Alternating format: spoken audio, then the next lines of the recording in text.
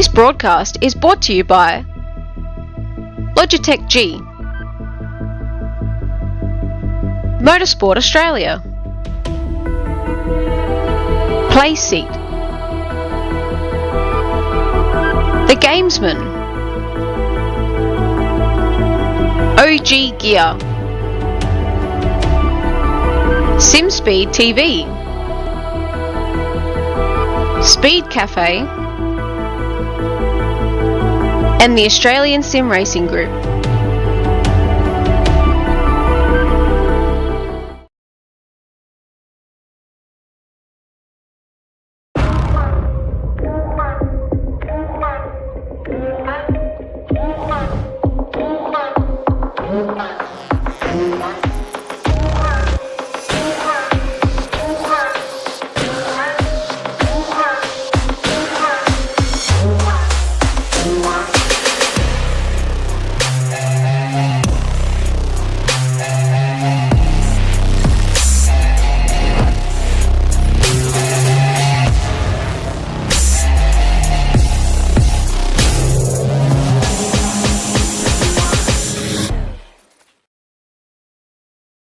Waving cars through pit lane, or weekend in, weekend out, Motorsport Australia officials are making waves.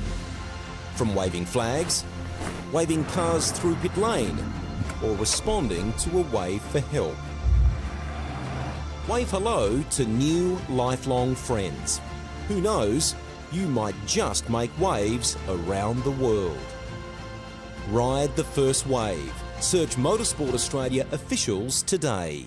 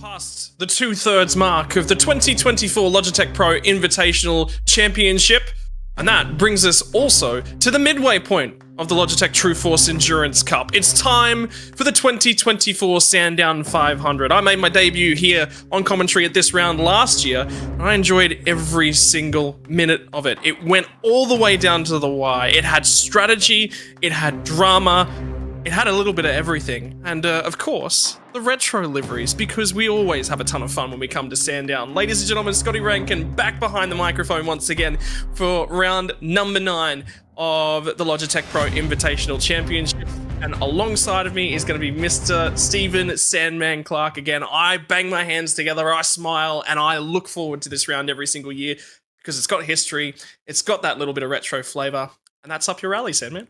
Absolutely. Good to have you back. Thanks, Scotty. Yeah, I love Sandown. For me, it's the traditional lead up to Bathurst. I don't care by the time I get to 60, 80 or 100. For me, it's always going to be the Sandown 500, then the Bathurst 1000. To have 161 laps around here, like you touched on, the retro paint schemes. There's been a couple of teams that have delved into that cookie pot as well. So we're going to see some of them throughout the night. But absolutely love the Sandown 500. I know sometimes Sandown can be a little bit funny sometimes with racing, and it can get a little bit strung out, but it's just a tradition. It's the tradition of that build up to the Bathurst 1000 is for me, and absolutely love this track. Yeah, it's tricky to overtake, I think, is the biggest key to it. There's a lot of different attributes. There's a lot of 90-degree corners where you've really got to get the car pointed, shot, and planted nice and early. Look after those tyres. And the shortest lap time that we're going to see on the season as well, about 1 minute and 5 seconds in quali trim. It's going to be 1 minute and 6, 1 minute and 7 in terms of race trim as well. Look at all the drama that we had back at Watkins Glen when we went to the other second shortest racing lap of the season. It just triggered a few extra bits and pieces. Lap traffic will come into the equation here, 161 laps, as will driver pairings, driver changes, which we saw from Interlagos last round as well. But that also brings in the co-driver aspect of it, and we always talk about this in terms of V8 supercars in the real world. You've got to have yourself a qualified co-driver. But in the sim racing world, they're more than just a co-driver. They're a spotter, they're a mental preparation person. Sometimes they just get you back into that rhythm when you're starting to fade, starting to ail a little bit. Yeah, and just as important as it is in the real world, it is for us too, because you need that driver to be just as good or be about there or thereabouts with you as a driver, because they've got to share that workload. And so much can happen throughout these races. You know, we see it time in and time out with our own, I guess, version of 20-cent parts breaking. You know, sometimes people have connection issues. They might have hardware issues. You know, these longer races are the things that can really throw a spanner in the works. So you can do all the prep in the world and do all the laps here in the world, but nothing will get you prepared for race day more than just having some seat time and making sure that you've got a co-driver that's going to do the absolute best that him or her can do. And can I just say, Sandman, it's a pleasure to have you along for the ride as my co-driver. What car number are you picking? How many laps do you think we'll get through? 3? Oh. 3 and bucket? Mate, for me, and I've already heard Jay say it, and I didn't say it because he said it, it's number 31 for me. That's my number. When I raced at TTR, that was my number 31. But I don't know how we'd go, but I'd like to give it a crack one day. Mate, no, not going to happen. Me in the supercar? Ladies and gentlemen, welcome to Sandown in the heart of Victoria, one of the few tracks that I've actually had the opportunity to visit in the real world as well. And I tell you what, there is nothing quite like hearing the echoes of Porsche Cayman GT4 as it runs off of turn 4 and down the back straight, echoes off the hills. Unfortunately for the residents around it, echoes a little bit off their houses as well, but that's okay. We're here for car culture. We're here for celebrating those sorts of bits and pieces. Something we'll get through right throughout the night is that celebration of car culture. Retro Rounds really allows us to show that passion for it. 13 corners here tonight, 3.1 kilometers, clockwise racing direction, 2 big chutes. Looks flat on that track map, and when you think about a horse racing track, you do think flat, but it is not flat, Sam. Yeah, from 5 up to 6, 7, you see that undulation there. And I'll tell you what, if you draw a racetrack on a piece of paper and you look at that and think, man, that's got to be one of the easiest tracks you'll ever get round. It's far from it. It's very fast up through 6, 7. We're using a lot of the chicanes through turns 2, 3 and 4, and especially through 11 and 12 and onto the front straight. You know, it's important to carry those speeds on those long straightaways, and it's far from easy, even though it looks it on paper. Yeah, and that's really racing. I wonder what people think of when they look at Portimao on a piece of paper and then they go and then lift it up and all of a sudden get the resolution up and over everything. But there's curbs as well is another one of those rises and falls around this track. There could be some potential for some damage to creep into these cars, smashing curbs. Think about, was it Van Gisbergen's wheel getting stuck in the guard how many years ago? That was a recent one off the top of our memory, and that ended his day from a race-winning position. It can happen. You've talked about 20-cent parts. At this point, I think I'm going to have to get you a 20-cent part, 20-cent coin 3D printed and sent your way because you mentioned it so often. But we are just shy of 500 kilometers. We are 250 meters shy of 500 kilometers. Still okay to call it a Sandown 500. Minimum driver requirements. You must complete 54 laps. That is the least amount of laps that your co-driver must fulfill tonight for those who have got a co-driver that's swappable in and out. Big part about that, if you've got a pace differential, yeah, you're going to want to leave your main driver in for a lot longer. Fatigue level, that pushes them through their maximum consecutive lap number. We're going to be talking about this at length here tonight. 80 laps is the maximum window. What that does for us is that final pit stop, the earliest you can put your main driver in, lap 82 and get them home. Lap 83 if you're being a little bit conservative and just want to make sure you check all your boxes. And getting an update from race control as well. Dylan O'Shea has had issues with getting out of karting requirements in real life as well. So he is actually going to be forced to have his co-driver do qualifying and start that car without Dylan O'Shea in the session. So little things that happen, but think of it the other side of the coin here, Sandman. Well, if it wasn't an endurance race, he'd effectively be out of the round. So there is a little bit of a win in that. Absolutely, that's huge because, like you said, you'd be sitting on the sidelines and you'd be grabbing the popcorn and watching the race from afar. So, thankfully, he's got a driver that can jump in, and that again plays the role of having an important teammate. Because if something like this happens, you want to have that confidence in that driver to be able to qualify the thing. So that's where they're at. Let's talk a little bit about the championship points that are on that board, because Dylan Rudd was so close to losing this championship margin. That has seesawed all the way back. Think about Sebring in the back of your minds. And Dylan Rudd was starting to force his way through and lead the championship in these early phases. And then we sort of said mid-season, he's been hunted down. He probably hasn't got enough margin here. He's really got to find something. Last round, he did find something. He's back out to the point, and there's some margin left there on the table. And the thing is, when the cookie starts to crumble at the tail end of the race, somebody's going to rise. Need I remind you that one of the drivers that's now on the Lobs team was Luke Rosella, won this race last year. That was an underdog that won the race. Could it happen again? Absolutely. Well, that's the best thing about endurance racing, isn't it? These races are so long that anything can happen. And you think about the variables. This will be the last time that we have the Sandown 500 as a guaranteed dry race.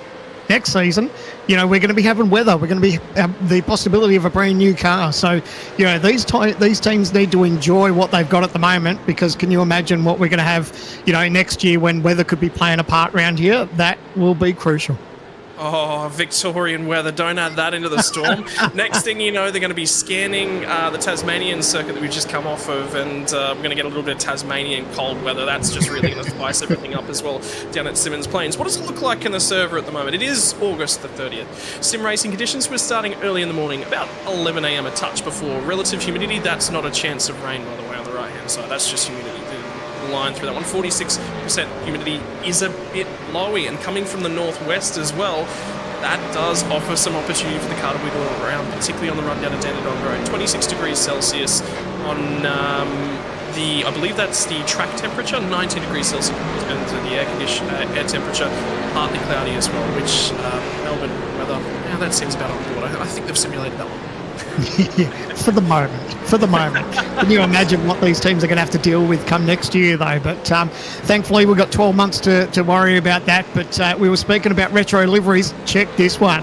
Absolutely brilliant by Brady Myers and the TTR team. I am absolutely in love with this one. Bit of a diehard old HRT man myself. So when I see those colours on track, I'm in love.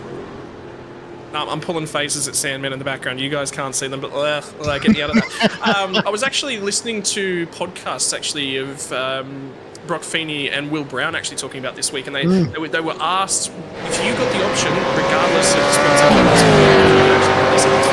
the old Vodafone years, they'd really love to race those. So there's a fair few drivers up and down the field that have some of those. Green-Eyed Monster, that always ticks the boxes for me. That was such an iconic car from the period where I was most interested in national racing as well. Have you got a standout, Sandman, that you were hoping to see, or is it? No, I do, and it's on track. And our trusty director, we were looking at the car earlier, the 888 car, and there it is on screen, just passing the 36. So that's my favourite car, is the 888 car, which is just in front of this one. You can see it on camera there. The red, white and blue of the HRT colours is a massive favourite of mine. So that, for me, is probably my absolute favourite. I want to take an opportunity to recognise all the race fans that are joining us for the Sandown 500 as we're getting to the latter stages of practice at this point in time. Your opportunity, if you're out there on social media, ladies and gentlemen, right around the YouTube, we're over on Facebook as well. If you're over joining us from the Speed Cafe, let us know what is your favourite all-time livery. Is it a Dick Johnson True Blue livery? I was doing some research back on those ones, looking at those old cars. I've already said there's the Green-Eyed Monster. You know, my least favourite livery in the late 90s, but it's now become one that I really, really love, was the old Castrol Perkins liveries. I love those things. Man. For me, I put this on a Castrol social page, that will never be beat for me in my eyes. That distinctive colour scheme that Larry Perkins ran, for me, was the absolute top. And then the favourite thing for me is I saw it on a NASCAR that Brad Jones ran back in the old days here in Australia, and it looked absolutely awesome on a Chevy Lumina. Already seeing some original GRM Valvoline liveries hit me with the Marlboro liveries. Mark Larkin Marta 10, that was a very pretty livery. I have really, really good recollections of one of the last few races around Oran Park of seeing Mark Larkin do well in that livery as well. That was a pretty car to see in its heyday, back before he started talking into shocks. Worked out very well for him. And look at this, different colours for the Logitech G car as well, with the yellow and blue. Looks terrific. So good to see that Ethan Grigault has taken on that paint scheme for this race. I've got some background on that livery for you as well. That livery, by the way, the ERT Maverick livery it was originally coined, was the very first livery on iRacing to feature officially licensed sponsorship from Red Bull, officially licensed logo. It's one sponsorship. Yeah. I'm not 100% sure on the details behind that, but Brenton O'Brien from Evolution Racing Team was passing me the details about that one. You'll also get to see a little bit of Bo Albert's very first Evolution Racing Team livery tonight. He is running the throwback of all sim racing throwbacks, because we've been around for 10 years now. So we get to do our own little throwbacks and little stories and bits and pieces. Sandman, you've been around for 10 years. And I'm also seeing that there's some support in the chats as well for Sandman liveries, the Repsol livery you used to run. Oh, who was that? That is an old shout out. I'm seeing that one from Ben Anthony Davis. So you have fans that go back to your racing days. That's how you know you've been around long enough. Ben, you're a legend. I love that Repsol livery. Yeah, I think I need to dig through some of my old archived liveries, but yeah, I did love that Repsol one. It's actually cool that someone actually remembered that. That's a long time ago. But that's the thing. It's about car culture. What we're doing here tonight is celebrating all of our abilities to drive car culture. I've just been through a traumatic series of events. I've had car culture guys that I've connected through the sim that I'm now in the town that I'm now living in, reach out, connect with me. You know, it's that bond that you form through the internet as well. And there are so many different leagues and everything that goes on. It's all about car culture. It's all about racing culture. Then there's all this professional level stuff that we're getting to, but we could not do what any of us do, what any of the drivers do without the car culture. It's so critical to that and so critical to supporting each other's mateship. So thank you very much for everyone that's tuning in and certainly giving us delivery ideas over in the chat. Definitely appreciate that, because that adds to the flavour of Sandown's all about getting everyone talking about cars, isn't it? Absolutely, and it's more than just making a pretty race car. There's people that have paint schemes that have got a lot of meaning to them, whether it's loved ones, you know, lost family members, you know, whether they work for a business and they put that on the side of the car. So there's so many things that reign true in paint schemes, but yeah, it is nice to go and take a little trip down memory lane with some of those paint jobs. Just enjoy it and enjoy those moments of the first time you saw racing action, whatever it was. Everyone's got a moment. Right, qualifying now in effect. And this is the first set of flying laps. I believe we're going to be in 2 group qualifying here tonight with the shorter lap time. Same rules in effect tonight as were in effect all the way back at Watkins Glen. There'll be 2 groups based upon championship position. We'll keep an eye on the Andre Heimgartner driven car. So it looks like Heimgartner has been elected to be the qualifying driver for driving with Macaulay Jones here tonight. And good to see those 2 drivers in the sim alongside of each other. Massive toe down the back straight. So crucial for that lap time in terms of qualifying. And the laps, oh, he's missed the turn-in point at the crest of the hill. Carries it across the curb. I think that might be okay. Might have missed the incident point as he carries it across the hill down at turn 6 on the run down to 7, 8, 9. And that might have been Dylan O'Shea out in the weeds that's going to sidestep. But the thing about Sandown, everyone's done a ton of laps at Sandown. It's same as Phillip Island, same as Bathurst. Everyone's done 1,020,000 laps around here. Qualifying is so close together, and short lap times as well. Absolutely. And we talked about the nature of the racetrack where, you know, it's tricky. There's not a lot to it, but being that that's the case, that it makes the times incredibly close throughout the field. So regardless of who you are or what you've got underneath you, the times are going to be there or thereabouts. So the pressure's on for all these guys, regardless of whether you're in Group 1 or 2. But yeah, it's funny how a racetrack can look so easy on paper, but then to actually, you know, bounce off those curbs like we know our Aussie V8 supercars can do, it's about getting it all together and making sure you make the most of these laps. Righto, so first round of qualifying comes in. Zach Rattray White, we talked at length about him throughout the season, about how he's adapting to the car. I actually got to shake hands and meet him, was that last weekend? Was it last weekend? 2 weeks ago. down in Melbourne. Actually, there's been a little bit of an accident on the way into pit lane as everyone checks up to try and get in and around the cone. But there's a few drivers who attempted to qualify for the FIA Motorsports Games, and that prize ended up being won by series veteran Jake Burton. Marcelo Rivera was also there, and those two got to meet eye to eye for the first time since, do you remember Road America? Absolutely. So that was an interesting night. Well, Marcelo Rivera got to finally repay the favour and at least get Jake Burton a race win, even though he's cost him 2 this year. Jake was happy with winning the 1 and the trip to Valencia. Rattray White to the top of the charts. Job Stewart as well. Good to see him back and in form as well. Do you remember 3rd place from Watkins Glen? He was extremely ecstatic with that result. Josh Anderson in the retro liveried HRT car. Delaney runs to the line out of the final corner now for, I believe that's the Tom Freeman entry partnered car, as everyone else is on the scramble out of the pit lane again. The beauty of that, lucky he was finishing that lap and not starting a new one, because do you imagine that he comes around and he's faced with all that traffic? That would have been awful.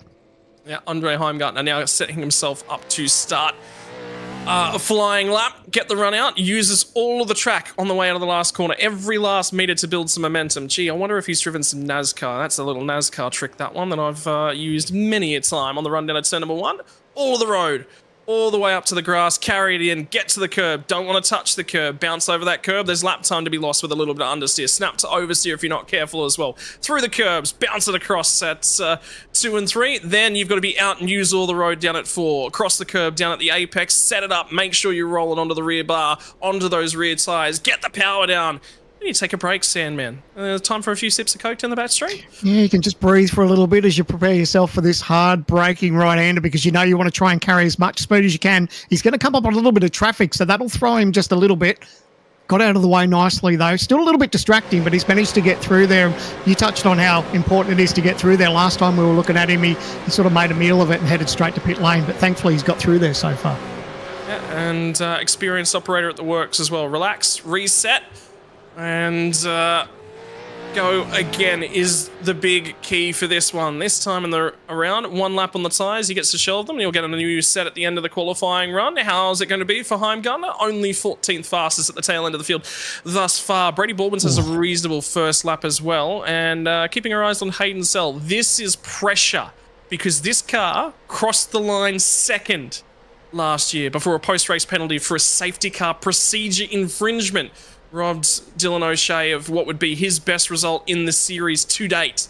Could he bring about a repeat? And wouldn't it just be the coming of age drive? He did it last year, but there was just one little black mark against his name. That'd be cool, wouldn't it, to see, you know, obviously when you get caught up in those late race penalties and it takes a result, you've worked so hard throughout the night to get the result and for it to disappear. So it'd really be cool to see him get the reward and, yeah, hopefully get a little bit of redemption for last year. How about Marcelo Rivera now puts his stamp of authority down on things, goes to the top of the timing sheets. Who's going to be able to respond in behind him? And it looks like no one really making huge improvements. Forzen El Nabi, another driver that's been sort of in and around the series for a while and took a little bit of a back seat, now steps back into things full-time this year, really steps forward once again. Again, another driver that drove supremely well at Sebring, just to have it all come unstuck at the end. He's still from Forzen, you've seen him over a number of years, right? Absolutely got the talent to be up front. This year, he just hasn't made it stick. He's had a lot of opportunity. He just can't make it stick thus far. Isn't it funny how sim racing, or I guess real world racing, can do that to you as well? You know, you can find yourself in a little bit of a rut. You know that things really haven't changed. You haven't lost your knack, but just sometimes things aren't going great and, you know, everything isn't gelling. So he's definitely got the pace on board to get the job. Oh, look at the inch. Oh, my goodness. There was massive drama coming into the pit lane. I don't know if that was a late call, lock of the brakes, but, man, that could have been huge. Could have been huge, and could that be a marker of what things will look like on the pit lane entry later on tonight? Will they be a little bit more conservative? Well, with a race car, they might be. With a qualifying car, you've at least got a repair sitting there in the pit lane. You can request a fresh car and go once again. Right, we're starting to get towards the tail end of the session as the first of the OG gear replays. Robbie Gibbs, the head car of the chain, was leading the championship after a race victory back at Sebring. All the way, man, that feels so long ago now, doesn't it? And it was him all on his own and then everyone else trying to... Looked like the Aston Martin safety car at Monza. But that was a world of hurt. So thankfully, he got off better than the Aston Martin did. But yeah, that you know, if you're going to do it at that part of the quali where you're right at pit lane, but you don't want to do it in the race. Oh no! Yeah, I've seen those videos, and haven't we all seen somebody in sim racing trim do that as well? I've nearly done it in a safety car, by the way. So it's to their credit, I think it was a monumental brake failure. I haven't heard any more. It did look like that. Yeah, because the tyres weren't locked up. Anyway, that could have been a lot worse than it was. So thankfully, everyone got away unscathed. Right, Group 1 into the dying stages of the session for these guys now. And it's going to be about setup, it's going to be about track timing, and everyone's starting to push on a little bit because they recognise time is sort of running out to start this flying lap. Everyone's sort of wanting to pick where they get to go, and you want to be in a big pack, and I believe that was Brady Baldwin. We're just sorry, no, my apologies. It's a 777 machine of Dylan Pereira. There is gangbusters, so it has gone on. And I think, was that Rattray White that made contact? We can't go through right into there. It doesn't matter whether we're on an out lap or what it is. It's never going to end well, and that's exactly what we saw. My word. All right. Well, it's all kicked off in terms of qualifying. This is the first Sandown. Actually, this is the second ever race with a new damage model in an endurance race for this series as well. So Interlagos was the first, and we're going to get a replay to show us exactly what happens. That looks like Brian Borg, Marcelo Rivera, and Rattray White. Rattray White sticks to the nose. That's a late move from Borg to move to the left.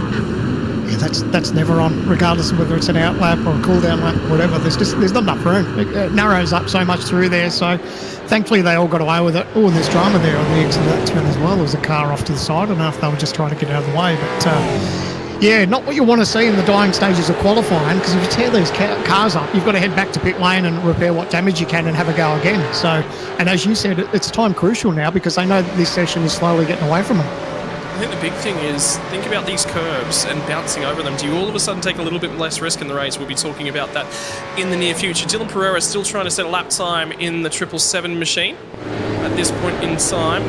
It's not working his way. We'll be driving off alongside of Marko Talijancic. Interesting to note, though, that Tali's sidestepped the qualifying for this one. He's actually going to let Pereira do the qualifying run. Whether or not that's just a mark from Tali, he just says, yeah, mate, jump in, have a go, lodge yourself, see how you go, or what the story is behind the wheel. As for this car, how about Andrew Dyson? I know you've had a few stoushes around a few left-hand turning circuits with this man.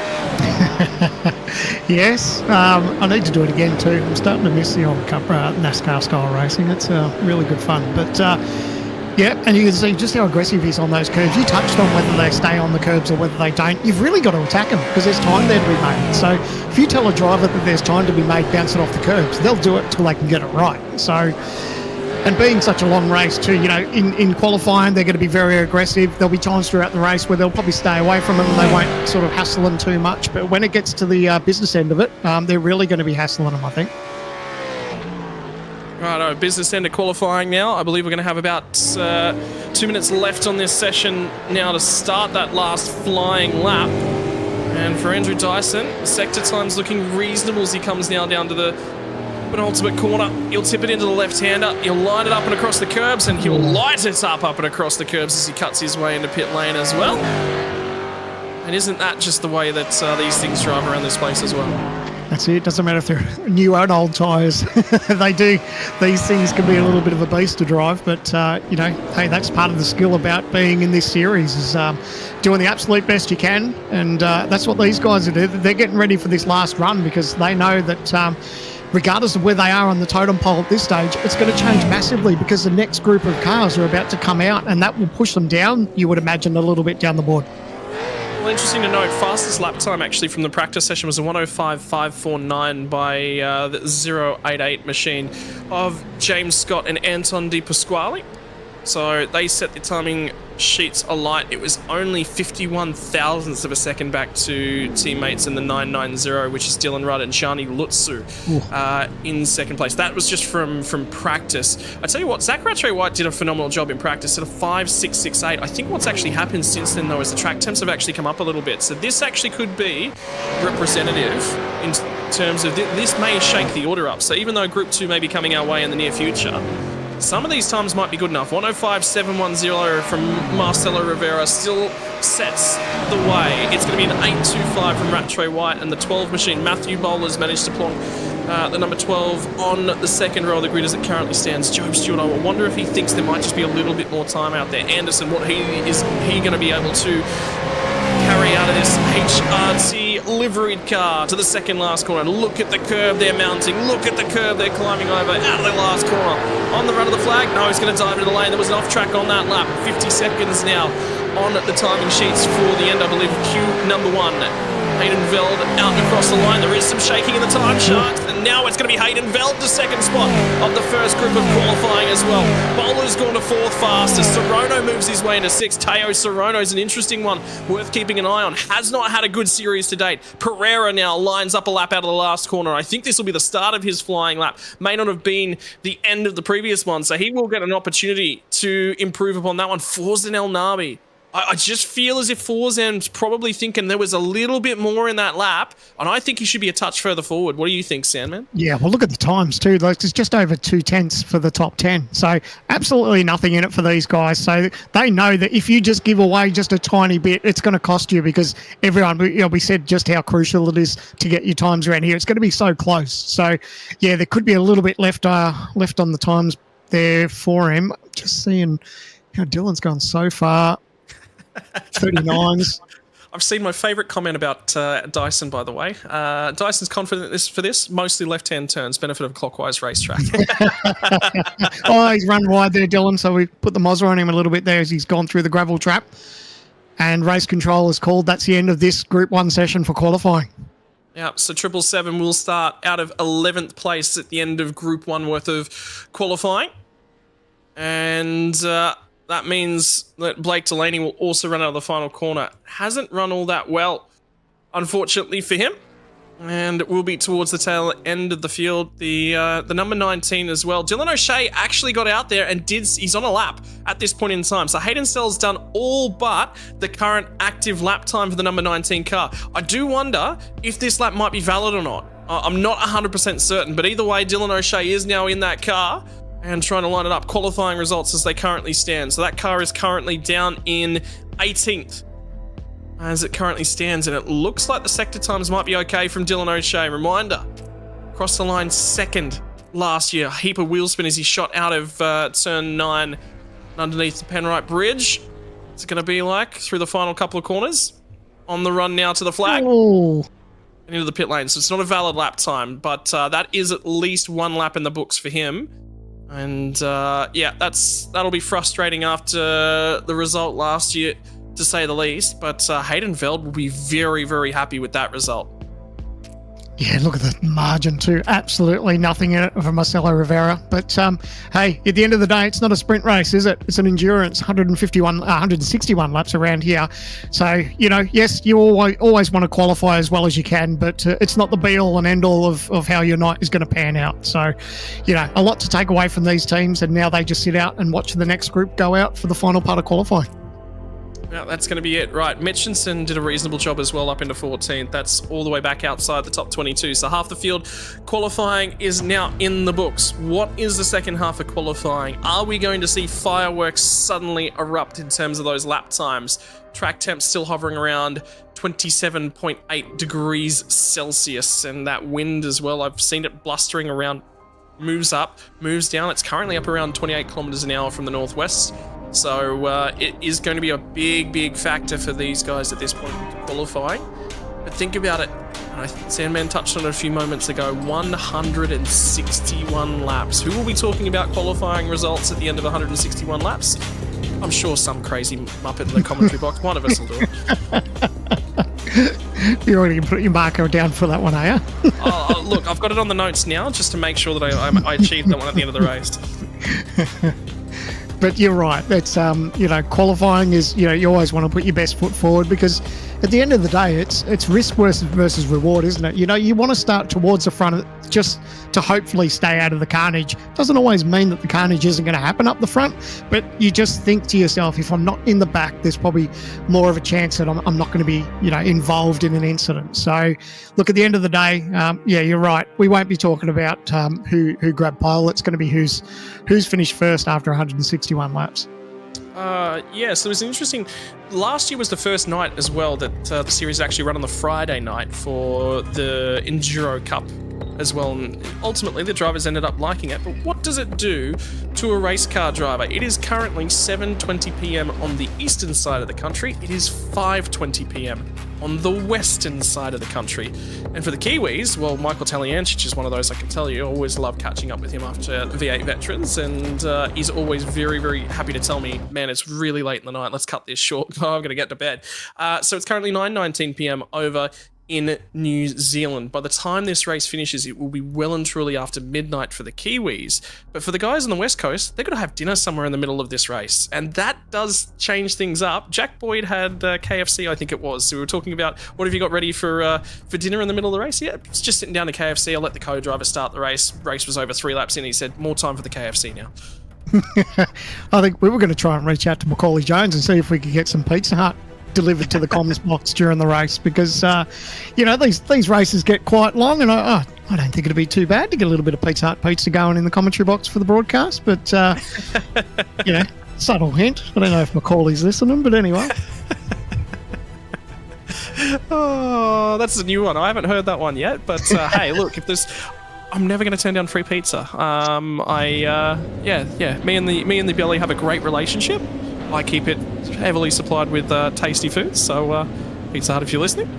Absolutely. I love Pizza Hut. We had Pizza Hut the other day, and you know what I love about Pizza Hut is that they've changed the boxes. They've actually got a colouring competition for V8 supercars on the box of the pizza. So how good's that? Sick. All right. Well, yeah. All right. Well, you've booked me in. I'm pretty sure I'm in charge of dinner in the next couple of nights. And Pizza Hut it is. Thanks. Job done. Pizza Hut and entertainment. All right, cars are on track for Group 2. Yeah, now it's going to be interesting, isn't it? So we're looking at the fastest time so far, 105.710 for that Group 1. Do we think that's going to be eclipsed straight away? We did notice the temperature in the track just rising up a little bit. I guess these teams now will be just trying to find a little bit of space and see how they can go about trying to beat those times. It'll be interesting to see how much it changes. Well, I mean, that's going to be really, really important. I can actually tell you the track temperature just died by about half a degree. Not much, but sim races, they love every little bit. Yeah, they'll take everything they possibly can. So we'll keep an eye on that one. Wind speed is up right around 30 kilometers an hour at the moment. So it just picked up and it's blustering. It's real gaily. So, ladies and gentlemen, keep an eye on this one. You may see a few V8 supercars weaving all over the place as they attempt to get those rear ends compliant. First laps are going to start here in just a few moments. The run out of the final corner. Who's going to be the head car of the queue? Oh, it's going to be all the way down on the run to turn number 1. It is going to be Brady Myers in the HRT car is going to lead the way from Jake Burton, Griffin Gardner, Ethan Griegalt, James Scott, Andrew Gilliam, Kuznetsov, Kurt Stenberg, Jordan Ross, Brenton Hobson, Madison Down. Takes us back through about 10 of those cars. That will be the order. We'll see those lap times start to come through. Myers was supremely quick on the long run last year. What's he capable of in terms of lap time this year as he runs out of turn number 4? The run down the back straight away, plucking gears as he goes as well. And then he'll crest the hill for the first time in qualifying for the Sandown 500 2024. Can I just say that a few more times? Sandown 500, Sandown 500. Oh, we're here, boys. Sandown 500. And you'll get your real dose of Sandown 500 after this session, because all the teams and drivers with their co-drivers, they'll be ready to tackle this place for 500 Ks. And what an amazing race. Great little racetrack. And now, Brady Myers, he manages to get a clean lap. Let's see what it does for him on the totem pole. Yeah, here come the lap times as well. Who is going to be able to set a very quick lap time nice and early? Phil Sell's going to jump his way automatically all the way up to third, but it's not an improvement. James Scott now goes to the top of the totem pole. 17 thousandths of a second for first place on the first time of asking. What does the field look like? Rosella last year won this race. What's he going to be able to do in 2024 with a new outfit, a new program? Griffin Gardner's lap has been abandoned. Will not get a lap time in from the first time of asking. And gentlemen, the qualifying games, it's already started. We're here, it's time to switch on. Didn't take long to James Scott on his first out lap, just straight to the top of the timesheets. That's an impressive lap. Chad Lewis right behind him, absolutely nothing in it, but that's what you need to do. We talk about it each and every week as far as striking when the iron's hot. You know you've got time in the session, but you just want to get a banker down. And if your banker happens to go straight to the top of the timesheets, you breathe easy for the rest of the session. Oh, smoke, someone's locked it up. It was just a tyre lock-up. No one ran off or had any drama, thankfully. But, yeah, that definitely... James will be definitely breathing a little bit of sigh of relief now. Well, I apologise to the fans watching along at home. Chad Lewis is actually... He's just jumped in the car to have a look at something in the sim. That is actually Marcelo Rivera's co-driver. So what does the times look like after the first run of qualifying? Well, it stays the same. Rivera stays at P2. Hayden Veld stays at P3. Those lap times are really, really good. Jared Filsell, Brody Kostecki, that's going to be a partnership we'll be keeping an eye on. Jumps to fourth. Then there's a little bit of a margin. That says to me there's some lap time there. How about Bo Albert's lap? He was very, very quick in terms of their practice trim. And there's an opportunity for that car tonight. This could be Bo Albert's ticket back to 2025 if he can pull this one out. Absolutely. Those guys will be breathing a sigh of relief that their Q1, or that Q session 1, that they were actually... able to stay in touch with the leaders, because I guess that's one of your fears is when you go out first, it's like, man, how far am I going to drop down the leaderboard, So for those guys to still be in touch, and that's only their first run. So, the likes of Jared Filser, who we're riding on board with now, he's not going to give up. He's going to have a red hot go and absolutely nothing in it. Look at that time that he had, a 5.743 to a 5.693. So absolutely nothing in it to try and snare pole position. Yeah, and it's going to continue to get dicier. Who's going to be the driver that jumps out and finds themselves all of a sudden 4 or 5 thousandths of a second? How about the qualifying games here between the teammates? Jared Filsell's been asked to jump ahead of Griffin Gardner. Gardner, no lap time in the books at this point in time. Interesting to note, the 22, Brady Myers, out of P22 as it currently stands. He'll be looking to improve upon that one. Dylan Rudd was quick here last year as well. An opportunity. Last year, it was for 9.5 Sim Sports. This time by doing okay. And doing okay atop the points charts as well. That was a huge moment in the off-season. But Enduro time, that's probably where the teamwork and really comes into play. So new outfit. He's been up the front. He's been up the pointy end. Now, I wonder if he sort of sits there and thinks, I think I can win one of these endurance races. Could it be Sandown? Absolutely. Well, it's anyone's race, isn't it, for the length of these races. But speaking about doing okay, how good is it to have another Aussie on the Formula One grid with the announcement that Jack Dillon is now going to be racing with Alpine next year? So fantastic news. And, we just hope that Danny Ricciardo can keep a seat in Formula One, wherever it may be. And to have 3 Aussies on the grid in one season, that would be absolutely unbelievable. Oh, yeah. And even if it is Daniel Ricciardo swapped out for Liam, I'd love to see Danny Ricciardo jump in one of these things, wouldn't you? Absolutely. He did that a few years ago when he was racing with Renault. He drove, I think, Rick Kelly's car at Calder Park, and he said he absolutely loved it. So that wouldn't be bad. He's not a big fan of the sim racing world, though, I think. And going to dive out of the way is Jared Filsell. At the exit of turn 6, he'll be staying out of the way of all the traffic. We'll dive into the lane. Griffin Gardner will now take the lead of the trainers. They run down through to the final couple of corners. And the difficulty is, that's where Filsell's trying to feed back into. He's trying to stay as far away from everyone else's line as possible, not impede a qualifying lap. Scott's in the middle of the pack. Currently puts it on pole position. Can he improve on the second lap of qualifying? What's the time's going to be?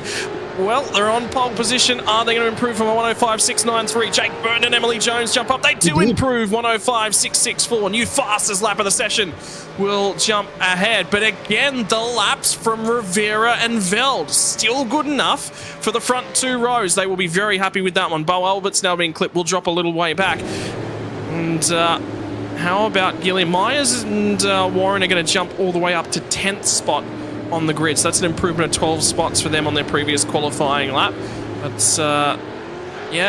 there's a few markers now being started to lay down. How about Madison down in 14th once again? It's just not the same Madison down that we're used to seeing. The edge is sort of worn off that one. Yeah, look, I wouldn't be too worried. He did mention about at the last round, qualifying hasn't been their strong point, but they raced really well.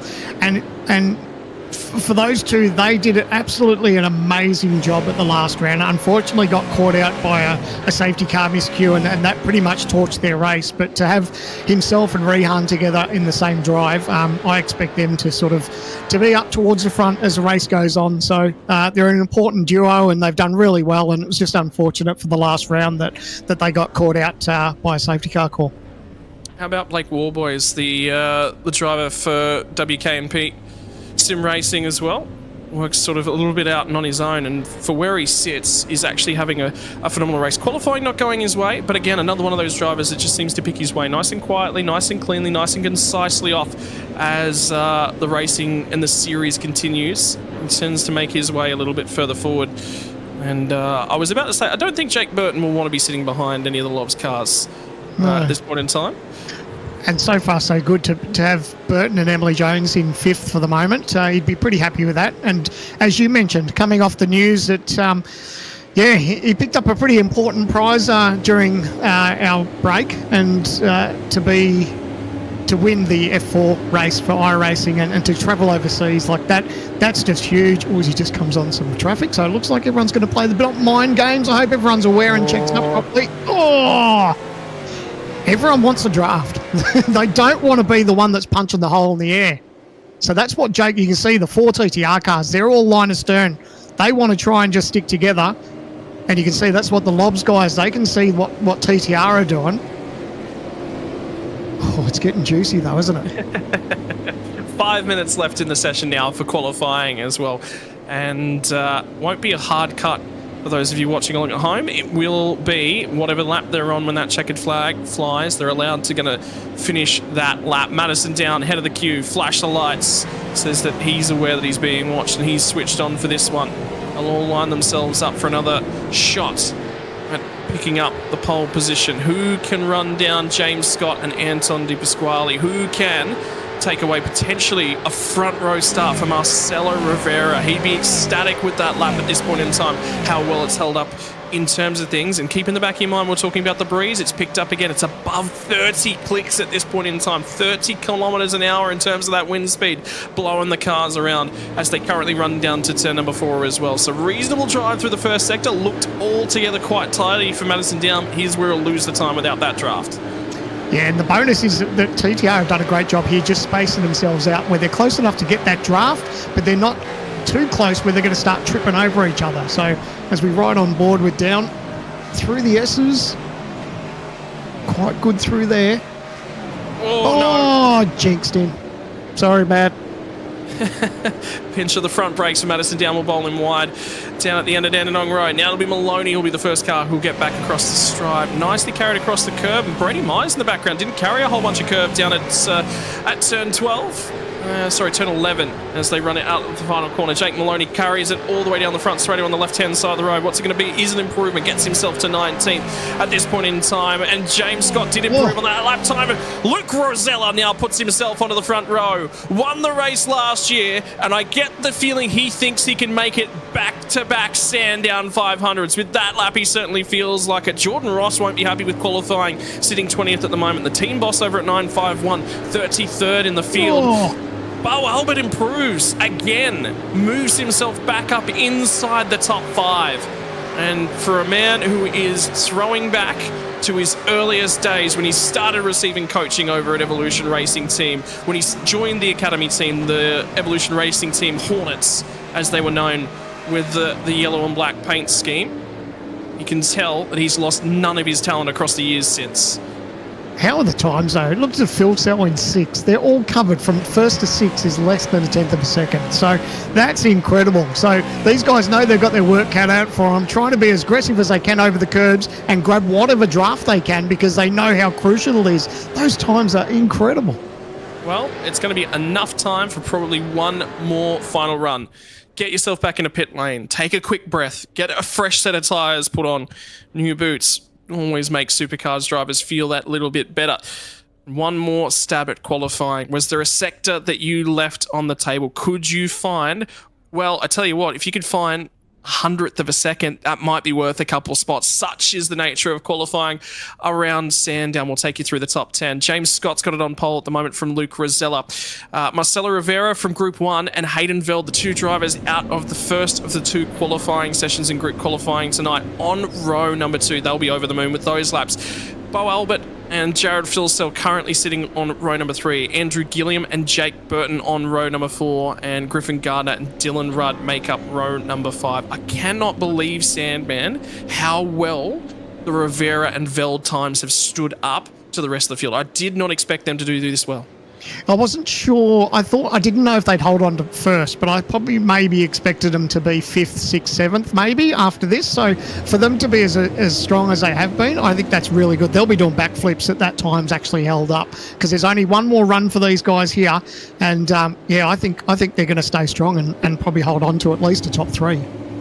Really, really interesting. Madison Downs actually one of the cars that's overtaking a whole bunch of cars. There is now starting to be some qualifying games played. Tom Freer is boxed in a little bit. Ian Ford's just gone past him in one of the Maverick liveries. Jordan Ross pulls over to the right-hand side to cover off a few people. Ethan Grieg-Doltz, another one of the Maverick liveries. So the two blue and yellow and red cars that you see in the middle there, the Evolution Racing Team cars. Ethan Grieg-Gold will now be on the left-hand side of your picture. Ian Ford will be on the right, and that flips around, so that becomes Ian Ford on the left, and Grieg-Gold on the right. And you've got, now there's a whole bunch of contact as the concertina kicks off as they get down to turn number 6. Everyone recognises this is the final time of asking. 30 seconds now on the clock to get out of the final corner. Someone's going to have to go. How long do they hold them back? Final lap of qualifying.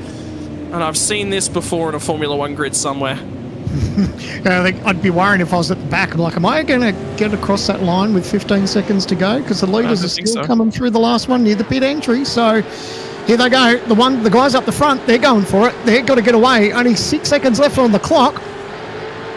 Going to be half the field not going to get across. 3, 2, 1. Here it comes. So if you haven't crossed the line now, the checkered flag will start to fly. Qualifying for the Sandown 500. Final lap. Jake Burton pinches the brake down at turn number 1. That might just destroy his lap time. Bails out of that one now as well. Rick Kuznetsov will be second in the queue now behind Brady Myers, will lead the way from Jake Maloney. Madison Dow, Kurt Stenberger all in this front group. And there'll be a few drivers with checkered flags already next to their name because their qualifying sessions are done. I'll read off a couple of them. It's going to be Andrew Gilliam, Jared Filsell, Griffin Gardner, Brenton Hobson's also done, Warboys Rosella. So it looks like a lot of the Lobs cars are actually done in terms of qualifying. That will be their fastest lap. Myers now down to turn number 6 across the crest of the hill. Can he carry it? Too much curb? Maybe. There was a lot of curb taken there as he come down through the S's.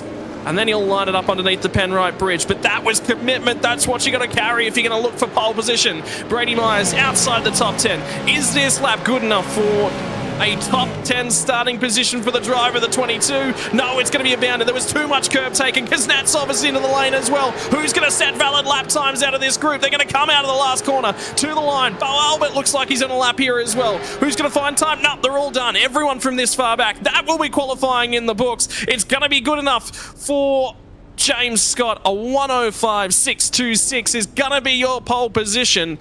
And they've won a lot this season. They're doing okay, Lobs boys. They've now added a Sandown 500 pole to the list of accolades for 2024. There we have it. And what a run to that. Some of those teams will be absolutely kicking themselves if they miss that final chance, but we could see it coming, and you called it. You said you've seen this in an F1 race where they just don't make it to the line. They've got all the time in the world, but unfortunately that queue just backed them up and they weren't able to complete that last lap. So there'll be some drivers and teams kicking themselves for that. Right, well that is it from qualifying, and that now means it's time to step on over to our starting grid. We are going to have 44 cars for your Sandown 500, and the front row of the grid, it's going to be the 088 machine. We'll be talking to both drivers out of that car in just a few moments, as well as part of the Gamesman grid walk.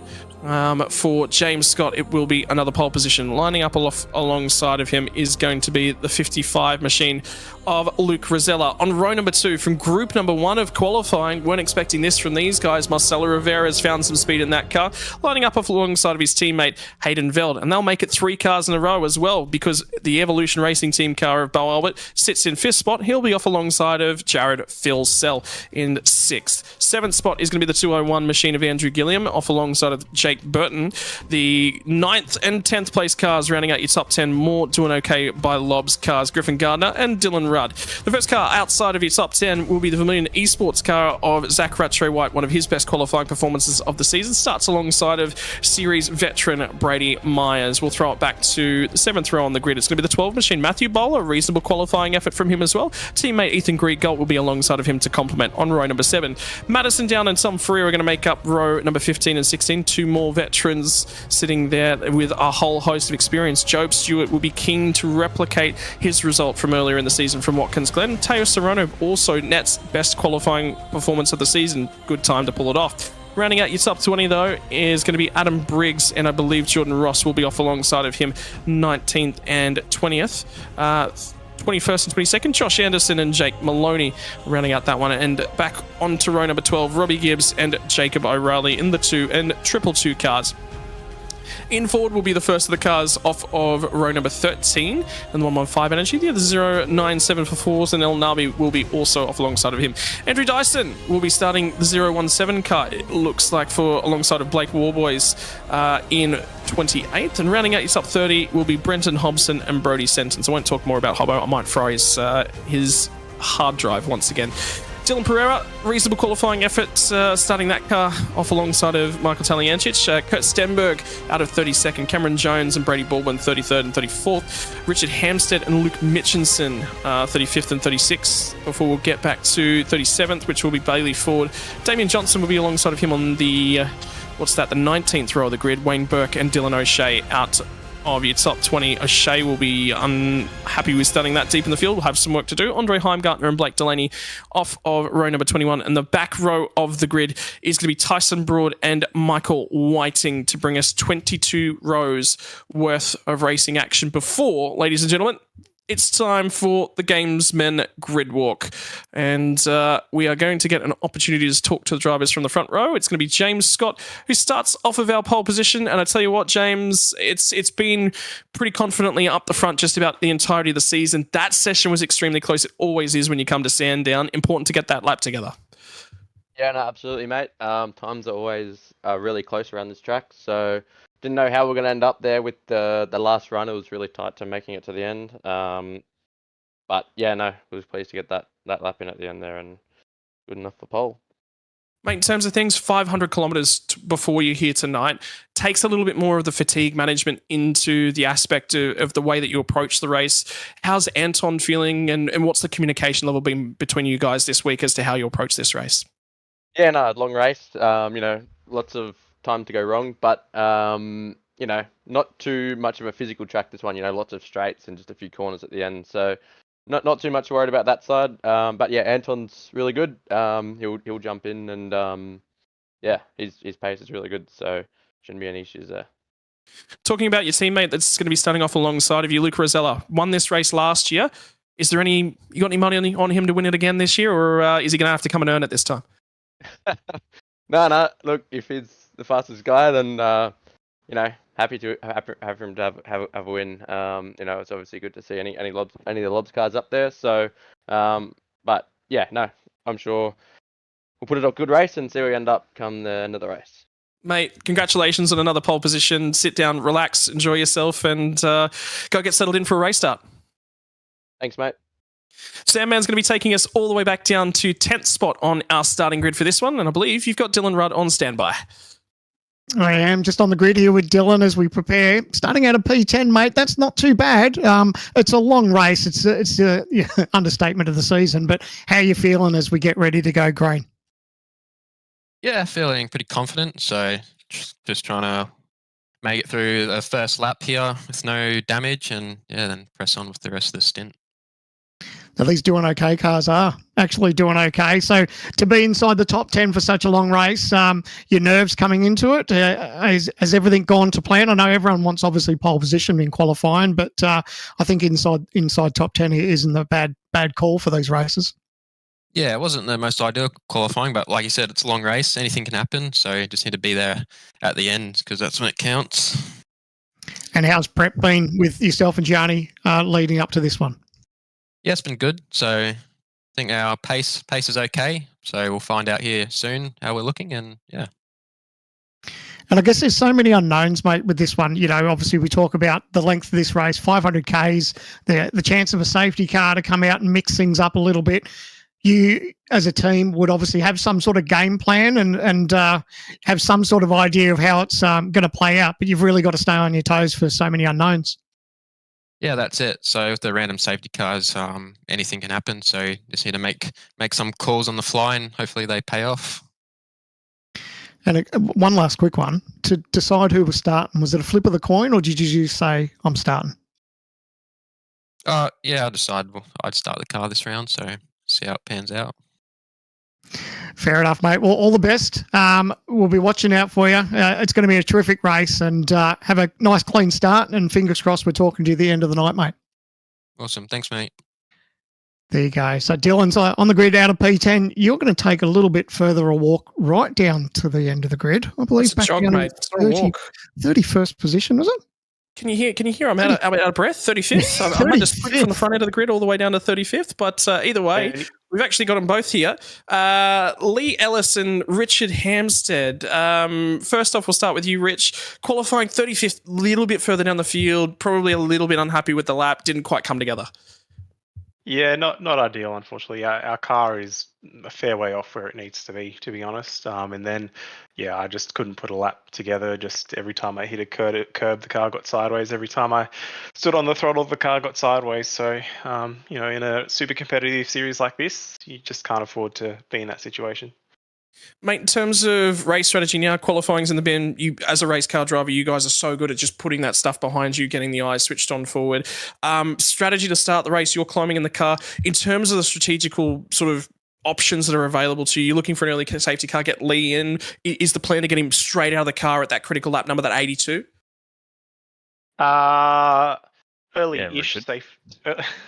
Early-ish safety car. It can't be too early, otherwise it won't really help the strategy too much. And then, yeah, Lee will be in the car somewhere between 54 to 80 laps, just depending on how the safety cars fall. And Lee, mate, for you, a lot of prep work this week. Obviously, you've got to bring yourself back up to speed, make sure that all the bells and whistles are tightened. It's an Enduro season. Are the eyes switched forward to Bathurst, or are you guys just focused on, is this an opportunity to go, all right, racecraft, I'm gonna overtake a few cars today, really work on my racecraft, make sure I'm prepped for Bathurst? Look, really, I'm just happy to be here. Happy that Richard decided to put a bit of faith in me. I haven't raced in, I think, about 2 years. So, yeah, just let's try and move forward and make some good moves and hopefully not roll anyone in anywhere. Rich, you're happy to put the faith in, man? He's proven himself years gone by. You just stick that faith behind him. Yeah, no, absolutely. Like, I know Lee's been kind of, had other things going on in his life, which has meant that sim racing can't be his main focus. But, everyone who's been around the scene knows that Lee's a really good driver. So, yeah, really happy to finally get the chance to drive with him. Mate, best of luck for both of you guys tonight. Go, get the head down and have fun. Thanks, mate. Cheers.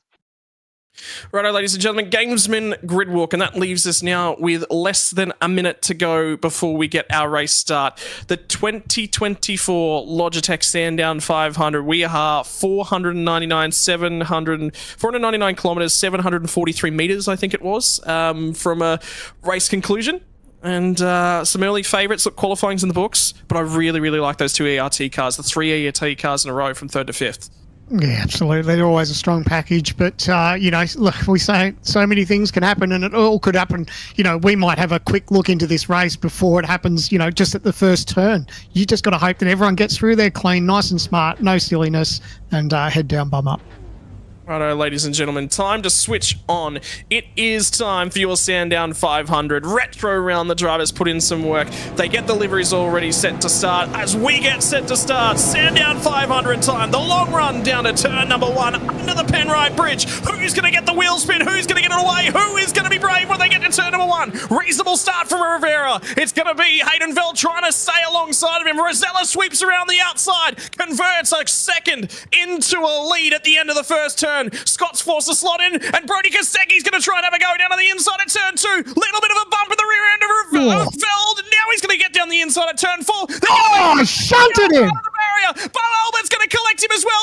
Oh! And the field's Truck into it. slammed! Oh, they've all managed to get through. Are you kidding me? It didn't even take to the back straight for it all to kick off. Oh, I said that this race would unfold maybe in the first turn. It took a couple of turns later, but man, that was hard contact. Kostecki got into the side of him, but it looks like fired him into the fence. And that's caused massive drama down the back straight. So there's already a number of teams that are going to be affected and possibly even out of this race before it's even started. Kurt Stenberg, meatball flag. Evolution Racing Team 053. Hayden Veld started from row number 2, and it's all over just about as quickly as it began. I think Stenberg's engine might be out. We've got an engine expiry. Stenberg's engine just blew down the back straight away. We could have a potential for our first safety car of the night on lap number 2. Rosella's going to lead the way in the opening stanza, and we'll get an opportunity potentially to review this one. There's no way. This is what it looked like as they fed down here through turn 1, turn 2, and then this is where the bumps drive. Kostecki sensed an opportunity to get aggressive, little bit of a whack in the back, then gets down the inside, hops the curb. He didn't leave a lot of room.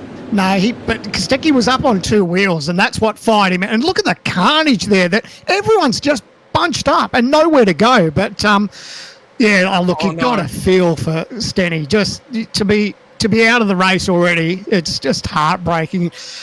And that's endurance racing for you. It doesn't take much, especially when the field is so jolted together. I said that, in qualifying, you want to try and stay away from the carnage. And I even mentioned that carnage can happen up the front. And unfortunately, it did. Well, Stenberg makes the pit lane. No safety car called on lap number 2, but his engine expired on the back straightaway, and he was on the clutch all the way into the pit lane. It's going to be a very, very long night. Taliancic, another car who's already into the pit lane, and there's a third one. It was Hayden Veld. So those are the 3 cars we've lost from the early running of this one. Who's been the big gainer, though, on lap number 1? Jake Burton grabbed himself 4 spots. Dylan Rudd's +3 as it currently stands. The 22 Brady Myers, a little bit more contact as well. It's still all kicking off. Well, Burton just got his left rear. Oh, look at the damage as we look at this on board, actually. Look at the damage to the front of the Kostecki car. So, Burton just got that left rear on the grass and was lucky to keep it straight. So, thankfully, he managed to get away. It didn't look like nose-to-tail contact, but that damage would be a little bit concerning for the 94. You can see the front wheel on the left-hand guard is just poking out a little bit. So, they're going to carry that damage. And they'll all try and settle themselves down on it. And how about the weight now that gets placed upon the co-driver's shoulders? Richie Stenaway and Anton Di Pasquale are the co-drivers of your front 2 cars. They're going to lead potentially laps in this race and decide their main game driver's fates. Marcelo Rivera handed an opportunity, and Chad Lewis is his co-driver. And they're going to have an interesting night. Chad Lewis is going to be under an immense amount of pressure in this one as well. Fastest lap to start the early stints comes from Griffin Gardner, a little bit further down in terms of the running order as well. Secondary incident we're hearing down at turn 4, and that's where Taliancic got turned.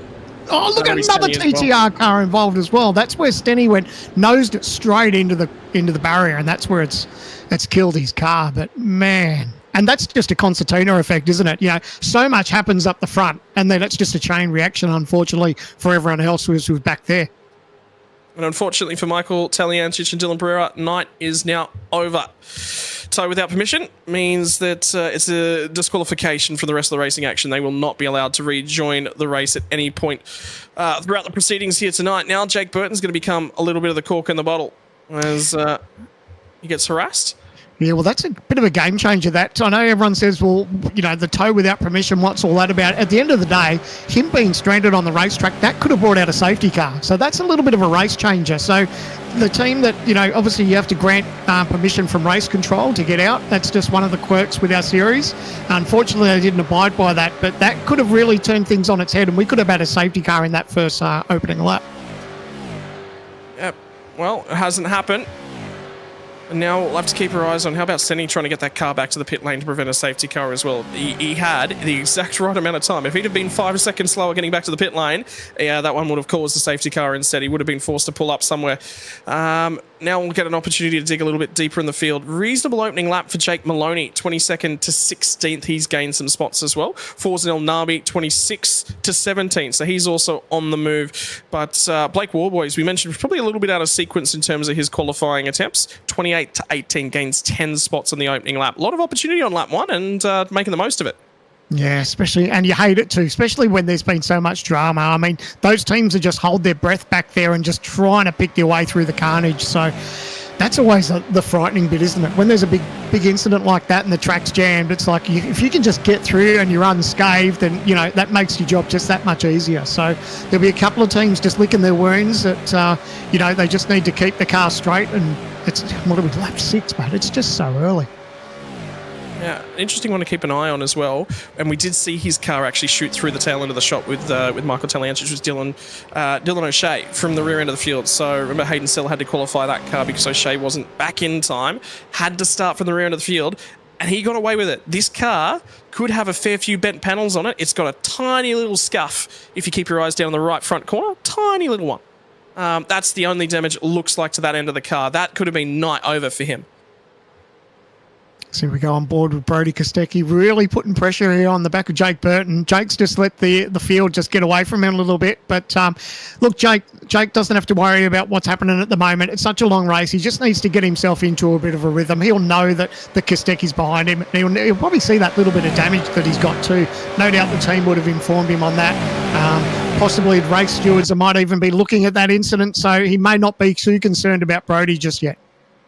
Brody, I did actually just notice Brody lifted out at the tail end of the straight. So he's already trying to save some fuel, and there's going to be an update to this one, which is incredibly important. Ladies and gentlemen, Brody Kostecki, for the incident on lap number 1, gets himself a drive-through penalty for the contact with Hayden Veld down at turn number 4. So will be a trip through the lane for this car, and unfortunately all the way back down to the tail end of the field. But if it's going to happen in a race like this where you got 500 Ks, got time to make it back up. Absolutely. You want it as, if it's going to happen, you never want it to happen, but if it's going to happen, have it happen as early as you can, and you got plenty of time to bounce back. The opportunity of a safety car, that could bring them back into the fold. They could just change their race strategy up a little bit. So, and it'll give them some clear air too. So as much as they have to travel down pit lane now, they know they won't be held up by anyone. He'll have some clear air and he'll be able to push on. So he darts into pit lane and he'll get that penalty over and done with. And he is going to be sitting inside that car fuming a little bit.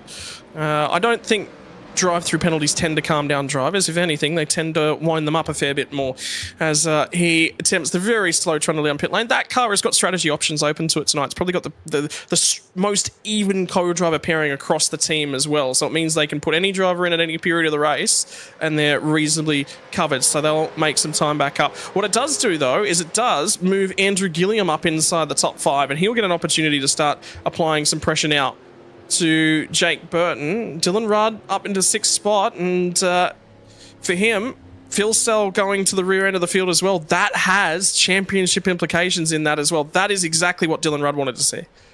Yeah, well, that's it. And look, you can see he's come into the thick of it too. So he didn't quite have that clear air. I thought he would have been able to get some of that clear air. So that's going to make his day just that little bit tougher. He would have loved to have some clear air, but yeah, now it's just eyes forward. Don't worry about what's happened. Just put it behind us now, and all they can do is just make sure that they go the rest of this race without any dramas and just push on.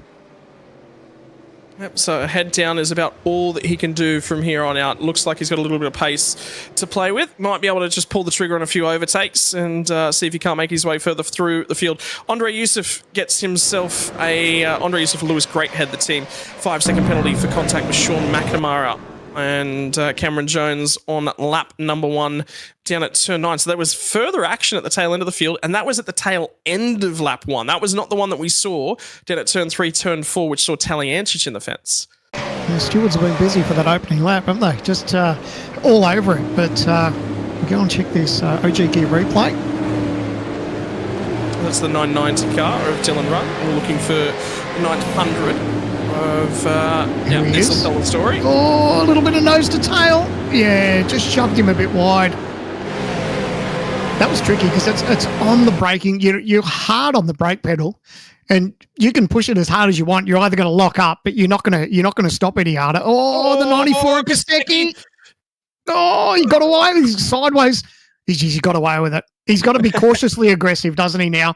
They're obviously behind the back foot from where they want to be, but what they need to do is just get on the radio to him. And he knows he's a professional.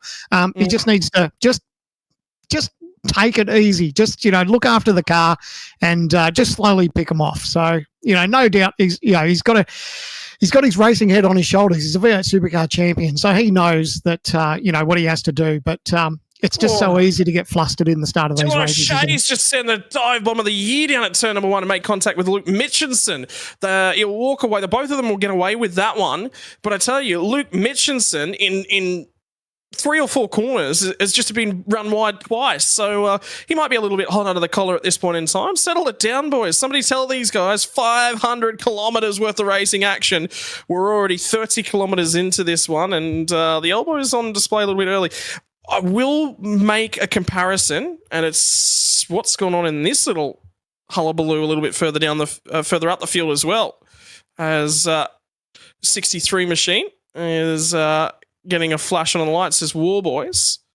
So that's something to do with Forza Nabi then, as they got down into Dandenong Road. Van Gisbergen last year did exactly the same thing, by the way, as Kosecki. A lot of elbows out, and it was all down at Dandenong Road. So there is that comparison that can be drawn. And you could say that, in theory, could that have potentially cost James Scott a shout at the championship? Oh, look, it could have. But there was a lot more that went on as well. But it did definitely cost them a shot at a race win. Yeah, it'd be fun to have that crystal ball, wouldn't it? And just see where, the season can come unstuck for you or not. But look, everyone's in the same boat, and it's just unfortunate. They'll put it all behind them now, and so it's just eyes forward and just see what they can do in 150 odd laps time. Yeah. War Boys now 28 to 16, so he's now gained 12 spots out of that one. I do want to keep an eye on that run through the field at Kostecki, because he's absolutely going to get the elbows out. He's already made another spot, by the way. This battle pack's not going to go away anytime soon either. So there'll be a few of these guys that might be saving a little bit, and then all of a sudden you get yourself a little bit of a run. War Boys are starting to close in on Forza Nabi, gets a better run off the final corner. I reckon he'll probably have a crack when they get down here to turn number 1. Starts to pick up the draft. Forza Nabi's going to park the car towards the middle of the road, and he says, Blake, if you're coming, you're going to have to go the long way round. Blake will move over to driver's right on the run down to turn number 1 as he falls in to come a little bit deep, turns it back down underneath him, but well defended from the Synergy Sim Racing driver. Yeah, and Forzen's just got that little battle scar on the right front guard too, so you can see it's just protruding that tyre a little bit. So that'll be affecting his aero a little bit. So he knows that'll, sacrifice him a little bit of straight line speed. It's not too bad, but just enough just to be niggling. So he knows he's sort of just a little bit of a sitting duck a little bit here with the draft, but he's been holding on so far. So good job. There's actually a couple of changes of position back up the pointy end of field. Jake Burton's been passed by Andrew Gilliam and Dylan Rudd now. So he now sits 6th, and it'll be 3rd in this train. And Brady Myers has been on the move as well. Interesting to note as well, as there's actually a big lockup heading into the last couple of corners. Forza Nabi's pinched a break and run wide at the final couple of corners. Finally, Blake Warboys will cut his way through. Tom Ferrier is going to jump in as well. And now here comes Teo Serrano. He's going to have a run at Forza Nabi on the run down the front straight away. Can he lose 3 spots by the time they get to turn number 1 by pinching a break all the way back at turn number 11? Yes, it's going to be. And he was the cork in the bottle of this train. Well, what can Warboys now do now? He's got a little bit of fresh air. And can Tom Ferrier all of a sudden get aggressive? Yeah, well, he'd be hoping that they can just sort of, these guys want to see each other just push on, because then they can get towed along a little bit too. So, like you said, that cork in the bottle sometimes, once that gets released, these drivers now will start to stretch their legs a little bit. They can see that the rest of the field is starting to gap them. And of course, it's not a major issue at the moment. We talk about the possibility of safety cars. That's bunching the field back up again. So everyone just sort of needs to stick to what their game plan is as such. They know that they've got sort of some sort of pit number that they'll be aiming for before they start thinking about pit stops, but always be prepared for that safety car. Be prepared. And by the way, for those of you watching along, if you want to understand a little bit what's going to go on with the safety cars here tonight, well, there is somewhere between 0 and 3 random safety cars. If we get Tom Ferrier slides it down the inside at turn number 1. Gets down there, but Warboys is still going to manage to fight him back and hold him off when they get to turn 2. So carries it across the curb and looked for a moment to have a shot, and Freya will spin the tyres up. Blake Warboys is going to get away now, and Freya's going to come under assault by Serrano. You see the flash of the lights too, a little bit of frustration peeking there. So there's a couple of the teams there just flashing the headlights, and hey, they don't have to move out of the way, but it's easy for the drivers just to get a little bit flustered and just let them know that they're maybe not too impressed with the way that's all played out. But who knows? They might have to go to the old chrome horn soon. Well, Harrison Dengate's the co-driver for Blake Warboys. As for the 707 machine of Tom Freer, we'll get the experience head of Jamie Stovald that he will hand over to later on. How are a few of the ERT drivers doing up and down the field? Well, Ethan Greig-Galt has not had the shiniest of seasons, unfortunately, for Ethan. There's been a couple of just a little bit unforced areas, you'd have to say. The pace has still been there, though. The outright lap speed, absolutely there. Long run pace, absolutely there. His biggest weakness has probably just been finishing the job, I think, this year. Yeah, and it's tricky, isn't it? We touched on, when drivers sort of, they feel like they go through a little bit of a rut, and sometimes you just think, man, I can't do anything right. And then there's some seasons where you don't do anything different from the year before, and everything just goes your way. It's one of those catch-22 things, isn't it? It can be really frustrating as a driver. Mate, I'm a cricket player. Form and luck are two things that are very, very well tied together. Glenn Maxwell smashing a cover drive that gets taken as catch of the tournament about sums up what happens when you're out of form. You might be playing like you have never felt before, but sometimes things just don't go your way. Bo Albert's doing a reasonable job considering the damage that I was expecting to see to the front end of that car. A little bit of front right guard damage, and you can just see it, just a touch. And compared to how that could have gone, it was literally a roll of the dice which way he went and how it went on lap number 1. Well, he come out the other side, he's doing okay, and qualifying performance has transitioned to an ability to stay in this pack. So his speed is good. This is an out-of-sequence drive. He doesn't drive these cars a whole lot. He's had to get in, had to put in the hard yards, had to work. Sandown 500 thus far, you give him a check mark. Are we going to come back and have a look at that one at the race end? Yeah, well, I mean, so many things can play out, isn't it?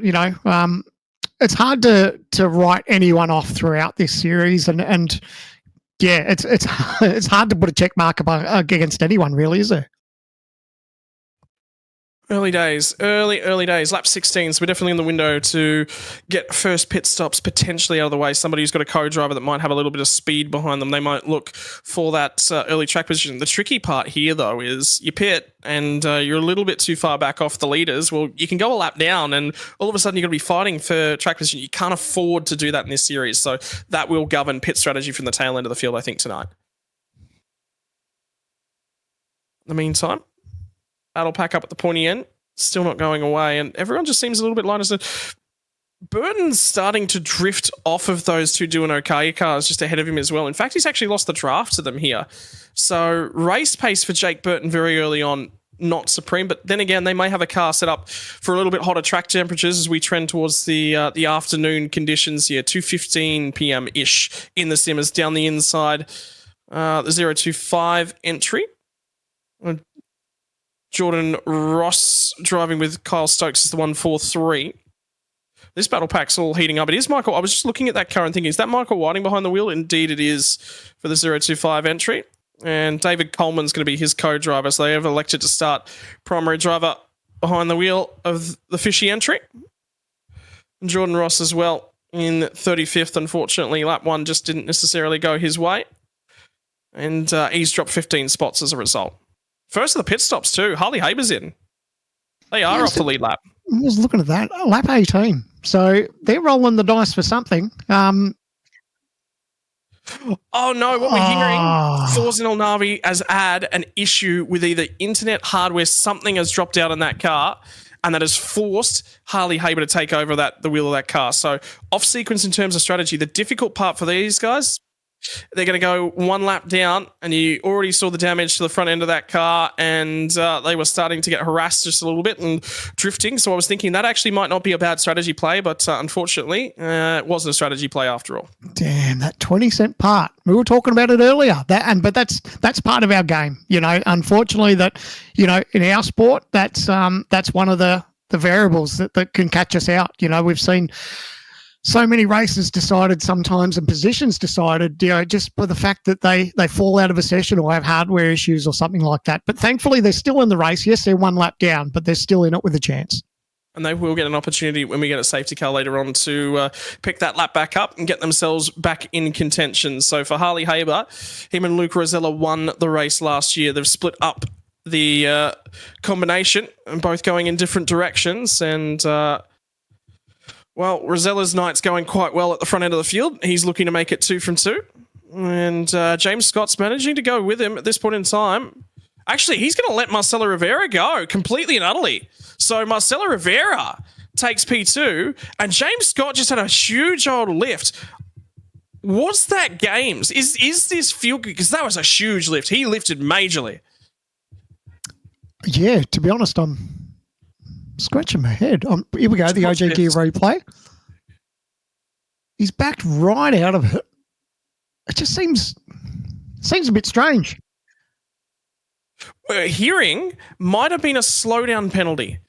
That makes a lot more sense. Yeah, that's more feasible than I think trying to save fuel. It was a little bit too aggressive for saving fuel, so I've got to think, I think it's got to be. He might have just jumped the curb a little bit and just had to have that little slowdown. Because he's back on it now. He's pushing again. So if he'd gone to all that trouble to save that bit of fuel, it's going all out the window now. So a little bit too aggressive for fuel saving, I think. Yeah, okay, that solves a lot more questions. We're sitting here going, that was just weird, full stop. So this is the run through 1, 2, 3, and 4 for James Scott. We'll have a look and see if we can detect where Possibly the slowdown penalty. That would be it. Yeah. That's it on the inside there. That is what a slowdown penalty looks like when you cut too much at turn 4. Yep. Oh, well, solves that. There's no issue with the car, thankfully. And he's now, they've got themselves some clear air, so that's fine. Now it's starting to get a little bit interesting for Andrew Dyson. Locked in behind the 222 machine of Jacob O'Reilly. So Brian Borg and Andrew Dyson, they've elected to stick Andrew Dyson in the car to start this race and go a little bit off sequence, try and see if they can get Brian Borg to make up some time against the co-drivers, which is one of the... If you haven't got track position and you've got a driver that's about on pace with you, that's not a bad way to go.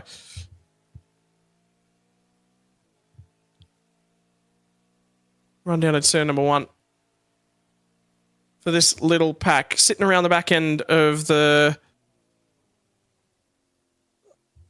top 20. I'll tell you what, look how close they're all banked up here as well. There is nothing between all of these guys. They are just nose to tail.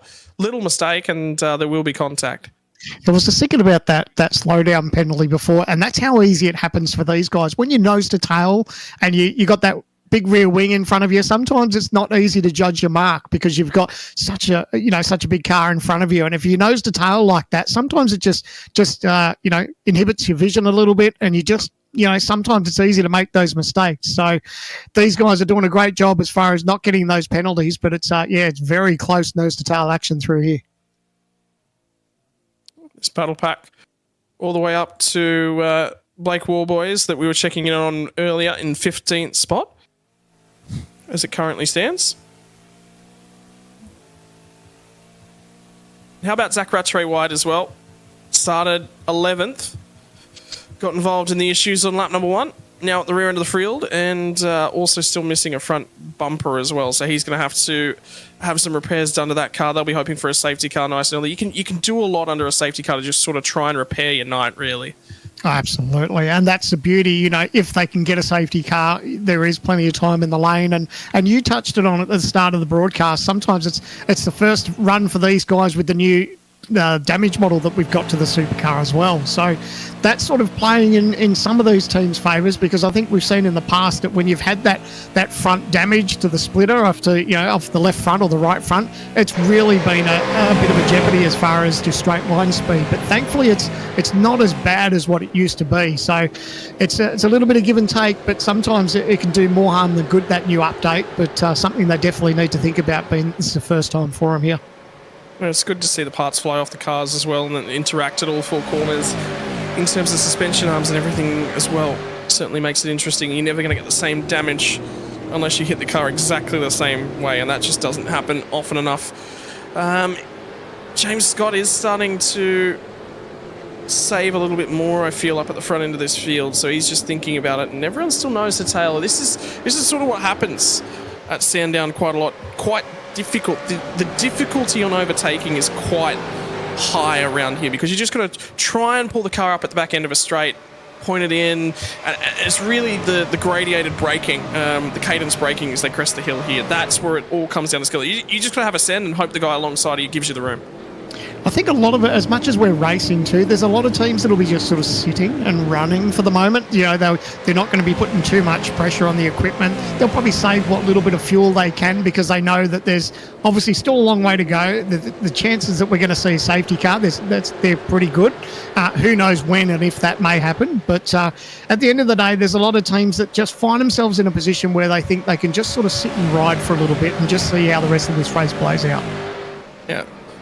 We haven't had it. We are 24 laps in. You know what? We'll wait till the 25th lap till we say that old adage about car racing. We'll get it in there.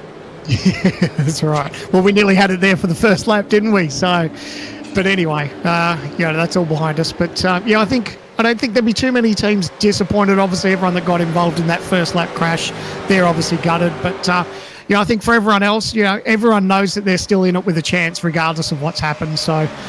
And that's the beauty of endurance racing and putting your car in the hands of a different driver. So much can happen, and just to get that little break out of the car too, that re-energizes you, and you can sometimes find pace from that when you've got all excited and pumped up for the start of this race.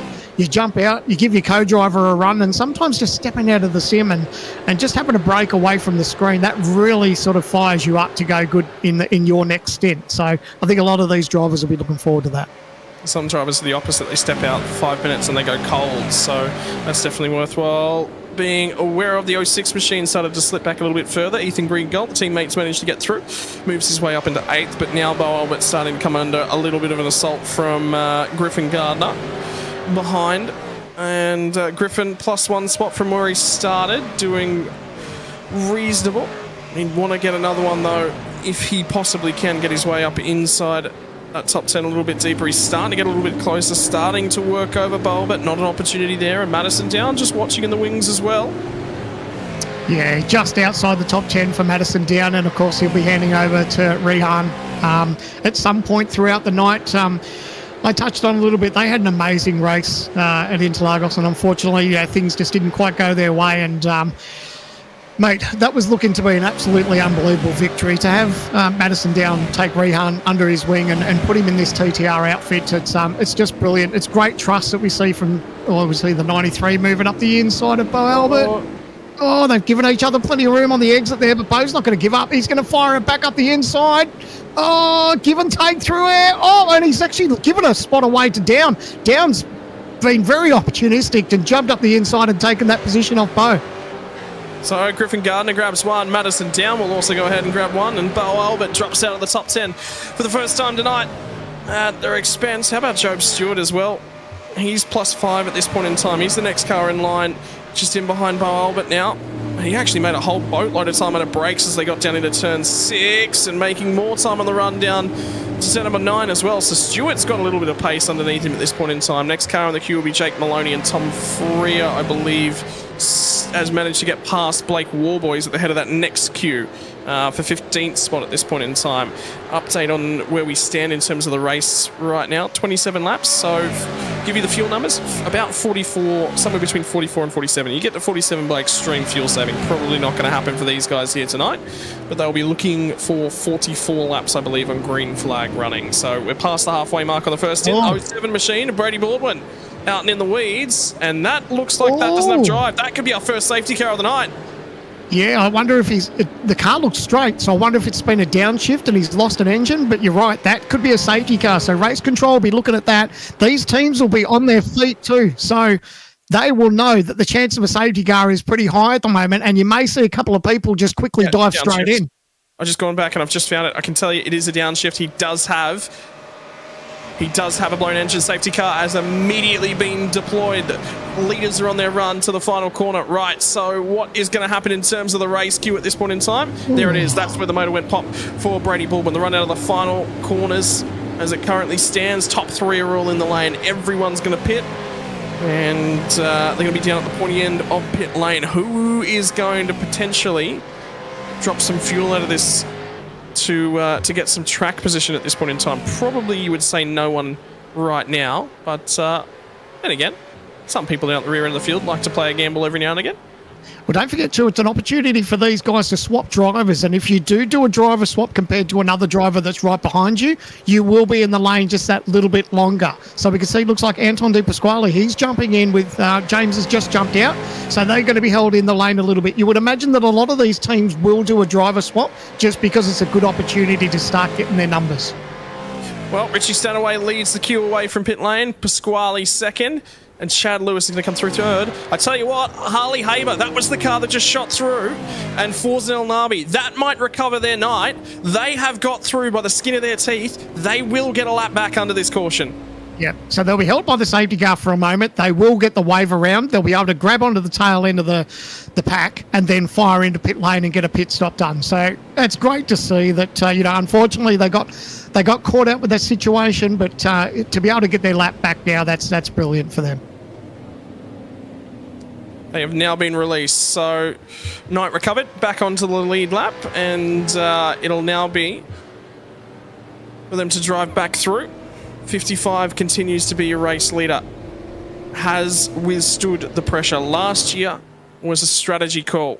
It was a safety car late in the race, about 30 laps from home. They'd only pitted about 5 or 10 laps earlier. It was one of the only cars to dive through the lane, and he had a little bit of track position up his sleeve. He lost a few spots, had to go and earn them back, won him the race. Can he do it yet again here tonight? And the key part will be where are the guys that were off sequence on strategy. Brody Kostecki is going to stay in the 94 car.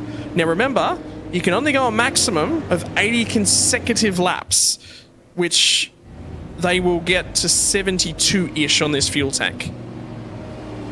Yeah, this is where the strategy starts to play out for these teams, doesn't it?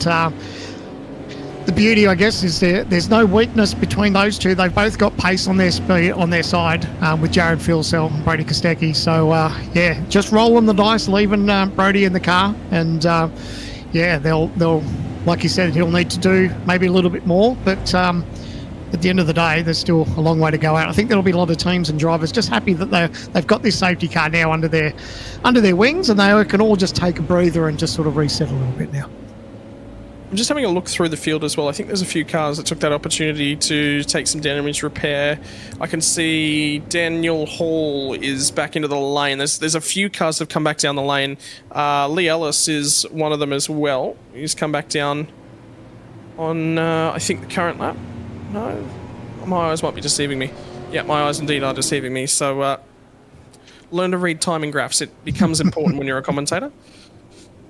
And if you're new to the series, yes, that is Richie Stanaway from Supercars and Anton De Pasquale. We're fortunate enough to have a couple of real-world supercar drivers in our championship. And, of course, the news that broke that De Pasquale is leaving DJR and Brody Kostecki is going to fill that spot for 2025. And it sees De Pasquale moving over to Team 18. So I didn't see that one coming. I was a bit surprised that I don't know where Frosty's going to go next year. But, and, of course, him leaving DJR and Kostecki filling that seat, that's going to be an interesting 2025.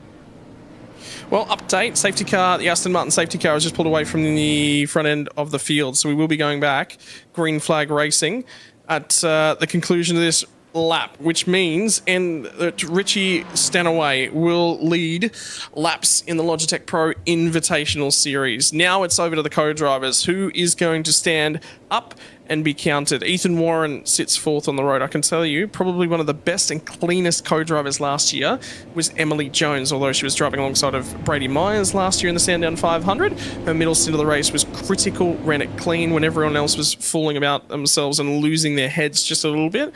Will tonight be that marking? James Golding sits in behind. Jelly Lutsu, Dylan Burse, all inside your top 10. Brad Ryan and Jake Blackhall is handed the reins of the number 06 car for Bo Albert. And that makes up your top 10 at this point in time. Safety car restart. Is there anyone you're looking at this pack and you're going, they've got to make some moves now? Oh, look, it's still early. I don't think the pressure's on any of these teams or drivers just yet, being that we're coming to lap 30. So for the moment, no. I think everyone's just needs to keep their car clean and just sort of hit some sort of strategy. Right, Stanaway leads them out of the last corner, gets a reasonable jump as well. Anton Di Pasquale will now get the opportunity to go hunting, and Ethan Warren got a really good getaway up in behind Chad Lewis. This will be a move to move them onto the podium. Lewis is going to break from the outside line. Ethan Warren's ahead before they even get to the apex down at turn number 1. And the co-drivers for the bulk of the field will get their first opportunities behind the wheel in the Logitech Supercars Series for 2024, the Sandown 500. Everyone feels the opportunity for the moment.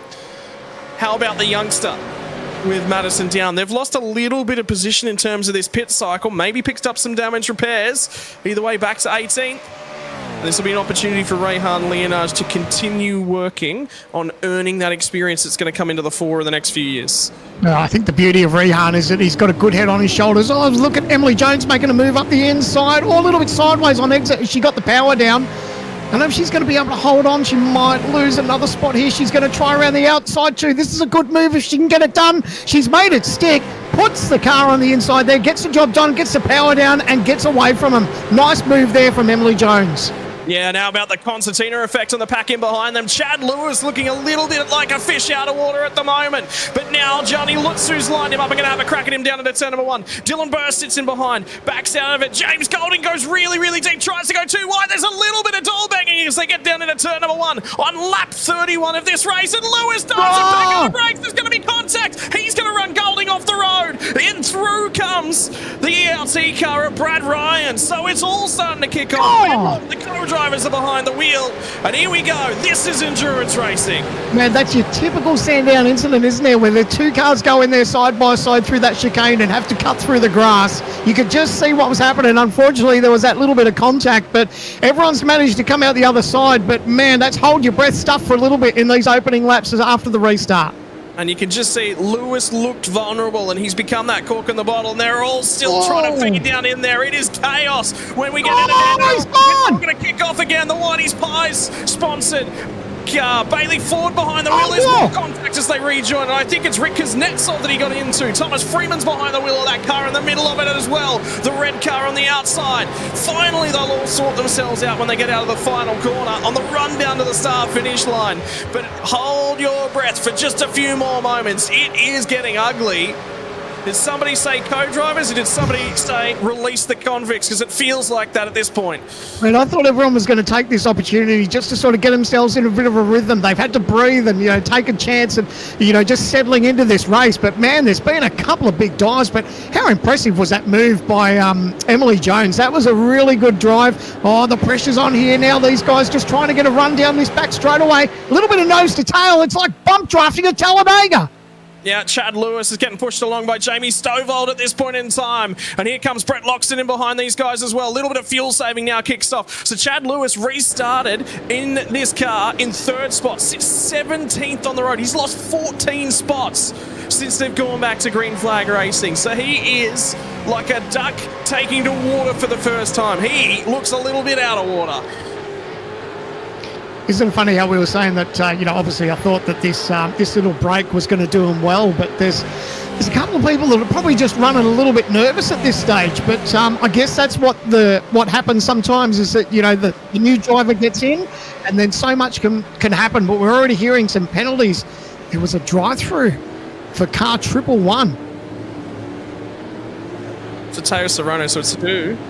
Contact in the pit lane, co-driving. Teo Serrano is the main game driver for that car. Zachary Vlajbom joins him for the endurance rounds, and it was something to do with the pit stops for that car. And there is a little bit of damage on the front end of the Vermilion Sim Racing outfit. Contact with the 115 machine, which was Dan Hall now behind the wheel, but it was Ian Ford in the car at the time.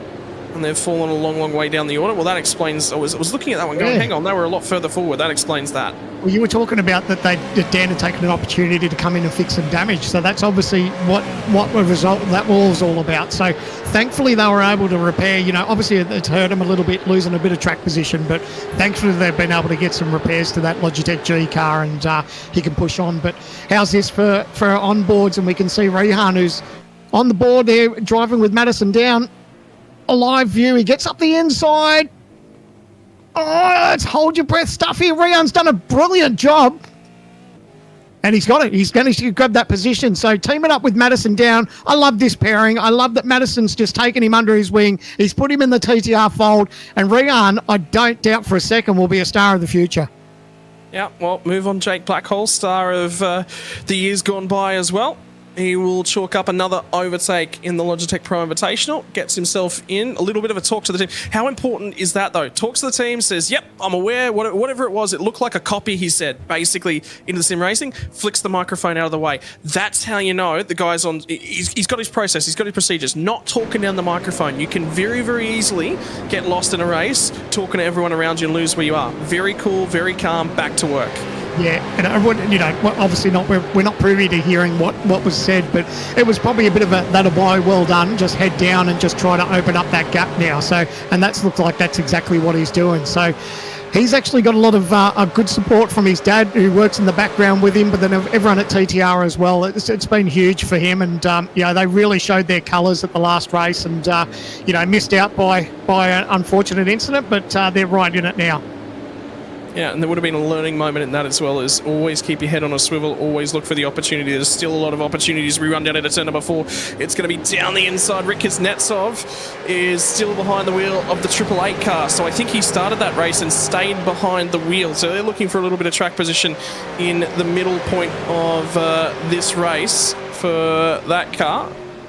No, it was actually Brody Sentence who started the car, so he's now handed on over to Rick Kuznetsov. So they were looking to get themselves off sequence. Bailey Ford runs wide as they crest the hill down there, loses a couple spots. Whoa. So it was Brix Loxton, who I think was on the outside in the 89 entry. And once you get shuffled out of sequence, and Hayden Sell didn't have a good qualifying performance, but was put up against the main game drivers as a co-driver. So you'll always say, yeah, you did a hard by the hard yards, and runs Brett Loxton. There was a lot of argy-bargy at the final corner, and it's all kicking off. Sorono now through the lane to serve that penalty. And does somebody want to tell these guys we're not even a quarter of the way through the race yet? That's where I'd be on the radio saying, hey, guys, let's just look after things a little bit here, because, man, they're getting racing. Well, Sell's going to pick up another spot after starting out the rear of the field. They've driven through about half the field at this point in time, so they're on the move. Oh, something's just happened to Richard Hampstead. Oh, number 1! Oh, that's a mega save. That is a mega save. That was about to end in disaster, and our second traffic blockage of the night. And I can tell you something has happened. Oh. Lee Ellis behind the wheel. We talked to this car before the race. This could be. Oh, he was nearly collected. So this could definitely be a safety car. Race control will be looking at this. This is heartbreaking. This could be another engine, because that car looks fairly straight. But if that's an engine, that's an upshift, isn't it? That's not a downshift at that point. Unless he's gone for the upshift into the chicane. Yeah, and he's just rolled around. Oh, so we haven't heard from race control yet. This could throw a spanner in the works if we have another safety car, because that car is still stranded on the back straightaway. Yeah, anything could happen. There we go. Safety car. Safety car has, sorry, my apologies, safety car has been deployed. It was deployed just about straight away. So they have not yet popped out of the pit lane. There's a few drivers who have already jumped to the lane. They're already slowing. I tell you what, for anyone who's actually jumped to the pit lane, they're going to make some time, because they're not at racing speed down the back straight away. Absolutely. And they're going to make a heap of time. The teams need to be all over this. As soon as you see a car that's stranded on the side of a racetrack, there's a pretty good chance there's going to be a safety car. So if you're in a position where you can dart in and get that pit stop done, then that's what they need to do. And I think that's what hurt a couple of teams at the previous round, that some people missed that opportunity when we thought there was going to be a safety car, and there was. So here we go. This is the replay as we go to our OG Gear replay. Hampstead, although it was Ellis, yep, downshift there. Oh, Lee. Oh, he'd be gutted for that. Both him and Hammer. Just unfortunately, just that's two tonight that we've seen. Just on that downshift, it's brutal on some of these motors. Zachary Flashbomb's been into the pit lane and back out. Seth Brown as well. So 111 and 17 managed to get back out ahead of the leaders. So they will keep themselves on the lead lap. And now there'll be a few more diving to pit lane. This will upset the strategy a little bit. Yeah, and I was thinking about that too, because it throws a little bit of a curveball. No one was expecting a safety car as soon as we got it. So have a look at P10 too. Kostecki's managed to get himself into P10 after bouncing back with that drive-through penalty. So he'll be quite relieved that this field is now bunched up again, and he'll be able to sort of put pressure on these guys around him and try to advance forward. But for the moment, it's Stanaway in first, Di Pasquale in second. So, you know, here we are, lap 38, and now they'll be starting to think about, obviously these teams now won't think about making a pit stop at the moment. They may wait till the end of the safety car. They may not pit at all. This is where I love how the strategy game starts to unfold. I'm going to throw a number at you here, and it's something I'm looking at my numbers and going, what did we say was maximum fuel window? 44 laps? What was our critical lap number? 82. Guess what you can do from this lap? Wow, yeah. You can get to 82. So if we go a green flag run from here, this is where you can get your co-driver into the car, run them all the way to 82, bolt the main driver in, end of the race. Yeah, very interesting. Yeah. And this is what I love about endurance racing, is that there's so many curveballs. Thankfully, our Aston Martin Logitech G supercar, safety car, I should say, is staying on track for us. But this is what I love about endurance racing, that there's so many different curveballs that, you know, you think your plan could be absolutely perfect, then a safety car comes out and changes everything. Sometimes it changes it for the good, but sometimes it can be for the bad as well. But in this favour, if you're talking about those numbers, this could be working in their favour quite nicely. Yep, it's, the tricky part is, if you got track position, you're not going to give up 40 spots to go to the end of the field. So the guys that are in that top sort of 15 cars, none of them are going to pit any day of the week. Anyone that sits there, scratches their head and goes, oh, gee, I wonder if we can chain this one together. There will be a few cars. Let's talk about some strategy at the tail end of the field in terms of things. I'm going to try and find the last cars that were takers. So I'm going to tell you, where is the first car that did pit? I've got an interesting stat for you. It's the number 1 car. Oh. Madison Down, Rayhan, Leonage. They've recognised the pit window. So let's have a look at the trackers. All the numbers you're seeing was their last pit stop lap. So anyone you see a 37 or a 38 against, they're geared to go through to the co-driver handle. This is how you win a race. Love it. Love it. This is what I love. The strategy is starting to unfold. That's just absolutely brilliant. And for anyone who was smart enough to recognise that one, this is going to be fun. The trouble being, we were talking about pressure, we're talking about the moment, right? Sandown 500. Everyone wants to win a Sandown 500. Everyone wants to win a Bathurst 1000. You have just thrown all the pressure in the world at Rayhan. Now, he's done it. He's capable of it. But does that just get in your mind a little bit? Oh boy, he put some pressure on me here. No, to be honest, from what I saw, the pressure that he had at Interlagos and the way he maintained that, I'm not worried about the pressure on him at all. He's really got a stable head on his shoulders. I really love his racecraft, and I don't think the pressure will bother him at all. Righto, we are gearing ourselves up for our second restart of the night. So we talked about random safety cars earlier on. We were just sort of getting into it. I can tell you, safety cars caused by on-track incidents will completely nullify the random safety car program. Effectively, what's the point of having a random safety car? 161 laps of green flag racing gets a little bit boring, was the reason that we go with it. And all the drivers would be complaining if it was a 161 lap sprint race. So random safety cars add to that. As soon as we get a safety car, well, it's no longer a sprint race then, is it? Well, he's done it once tonight, Richie Stenaway. He's going to do it again. Leads him out of the final corner. And this time, Anton Di Pasquale is under pressure. And it's Ethan Warren who's right attached to the gearbox of the Lobs Esports car. Doing okay by Lobs Esports, number 088.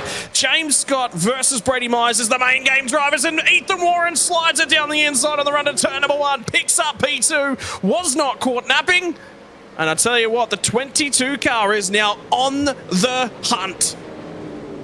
Yeah, that was a really great start. He managed to see. I think we saw just a little bit of a wiggle there from Di Pasquale just out of that final corner, and he was right there to capitalise on it. So managed to get the job done on him, and now just starting to trying to put that pressure on Richie Stanaway now for the lead. I'll tell you, Blake Warboys, there's a couple of cars I just noticed did quite short pit stops in that stint. One of them was Kostecki, the other one was Blake Warboys. They've gained some margins. We're going to see a little bit of argy-bargy nose to tail. Ooh. And Rick Kuznetsov's going to get the job done. One more spot picked up for him. So this is a track position play for the 888 car. They will have to do a co-driver versus main game driver stint later on, though. So they'll have to give some of that up. It's a lot. Again, weight will be handed back to Brody Sentence later on aboard that car. But for the meantime, Rick Kuznetsov pushing his way forward.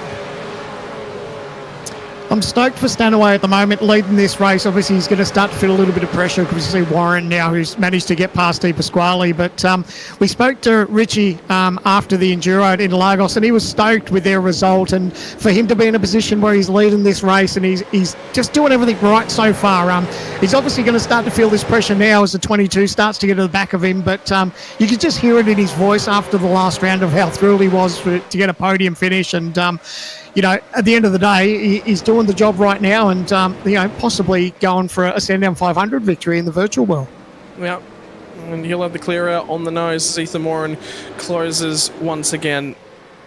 And a throwback a fair few years. An old HRT scheme could lead this race in just a few moments. They're still battling for it. Kostecki got down the inside of James Golding. Now Blake Warboys is going to line up, try and have a crack. They're all trying to have a crack. Oh, now a little bit of slide out of the final corner as well. Warboys gets the job done. And again, another driver, another team that's a little bit off sequence to everyone else. They're trying to play some track position games and move themselves further forward. The question will be at what cost and when will they come to the lane to throw their co-driver in. Must do 54 laps. So they're, I think, trying to get minimum co-driver laps. They're probably going to target that 54 number. We're like, yep, that's our number. And big shout out to these drivers and teams that supply us with the cameras that we see them in their rigs. And, it's just another element that brings these broadcasts out to the people, just to see the drivers that are in action behind the wheel. We just love it. So a big shout out and a thank you to everyone who supplies us with those the Vision racing at home. It's really good to see. Optional, not mandatory, unlike in the real world. Right. All that drama at Simmons Plains about cameras and everything that went on. No comment, Your Honour.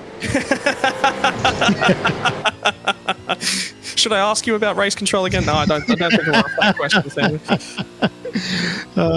Here we go. So we're on board. You were talking about the possibility of the HRT colours leading a Sandown 500. We may not be too far away. We can see Kostecki's now punched out the fastest lap of the race so far, so he's now in 9th. But I think Stanaway's now just got to look in his mirrors now and just he'll be mindful that you can see the pace that Ethan Warren's got. And I don't think he's going to do anything silly as far as trying to hold him off. I think if he starts to put too much pressure, he'll probably be quite happy just to let Ethan Warren go because, he doesn't need to do anything silly. But he's just doing such a great job at the moment, Richie, and it's good to see that he's carrying this form again from the last round. I'll tell you, I think Ethan might have lifted off just a touch as they crested the hill. I think he's letting Stanaway lead this race just a little bit. Well, it's a good opportunity for him to punch a hole in the air for him. So it's for Ethan. It's sort of I guess it's that little bit of free fuel saving. So if he's quite content just to see that, sit there and let Richie just punch that hole, then it's a good way of saving some fuel. I do like watching the cars bounce all over the curbs as well. So there was a penalty for Chad Lewis making contact with someone. It was the wall on the outside. And then there was further contact somewhere else down the road. Was it with the 707 car? I think it might have been with the 707 car. So there was contact down there through that section. And so we're going to go digging through the replays. Apparently we might have missed it from those shots. But Warren is now a lot further forward than he was last time by. This might pull the trigger. Yeah, he's definitely close. Look how close he is, tucked right up underneath. Richie knows too. He's just going to hold that inside line. But no, he opens it up a little bit. He knows that he wasn't going to take a dive there. So really getting racy here. Lap 44 of 161.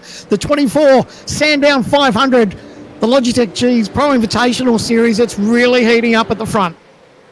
And the tricky part is, I think Stanaway's starting to fall away a little bit on the run. He's covered him a few times now. That's going to back him up a little bit into the teammate, Anton De Pasquale. You might not say that ever. Anton De Pasquale, Richie Stanaway teammates, but when they jump into the sim racing world, they are in fact teammates for the Doing OK Lobs esports outfit. Now Ethan Warren is going to pull out of the draft just a little bit, just showing the nose again. Stanaway covered him just. Now he's going to prop him up as they bounce over the curbs at turn 1, and the games are afoot here.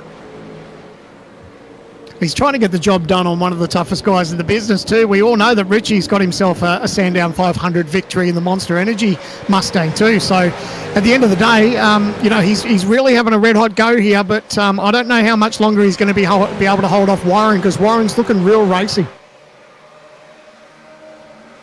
Yeah, looking racy again. Now it just becomes a moment of when, I think, not if. They're all starting to come back to each other, just fraction. Emily Jones is starting to drive up to these combinations as well. So she's starting to close in on Anton De Pasquale. And an opportunity to keep pressing her case. Gianni Lutsu's actually found some pace as well. He's starting to also make a touch of ground. So I like co-driver stints, because all of a sudden the field gets shuffled up a little bit. You just never know who's going to pop out and put together the stint of a lot. And sometimes it's a quiet stint too. Sometimes it's not even a quick stint. It's just keeping the car out of trouble. We always talk about keeping the car out of trouble in these endurance races. Absolutely right. If you can have a driver that laps really well and hands back a straight race car, that's really what you need. And you know, a lot of these teams have got that with the drivers that they've got on board. Oh, some drama there at turn 1. So Jake Blackhall, that doesn't look like any damage. Looked like it might have been an opportunistic. Oh, there's another move here, but it could have been just a big move up the inside there in contact. We didn't quite catch the start of it. Yeah, and Mitchinson is going to continue getting pressed. This is going to be the replay on the run down into turn number 1. Keep your eyes on Albert. Was looking to try and turn in, does make contact, and he's been escorted wide by Stovall. And then he's lost a few spots. That one might be looked at by race controller, you get the feeling.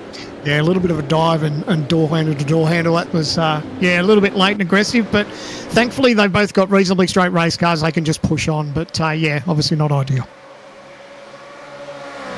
Righto, we're now past the 1/4 race distance. Here it comes. This might be the trigger. It is the trigger. Ethan Warren gets to the inside. Stanaway doesn't fight it too much. Ethan Warren, new race leader.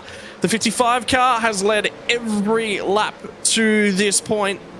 And for the first time tonight, new race leader becomes Ethan Warren behind the wheel of the 22 car. Now, is Richie able to stay with him, or was he just protecting him a little bit? Now does the draft come into play? Does Richie Stanaway all of a sudden look a lot better behind the toe of Ethan Warren? Well, I guess it's going to come down to how pacey, I guess, the guys are feeling at the moment. You know, Warren's he's been quick since the start of the restart, so now I think he'll be quite keen to see if he can pull that little bit of a gap over Stanaway now and just open that margin up a bit. But I'll tell you what, how good does it look for that retro livery to lead this Sandown 500 in the virtual world? Car fans and HRT fans of the world, you rejoice, because yes, they are leading the race yet again. You haven't been cast back in time 15 years, no. Actually, nearly 20 years. In terms of, nearly 20 years ago. No, okay, now I do feel old. Yeah, well, I think this one was based off the 2005 paint scheme, I think the boys said. So, here we go, 19 years later, and this one's leading in the virtual world, this paint job. All right, up and down the field. Who's on a little bit of a move at the moment? We're going to get into celebrating probably one of the drives of the last round as well. It was the OG Gear Hard Charger Award from Interlagos. Whoa. And, well, Sorry. Richie Stanaway's going to get a run. I reckon Ethan Warren might have picked up a slowdown penalty. I think he did. And, Stanaway's gone in there fast as well, too. Oh, he's going to try and dive it. Down underneath. No way. Gets down the inside as Ethan Warren. They're going to bang wheels. They're going to get bang doors as they bounce over the curbs. Stanaway's on the inside run down to the final couple of corners. Will pull it up back down the apex. More contact. Stanaway. He's going to feed back across the field. He got turned completely in front of the field. Recovers the car. It's going to be towards the tail end of the top 10. Warboy skates on by. And that got ugly. And that is going to change the course of tonight's Sandown 500 as well. Oh, that's the last thing they needed to do was squabble like that. I touched on when Emily Jones made a move around the outside of how good it was, but that's obviously a prime example of just how quick it can go to Custard. You can see he's gone for a move up the inside here. Hasn't quite got the job done. Oh, they gave each other room there. That was really clean, but it was here. It looks like the 22's gone around the outside. Richie's gone in deep, hit the curb, and they've just come together there. And, oh, man. Lucky that Richie didn't get absolutely nailed by the rest of the field. Absolutely. Absolutely.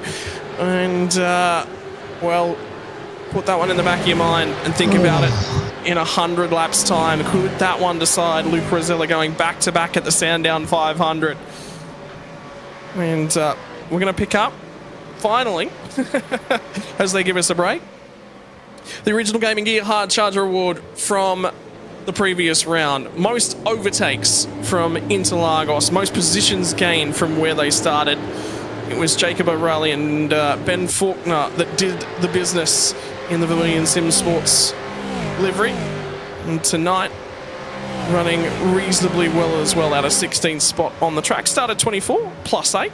Reasonable at the office. Jamie Stovall's now in the pit lane. That's an off-cycle stop. There's damage or something going on there, because you would not pit now. That's really off-cycle. Yeah, I'm looking at time screens. I'm trying to work out how this race is unfolding. I can see now that Brody Kostecki is moved up into 4th position now. So this race is really starting to change. Obviously, race control will be looking at that incident with Stanaway and Warren. How long's a stop? 20 seconds in the lane. So, yeah, can't work that one out. They were all squabbling a fair bit. Is this just to feed Jamie Stovall perhaps some clear air? Because this car didn't pit under that most recent caution. So for them to get to lap 82, they did need a splash to get in. That would be the splash. Oh, big dive up the inside. Oh, locked a brake. Lucky not to touch each other there. And this was Raina Costello versus the 35 machine, who's now had dramas. Oh, no. Oh, we just saw this unfold. Oh, with Stanaway and Warren, but whew, lucky to get away with that. Oh, it's popped out the other side. Now it's eyes up. I tell you what, Richie Stanaway's... we were just looking at Job Stewart's teammate, Ruben Goodall, driving there at the current point. I tell you what, Richie Stanaway, that's where he's fed back into the queue. He's right behind Ruben Goodall. And there's probably going to be a move from Richie Stanaway as they crest up the hill on the back straight away, because he drafted up onto Ruben. As we keep our eyes further forward, that's the move already done for Stanaway. So moves back into 11th spot and starts to move back up towards the next train of cars as well. Interesting to note that think about our two drivers that have been in since the start of the race. Brody Kostecki's one of them, back to 4th spot. Blake Warboys is the other, inside the top 10 from 28th on the grid. So plus 18 for them at the moment, but again, early days. Yeah, it's a good bounce back from Brody. Obviously, we touched on the drive-through penalty, and I think he was back to about a 29th or something at one stage. So he's all over the back here of Emily Jones, and she's doing an amazing job. Her and Burton drove really well at the last round, and to be in a position where they are now, I rate Emily. I think she's a great steerer and really integral part of the TTR family there. And I even had the luxury of co-driving with her at Bathurst one year, and that was really a lot of fun. She's a great steerer, and she's really taking it to Brody at the moment, but Brody's looking very racy at this stage. I think he wants to get to the front pretty quick. Well, still putting pressure on. Oh, there he goes. Now down to the inside of Emily Jones. Oh, and Emily's going to come out the other side. Manages to hang on to it. Runs the long way around. Manages to hold the momentum. Gets the drive off. So now, Kostecki is really starting to put the pressure on him, wants to get back through. And if we have a look up the road, Anton De Pasquale's actually made some time back on Ethan Warren, so he's starting to bring himself back a touch further forward. So could this one see and soar just a little bit more in terms of things? Long way to go for these drivers. And target lap, remember, we're trying to get to 82. And I've got an update for you on the incident between Ethan Warren and Richie Stanaway. No further action by the stewards. They're not going to touch it. Okay. Yeah, okay. That's why I don't like being a race steward. So, yep, okay. So now it's just push on now. But speaking of pushing on, Emily's doing an amazing job so far. That move to get Kostecki back after he dove up the inside, I think he's going to try that trick again. He's looking very racy. Oh, you don't want to make the move here. Emily was very smart. He's going to think about a dive here again. Yes. And no, can't quite get it done. He just needs to be careful. He can't afford to have another contact because he's already had drama himself this race so far. He's going to try the move around the outside that Emily did earlier. And he's got the job done. But Emily Jones looking for the split back, looking to try and get the drive off the final corner. Does get some drive. Now pops out of the draft, though. Not going to get a toe down the front straight away. What it is going to offer is Gianni Lutsu an opportunity to get down the inside as they get down the front straight away. They're getting even. They're going to think about going 3 wide. Lutsu backs out. Jones is still going to hang on to the brakes. Here comes Lutsu to the inside. It's going to stay down on the inside. Now it'll be on the outside when they get out of turn 1. On the run down to turn number 2. Does Jones keep the nose in? We said last year it was a clean stint. She kept it ahead. She pushed it forward, loses one more spot. Here comes Dylan Burst, who's going to line her up. So she's just getting train tracks. She's just getting forced on the outside of the corners. Greek Galt's had a drama as well and now starts to fall off the back end of this train. There is so much going on at this point. It was a slowdown penalty that he was clearing, and Warboys was involved in the drama as well. Yeah, the 29 had some dramas too coming into that chicane. Lucky to get away with the... Oh, just saying that now, he's run a little bit wide. Oh, he's going to hold on to it and stay straight. But man, yeah, it's been an interesting couple of corners for that 29 as well, as we saw that beautiful aerial shot. That really gave us a good understanding of just how these drivers were positioning their cars through that chicane. Okay, all right, we're closing in. In fact, we're actually at 1/3 the race distance, and it's still kicking on because Warboys is just trying to hang on to that 10th spot at this point in time. Goodall starting to harass him. Rick Kuznetsov. So there's a couple of main game drivers in this one. On the run down at turn number 1, was trying to give a little bit of a bump draft to Ruben Goodall. Goodall's going to slot back in. And again, he's just not phased. He's just not phased, is he? Cool, calm, collected, didn't even batter an eyelid. It was so cool. You could see him looking in the mirror. He's like, all right, what's happening behind me? He positioned his race car. He'll do it again. Look at him. He's driving. He's not happy. But he's glancing up at his mirror just to see where those other two are behind him because he knows that those boys have got that little bit of a draft. Thankfully, he's got himself that little bit of a gap. I don't think he's impressed with the way it's been raced at the moment, but thankfully, he's still holding on to that top 10. Well, I think he's just shaking the head of like, all right, well, why were you guys playing games? And then he's just back out of it. So that's my take on it. And read into it what you will. It'll be a handover to Harrison Dengate. When does that happen? Because they've got to get 54 laps out of Dengate. They've moved their way inside the top 10 right now, but they've got some work to do for that car. Will Harrison Dengate be able to hang on to some track position? Oh, so while what's been happening, Kostecki's now 3rd, and it looks like Emily Jones has dropped back to 6th place. So while we've been watching all that, that's been a little bit eventful. Obviously, that happened down the front straightaway. So, yeah, it didn't take long for Kostecki to bounce back, did it? No, not at all. And Richie Stanaway's driven all the way back through to 8th spot as well after the earlier instance. He's gained a few spots as a result of everything that went on off of turn 4 a couple laps ago. But back at the pointy end, it is a 2-car breakaway. Di Pasquale's still managing to go on. So this is the replay of that run down into turn number 1. And this was just a moment. Emily Jones just put in a really, really difficult spot. She did well through here, the chicane. You can see the 29 gets in a little bit of a... up on 2 wheels. Look, nearly darted off into the fence. But they all did a really good job just to get through there. Just hard racing. And unfortunately, we saw the 7 looks like got a slowdown penalty. So Brad Ryan behind the wheel of the 7 car, partnering with Ethan Grieg-Galt at the moment. And as we tick past that 3rd race distance, this stint from Ethan Moran is going to be so crucial. Check this out. Corey Shepherd. Oh, inside, outside. Where's he going to go? Oh. Nearly makes contact, slides down the inside at turn 2. Up on 2 wheels, got the hit. Oh, and that's where I said he was lucky not to fire off into the fence there. So it's always difficult. When you bounce up that high on the 2 wheels, you just basically sit and duck. You're just waiting for the car to get grounded again. Just let it settle so you can start pushing on. But thankfully, he's got a straight race car and he can put that behind him. Well, Corey Shepherd driving the 29 car, partnering with Jake Maloney throughout the Endurance Series, inside the top 10. And there was an unsafe rejoin as well, which we're looking at, I think, which was the number 2 car, Lachlan Capel behind the wheel. Yeah, okay. Oh, yeah. I can see that. Yeah, that's yeah, that's easy. So yeah, it's tough, isn't it? You've really got to, you've got to give some guys racing room if you have a moment. I know it's tricky sometimes when you rejoin, but he really came right across and swerved right across onto the racing line.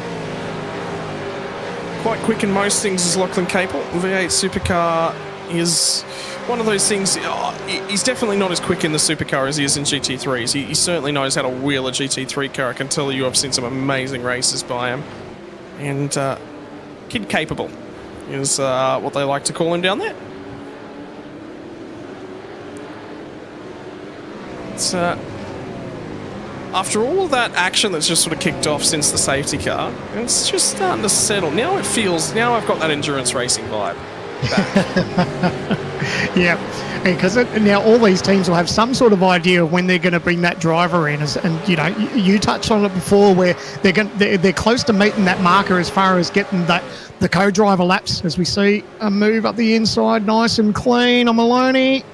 So Stanaway just slowly pecking away. I'm actually impressed with Stanaway. Yes, it wasn't ideal. He got turned around, and it was the stewards have called it a racing incident, but he's been able to bounce back. He hasn't gone backwards. So for him to be able to knuckle down and just push on shows that they've got really good speed in the car, but he's driving it really well. And that's something that we probably haven't seen a lot from Stanaway. That, you know, he's probably struggled a little bit, but he's doing a really good job for this so far. I did see him a couple of weeks in a supercar around Sonoma a couple of weeks ago, and he just didn't look himself. And I haven't seen him drive very well, I think, since he's been back in. His contact down between Ruben Goodall. It's a little bit elbowed by the 900 machine. And currently Bailey Ford behind the wheel, partnering with that of Andre Youssef. And of course, I haven't forgotten about how well Richie Stanaway drove at the last round as well. Too, you know, really good co-driving effort there. But it's great to see that you know, that incident hasn't got the best of him, and he's been able to push back. By the way, it's been about 32 laps since these cars pit, so we're into the final quarter of the tank. They'll be down about 30 litres or less for all those guys that didn't pit, and for everyone else that did pit.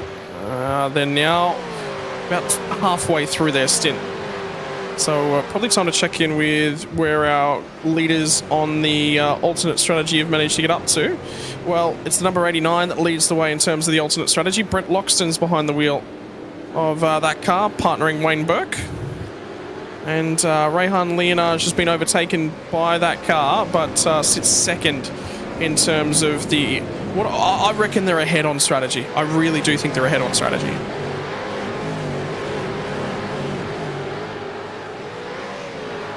So we'll have to keep an eye on how this all progresses, because they can just hand back over to the main game driver just that little bit earlier. To the magic part of this race, 100 laps to go.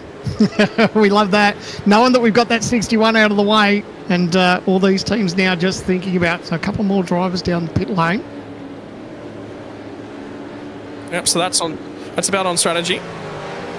So that sort of explains a few bits and pieces for Brody Kostecki. That lap 7 is actually a drive-through penalty. That's not a pit stop all the way back on lap 7 from the moment on the opening lap. And the leaders on strategy, and I can tell you, Sean McNamara is the main game driver behind the wheel of that car in 28th, but Brett Loxton had a moment down at turn 1. You would have recalled just a few moments, was saying it was ahead of Rehan Leonard. That's just happened on this lap, so drop the spot. Seth Brown's diving into the pit lane to get one of their stops out of the way. The problem is that's going to feed him back out in traffic and a lap down. Yeah, that's tricky, isn't it? And that's the catch-22, isn't it? When you start to thinking about a little bit of strategy, where it brings you out in the field. If you lose a lap, or if you're stuck in thick traffic, that really makes it difficult. update to one of the penalties we saw a few moments ago. We were looking at there might have been an incident for 27. That's incorrect. It was car number 29 for contact with car 7 on lap 54. So that was the big moment that we saw. I believe it's turn 2. Sorry, I see Jay's all over that. But you see Seth was in the grass and up against the guardrail down the front straightaway. I don't know what that was all about. Yeah.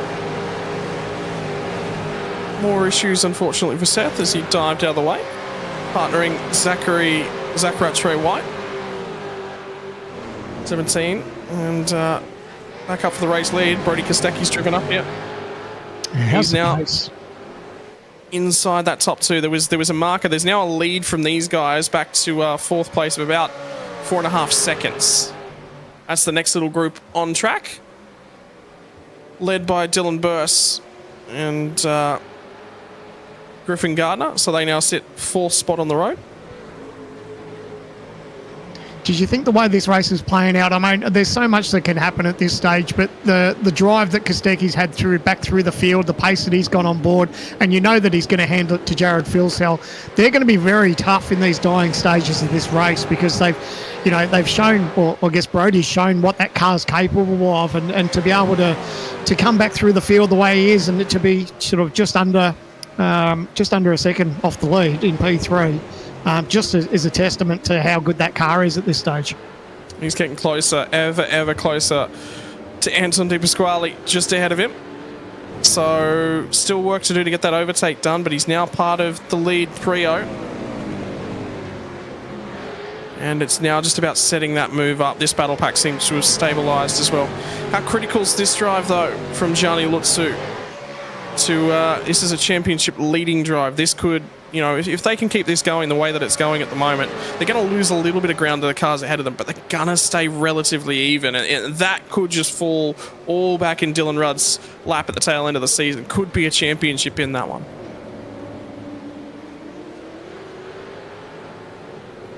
Thousand kilometres of Bathurst in a couple of weeks' time as well. Well, just before the halfway mark, as we're coming into probably one of the critical sections of the race, we're going to step away for just a few moments, refuel on our side of things, and perhaps we'll jump back on board to find out if the drivers are going to come in for a refuel. Ladies and gentlemen, we'll be back with more of your Logitech Pro Invitational from the Sandown 500 in just a few moments.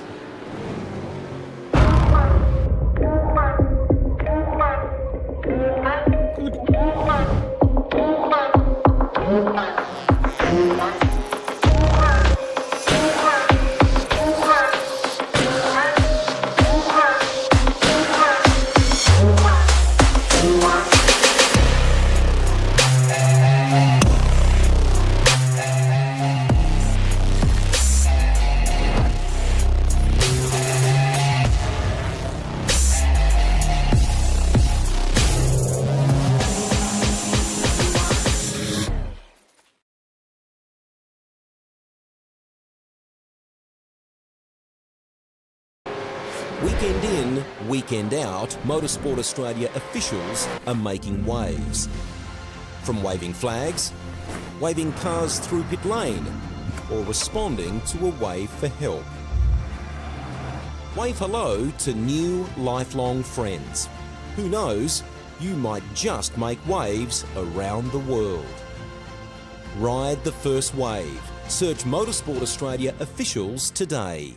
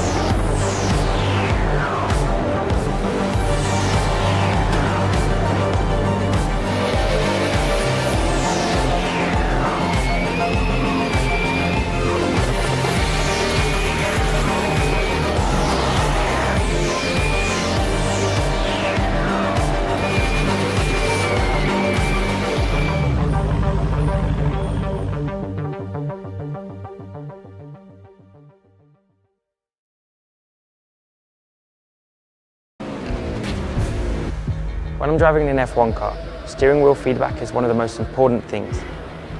It helps me decide when to brake and how hard. It's how I feel the surface of the road. Every bump in the terrain, every wheel slip. If my tyres are starting to lose grip, I can sense that immediately.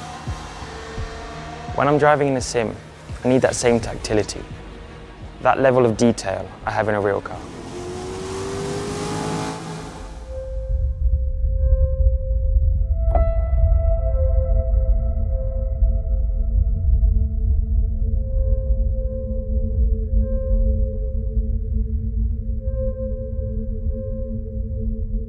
Racing games have come a long way in the last 20 years. Nothing's really changed in how we approach force feedback in all that time. Cutting-edge sims are now so realistic, drivers across all disciplines are using them for training. Our main goal when designing True Force was to improve the number of sensations that you actually feel, to put you better in contact with the car that you're driving so that you can improve your performance and that enjoyment of driving on a track. The physical feedback needs to be more immediate or accurate, or a player loses immersion or control. Game developers are still having to recreate their force feedback from a set library of effects instead of deriving it from real-time modelling. True Force is special because it levels the playing field for PC and console gamers. You're now getting the extra level of precision and detail that you need, regardless of which platform is your choice. This is not just iteration, it's total evolution. True Force force feedback works differently. It hooks directly into the physics engine of the game. Games already calculate the forces on the tyres and the steering wheel. The True Force algorithm is able to process this data at up to 4,000 times a second. It will even use the game's audio engine and pass it directly on to the driver. We spend a lot of time as audio designers trying to make each car sound unique and as realistic as we possibly can. Being able to integrate the audio into the force feedback is something that we've wanted to do for a long time, and True Force enables us to do that. And the ability to send the audio to the wheel, to have it respond and vibrate with the loss of traction, really increases my ability to give that immersion to the player. You can sense the changing surface of the road. You'll be able to feel if the back end of the car is losing grip. The first time we had it running in the build, I could feel the wheel humming and vibrating as we revved the engine. Our immediate reaction was, it really adds another level of immersion. The first thing you're going to feel with a True Force wheel is the engine note. The minute the engine starts in the game, you will know exactly which car you are driving. True Force is the beginning of something new. This is now the foundation for all wheels that we'll produce in the future. This extra level of information gives everyone all the information they need to learn how to control their car better. True Force benefits any racing fan looking for a more realistic driving experience. Because winning is all about feeling.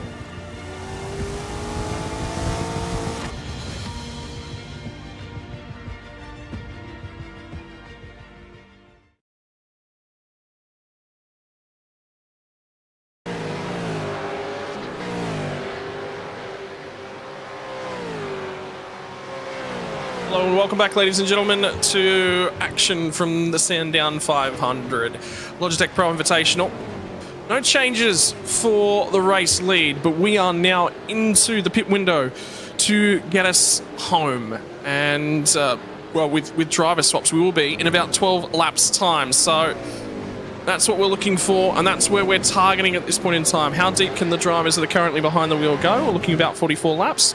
74 will be the lap number that they'll be coming in on. So we're in about 3 or 4 laps time. We're going to be seeing a whole host of drivers come in. You're just seeing the first few trickles, and the big one was the first driver out of that lead bunch to come to the pit lane. The 55 entry, Richie Stanaway into the lane nice and early. Here comes another one, the 35 machine, Ruben Goodall will now dive to the lane. Blake Warboys now comes to the lane as well. This is critical for the 63 car. This will be a handover to Harrison Dengate for his first stint of the race. Yeah, it's all starting to play out now nicely, isn't it? Lap 71 of 161, and we're starting to get a feel of how this race is going to, possibly plan out because, at the end of the day, we can sit here and we can have predictions all day long, but, a lot still has to play out throughout these laps. But the pace of that Kostecki car is... it's been impressive so far. We've seen the trials and tribulations they've had at the moment, but when he hands over to Jared Filsell, I reckon they're going to be a real force to be reckoned with come the end of this race. Well, interesting fact of that car is that they do have to get Kostecki out before lap 80, and in comes Di Pasquale. Di Pasquale. So the tricky part now is 11 laps before they can, unfortunately, throw a primary driver back in is going to be the issue. And settle yourselves in because it's going to happen quick and fast over the next little period as well. How about the drive, though, from Hayden Sell behind the wheel of the 19 car at the moment? We were talking this car had to start from the rear end of the field after the co-driver was forced to qualify just due to timing issues. Dylan O'Shea will jump back behind this wheel. It's made a lot of track position. Started from the rear end of the field, now sits inside the top 10, and albeit we are a little bit pit strategy affected as it currently stands. I know they're driving well, but geez, you got to have a shout out to that Shell DJR paint scheme too, don't you? That really looks the good. So nice to see that they've got that and they're rocking it for the Sandown 500. But absolutely, it's been a good drive at the moment, and that's the absolute beauty of endurance racing. That regardless of how your race starts out, if you haven't drama at the start, it's such a long way to bounce back, and you've got plenty of time up your sleeve. How good was the drive from Thomas Freeman as well? So they've trimmed the wing off that car, is what I learned by just watching them right there. And O'Shea's probably running a touch more wing because he wasn't really making a whole bunch of straight line speed, but he was able to make it back through the corners. Here they come. Griffin Gardner's teammate Dylan Burst now comes to the lane, and pit strategy now in force. Rick Kuznetsov's also coming to the lane as well. That'll probably be a hand over to the co-drivers. Who's coming in? Well, another one's going to come in. Andre Yusuf's in, so pit lane activity. And she's a very short pit lane here too at Sandown as well, so it does get incredibly busy when you've got 44 cars. By the way, Freeman shows the nose to Dylan O'Shea. Hayden Sell was a big old right front lock-up, so now he's going to get a whack to the back end for his troubles. He did a great job, didn't he, pulling it up. Once he locked that front, I thought he might have been in a bit of strife, but he managed to pull it up and get through the corner. Well, that might just trigger the pit stop for that car as well, which they'll be hoping for. And the big factor now is that puts Rehan Leonage inside the top 10. This is so critical. The guys who've done their homework, done the math, done the strategy, maybe taken a little bit of a gamble, throwing themselves deeper in the pack. Round the outside now goes Thomas Freeman on Hayden Sell.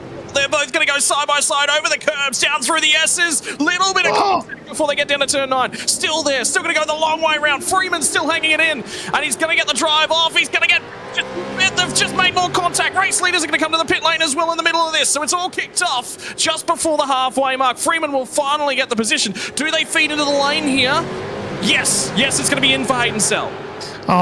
We spoke about the pressure. You said you wondered if Rehan was going to be up for the pressure. He's all over it. Like, he doesn't get phased, this young fella, and just to see him in the thick of it and just not making mistakes, it's just so good to see. It's they've really carried over this form that they had at the last round, and really good to see. Now he's starting to make a little bit of time back on Thomas Freeman as well now. And remember, they've got 9 or so laps more fuel on board that car. Have they done enough saving? Have they put themselves in the window? And the marker that we're looking for is lap 82. We get there, the main drivers, or your preferred driver, whoever's your quickest driver, you can throw in the car, run it to home. 80 laps, maximum driving consecutive lap times. And there might be some more changing up at the front end of the field. So we're going to have a look at a replay. Look at the horde of cars that are all there. So that's the top controller. They swing out, fill the track left to right. Racing at Sandown. They're going to get side by side there. Up over the curb. See how the cars move around. Not giving up either. A little bit of a touch. Your typical Sandown touch through the chicane, run through the grass. Hold your breath stuff there, guys. Holy crap. It was Rainer Costello behind the wheel of the number 12 machine, partnering Matthew Bowler. Freeman's now going to pop into the lane, potentially going to hand over to co-driver Blake Delaney at this point in time. The race leader now in, but the Lobs cars, they're going to get the undercut on him, and there is the driver swap to hand over to Jared Filsell. So this might be where you see the 94 car potentially take the race lead, because at the moment, the 088 has still got a co-driver in that car. Biggest strategical strength of the 94 machine is that they've effectively got 2 primary drivers in that car. And that's part of the exciting thing with endurance racing is when you get to throw that other driver in, you know, it's really what changes this race on its head. I mean, look at our race leader at the moment, Rehan Linage. He gets to hand over and give the car to the keys to Madison Down. That's not a bad driver pairing. You know, we talk about so many driver pairings that we've got up and down the field, and for the way Jared Filsell's driving at the moment, Kostecki managed to charge through that field. I reckon, you know, for me, the early tip is that they'll probably take the checkered flag here first for the Sandown 500, but still a lot to play out. Hey, interesting note as well, how good Richie Stanaway's actually just popped back out ahead of those 2 cars that we were just talking about. So, albeit it was 8 seconds shorter through the lane, so he's going to have a fuel bill to pay back a little bit later on. He did stop 3 or so laps earlier than the cars around him. So, a little bit of an undercut has played him right back to the fore. And now comes the strategy game. Rehan Linage leading a Sandown 500. That is something that you always want to say as a youngster. Yeah, I love it. Well, don't worry about leading it. There's a chance that he could win it. You know that. Looks like Rehan may have just got a slowdown penalty we're hearing, so he's trying to manage that properly. And the problem is, the longer it goes on, the more it drags out. So the penalty will continue to pick up steam. He's got to clear it. He's got to clear it soon. He's going to have to lift. Where did he pick this one up? Was it down through the S? It still hasn't cleared it, by the way. Now he's cleared it, so he is okay. Now Sean McNamara is starting to make a little bit of time, but he's going to protect the youngster. He's going to look after him, give him the run down into turn number 1. So Rehan Linage from Sean McNamara, from Brett Loxton, from Ross Rizzo. How about this from Ross Rizzo? Getting back behind the wheel of a V8 supercar in the Logitech series. Partners Josh Anderson. And it's another one of those flashy HRT liveries you like, Sam. Yeah, it's not too bad at all, is it, eh? Pretty shabby from the CTR stable, I must admit. So, yeah, I like it. Really cool. I know, so... Run down the back straight away. And that's Seth Brown in the background as well, which is co-driver of Zach Rattray White. They are in the 17 car. They are off the lead lap as it currently stands. How long do these guys go? How much is the overcut going to be worth to them? How much is the strategy going to be worth to them? Because theoretically, they've cut a pit stop out relative to everyone else. I think the way that, just speaking a bit with Rehan, you know, he's going to hand over to Madison Down. So Madison's going to be just that little bit fresher. If he's got those few extra laps under his belt where he's not doing laps, like, you know, you think about Phil Sell, he's now in there doing laps. So that gives Madison Down just that, I don't know, that little bit of edge of just being that little bit fresher as this race goes on. Does that work in his favour? Who knows? We don't know how grueling it can be with these guys, depending on where you are around Australia. It's a little bit warm in Queensland, but yeah, it's always those things to think about is, you know, how you're feeling as these races go on. How good's the old livery on the 951 machine as well?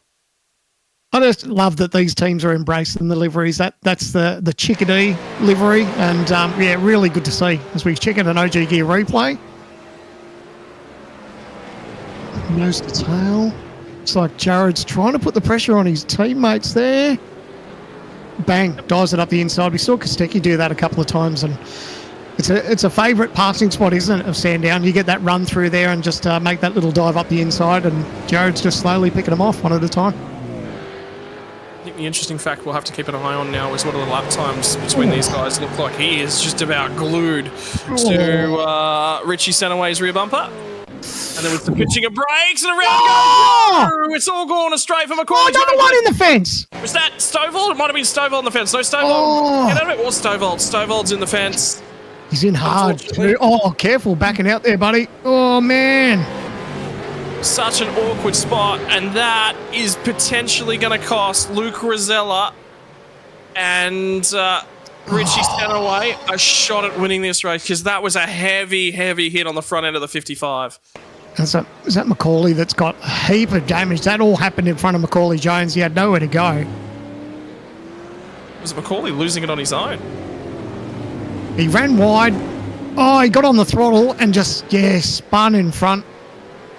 Sorry, my apologies. I thought it was Brazil. 94. It was the 94. It was Phil Cell. So Phil Cell got the damage. Wow. And that's what we talk about. You just don't know how these... he just ran in just that little bit deep. I don't know if he locked a tyre there. Here we go. This is on board. I think this is with Phil Cell. And here he is. He just runs wide, gets on the gravel. The car turns sideways. Bang. There was nothing that Jared could do. So thankfully they managed to get away with that unscathed. But yeah, it's as simple as that. It just, your race can change in a heartbeat. And we'll check in with the 707 car as well. Stovall was behind the wheel. I think he's going to remain... Well, he has to remain behind the wheel because we're still not at lap 82 yet. So, Jamie Stovall's coming to the lane. Taking a very, very long stop, 52 seconds. There was definitely damage to that car after it found the fence as a part of that incident. The 94 too, that right front guard, you can see that's punched in. So a little bit of damage on the left from that earlier Kostecki incident. I think they managed to repair a little bit of that in the pit stop, but now it's the right side that they've got to contend with. The 22's tore up as well. You can see the left front of that. So, man, it's all happening for these guys. Yep.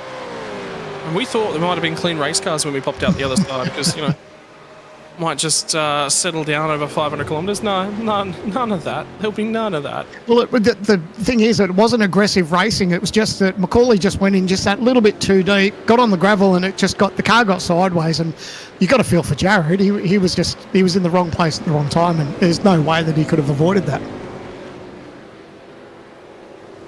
Well, now he's got a job to do. Can he start to reapply the pressure back to Anton Di Pasquale and Richie Stanaway with a little bit of a bent race car? He's pulled a little bit of margin now.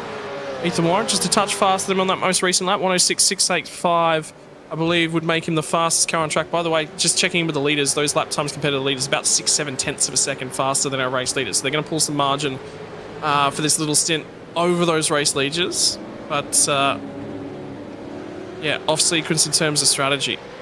I think the one thing that works for them too is that when we see those little incidents with, Jared and that, obviously they're losing a little bit of pace. They had that little coming together and he's lost a little bit of track time. So that works in Rehan's favour. So he's actually got all clear air around him at the moment. So he just needs to knuckle down and think about the number that he's going to hand that car back over to Madison Down. So, and who knows? Are we going to see another safety car? We're still quite a long way to go. So still heaps to play out and a little bit of strategy to unfold.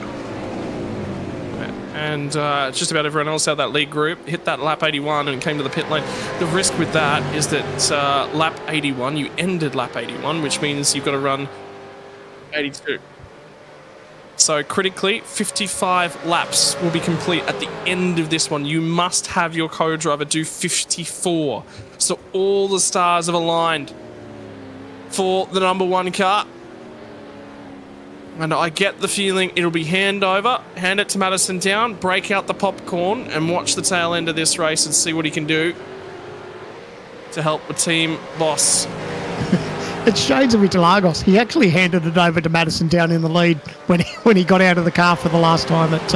He did one full stop strategy at Interlagos and handed the car in the lead to Madison and then sort of sat back, and unfortunately their race unravelled. So he's doing a great job, and look, here we go on board and you can see him hard at work. Doesn't look stressed. Having a little bit of conversation, probably just thinking about some strategy with his dad. But really cool. Love these cameras, these insights to these drivers. And geez, wouldn't you love to be, just listen to that radio and just hear what they're talking about? Yeah, I'm very, very curious. Andre Heimgartner just rejoined the race out of the pit lane as well. That was that car in the bottom side of that picture that we were just looking at. Back behind our effective race leaders when the number one car will come to the pit lane. But interestingly, they've left him out. They're quite comfortable for Rehan Leonage to do an extra lap. Is there going to be another extra lap after this one? Well, we're just waiting. Yeah, they've got a little bit of time up their sleeve. No, he's in. I was going to say, they still had a couple of more laps before he was going to start tripping over some light traffic. So, the merge there into the lane. But here he is. He's done his stint.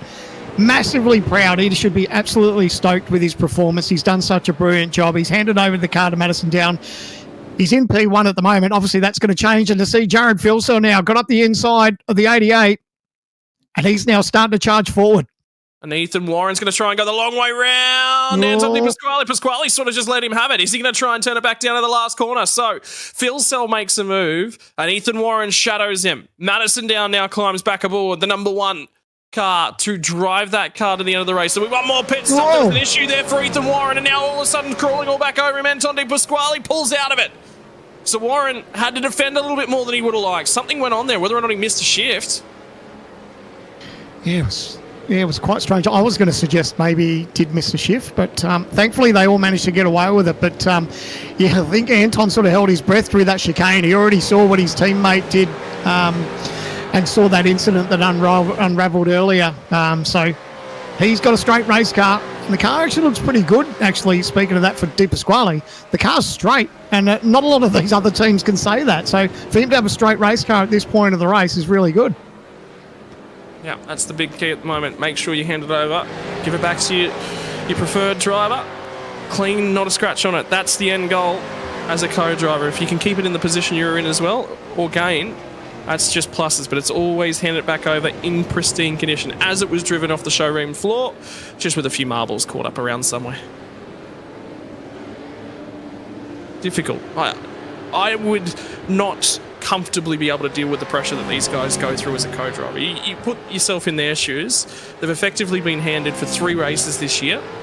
Here's the keys to a Logitech Pro Series drive. Go do your best. It's cool though when you get that call up and you've actually got the pace of these guys. I mean, I remember teaming up with Josh Muggleton at Bathurst doing the 1000, and we were on for a top 5, and the way the race played out, it would have been on for a top 3, and unfortunately late in the race we got caught up in someone else's accident just at the dipper, and unfortunately our race got cut short. But it was just such a cool feeling to be able to jump in and out of that car and hand it to each other and to get the job done. You know, it's actually a really cool feeling, and yeah, that's what a lot of these guys and teams and drivers are experiencing right now. Rick Kuznetsov and Brody Sentence, this will be an interesting one to keep an eye on as well, because these guys are off sequence just a fraction. So they've got difficulties of what they're going to do here. For the meantime, Brody Sentence behind the wheel of the 888 with a job to do. He's holding steady where he is at the moment. They want the 2 car as well. They've handed that one back to Lachlan Capel and said press on. Still co-drivers for majority of the field at this point in time, just looking to clear their laps. And now I think the big key has got to be that number 1 car in terms of the strategy. Where do they sit? What do their lap times look like? Are they able to start making margin? And he just pinches a brake on the run down to turn number 1 just to put some issues in amongst that car. And that's the Harrison Dengate machine that's partnered with Blake Warboys just ahead of him as well. Yeah, so he's in traffic. He'd love just that little bit of clear air, and he's obviously got those fresher tyres on it at the moment, so he'll be utilising that at this stage. But yeah, what he needs to do is just get through this field without any damage and without any contact or penalties. And you can see he's just slowly starting to pick them off one by one. Good heads-up driving there by the 2 of them. And Madison now just needs to push on. Sometimes it's all that's required, though, is just show the nose a little bit and give the opportunity. And Harrison just goes, yep, I'm not in a fight with this car. I'm not going to fight that one too hard. Lets him go. I am in a fight with the cars behind, which means I need to settle back into my rhythm, hit my marks, and work on staying ahead of them. Let's face it too, yeah, it's silly for drivers to race people that they aren't really racing against in the big picture. You know, obviously we know there's a tyre difference between Madison Down and him, so he was smart to just say, you know what, yep, you got the job done on me. I'm just going to concentrate on my race, and if I happen to see you later on in the closing stages, then we'll battle it out. Still 75 laps to the end of this race now, but we're under the 80 marker, which means you can hand on over and have someone run to the end, which is what these guys back here have done now. I'm interested to see what they've done with the 495s. They've handed back over to Blake Delaney, and Cameron Jones gets back behind the wheel, the 951 as well. So those are a few cars that they can basically stick those drivers and run to the end of the race in terms of pace. 55 entry, center weight, back inside the top 3. James Golding's doing a phenomenal job leading the race as it currently stands as well. So they went for an undercut in the 201 machine, and they went off cycle back at Interlagos as well, and well, they got lucky, but that's the reason you get off cycle sometimes. That's it. Well, it's Brad Jones's favourite calling card is that he'd rather be lucky than good. So, you know, sometimes luck goes a long way in motor racing, and you know, we see it time and time again. But yeah, look, at the end of the day, there's always that little bit of lady luck, and if you've got her on your side, that can be very, very gainful towards the end of the race. Just take a read of your top 10 at this point in time, because it's worthwhile, and where they are in terms of strategy position. James Golding last pit, the end of lap 65, so they are in 8 laps earlier than Jared Filsell on the 94 machine. Pit at the end of lap 73. Richie Stanaway last pit at the end of lap 69 as well, so I'll have to do a driver swap as well. Managing maximum consecutive lap numbers of 80 is the big number. So for everyone who's in for a double stint, cannot do a full double stint. You can do 2 40 lap runs in that car, which might be what they're targeting for the 55 entry. Try and get you guys last pit lap number up on the timing graphics as well, just here in a few moments. Ethan Warren is currently behind the wheel of the 22 entry. And we'll hand back over to Brady Myers later on the race. Last pit at the end of lap 74 for Ethan Warren. Anton De Pasquale, 71. Dylan Burst, 72, 73.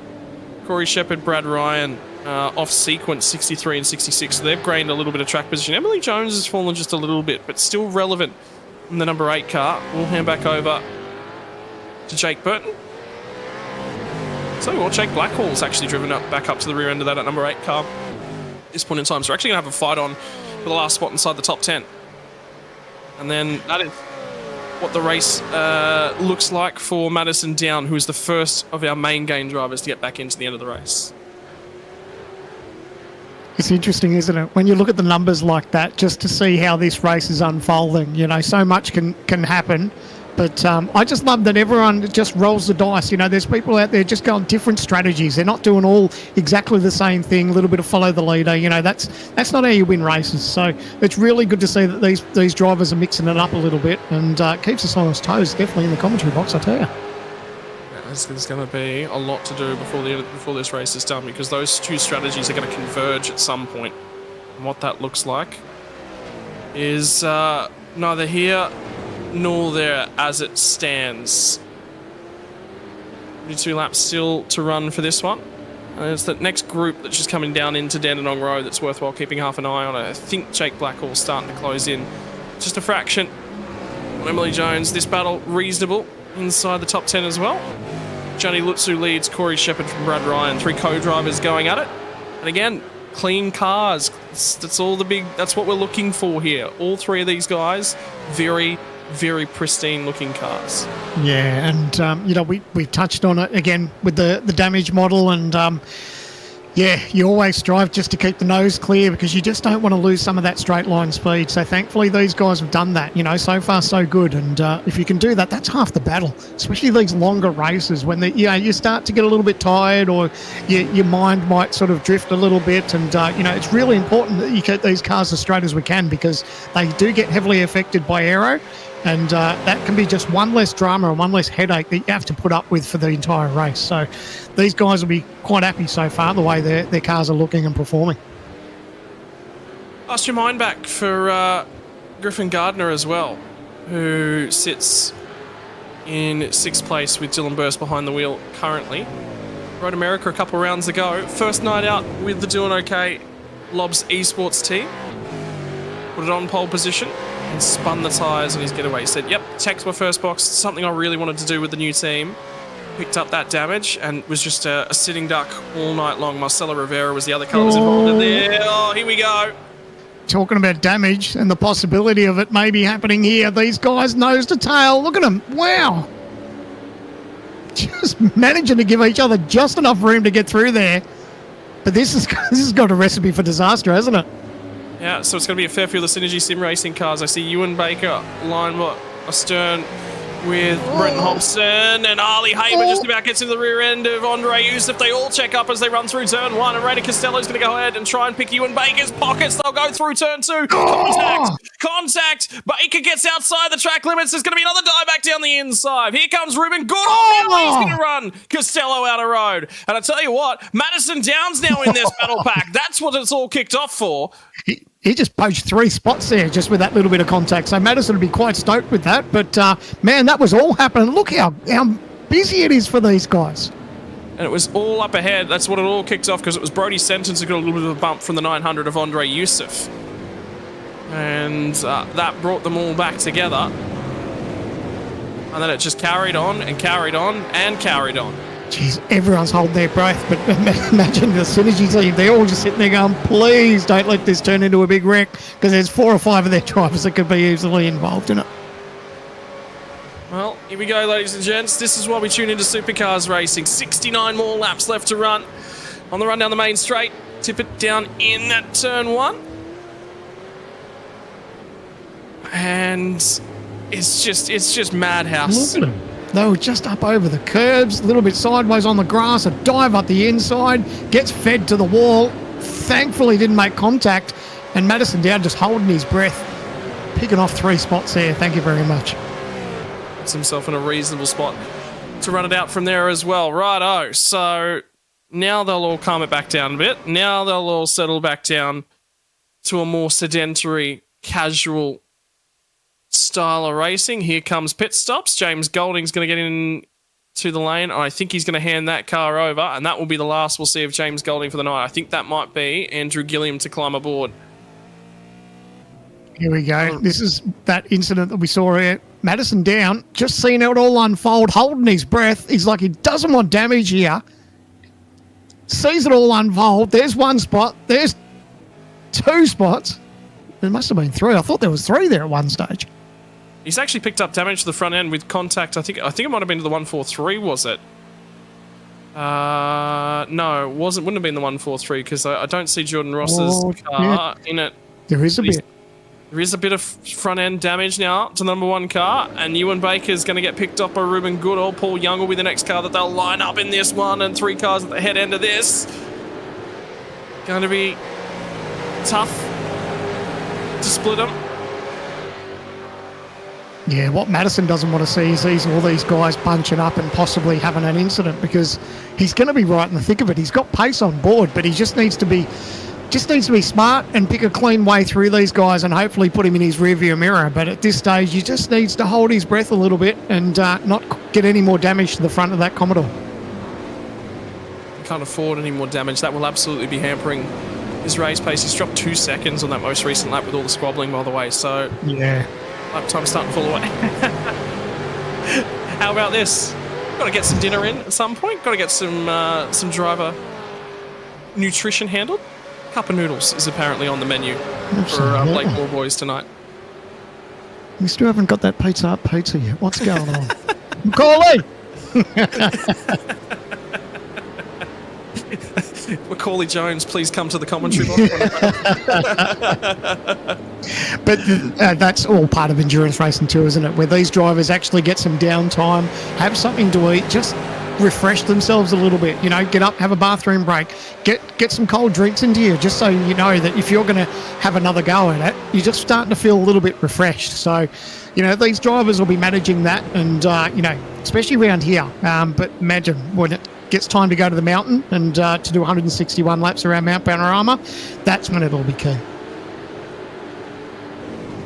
Just having a scroll through the Discord channels as well and just seeing who's all lined up. I can tell you what does tend to happen with these sorts of races. Some drivers have got it where they have to have complete silence. That's the only way that they operate, they perform. Give me what I need to know. As Ewan Baker's going to try and pick off Ruben Goodall to move to the head end of this pack, as Goodall ran wide at the last corner. Job's now been done. Trying to look for the switchback as Goodall will try and dive it back down the inside back at turn 1. So not quick in a straight line, picks up the curb, runs Baker a little bit wide at turn 1. The old hip and shoulder. Baker was looking for the over-under. And now they all start to get held up a little bit, bottled up. And this is where the carnage can skew from. Yeah, it's easy to get frustrated when you're one of these drivers, especially if you feel like you've got a little pace on your side and that you know you're getting held up a little bit. It's so easy just to do a late dive or do something silly and not get the car just alongside of the drivers. You want everyone. Oh, we can see here a little bit of give and take between these two. Is there going to be a late dive into the corner? No, but Madison Down thinks about it though. He puts his nose up there the inside. Oh, nearly. There was a little bit of contact. That was just with the car just getting a little bit sideways on exit. Oh, I tell you what, Paul Young got a rough up right there from Josh Anderson as they were side by side with Madison Downs. The Downs are going to get clear of those guys. In the meantime, Baker and Goodall are still having a stoush up ahead of them. And come on, boys, settle it down a little bit. Ewan pulls out a line. Co-driver for Adam Briggs in the 72 machine, and Ruben Goodall will hand over to Job Stewart as well. We've seen Job have a reasonable night thus far. Well, not a phenomenal night, not outstanding. Definitely some takeaways though. Oh, big lead! Oh, contact with the guardrail. He'll have a little bit of damage there. It won't end his night. He's just got to try and find a spot where he can back up. This obviously won't cause a safety car, will it? He should have enough time where he can back it up. Yep, there's no one there. So, nosed it into the guardrail. Doesn't look like there's too much damage, but thankfully managed to get away with that. But just lost a lot of track time. Update from the head end of this pack is that Ruben Goodall ran it a little bit deep down at turn 6. Now Madison Downs got through on him, and Downs going to go around the outside. He's going to pick up 2 in a couple corners. Checks up. Ewan Baker at the final corner, and Goodall will slingshot it back through on the inside. And was there a little bit of hip and shoulder? There's going to be more hip and shoulder as they squeeze each other down the front and straight away. We're now into the second half of the Sandown 500, and you can start to trade just a little bit more. How did it happen for Dengate? On his own is the answer. Knows the barrier. Just unfortunate, but thankfully able to get away with that. But look at this pack. Oh, it's gone round. Oh, you keep it off the guardrail, thankfully.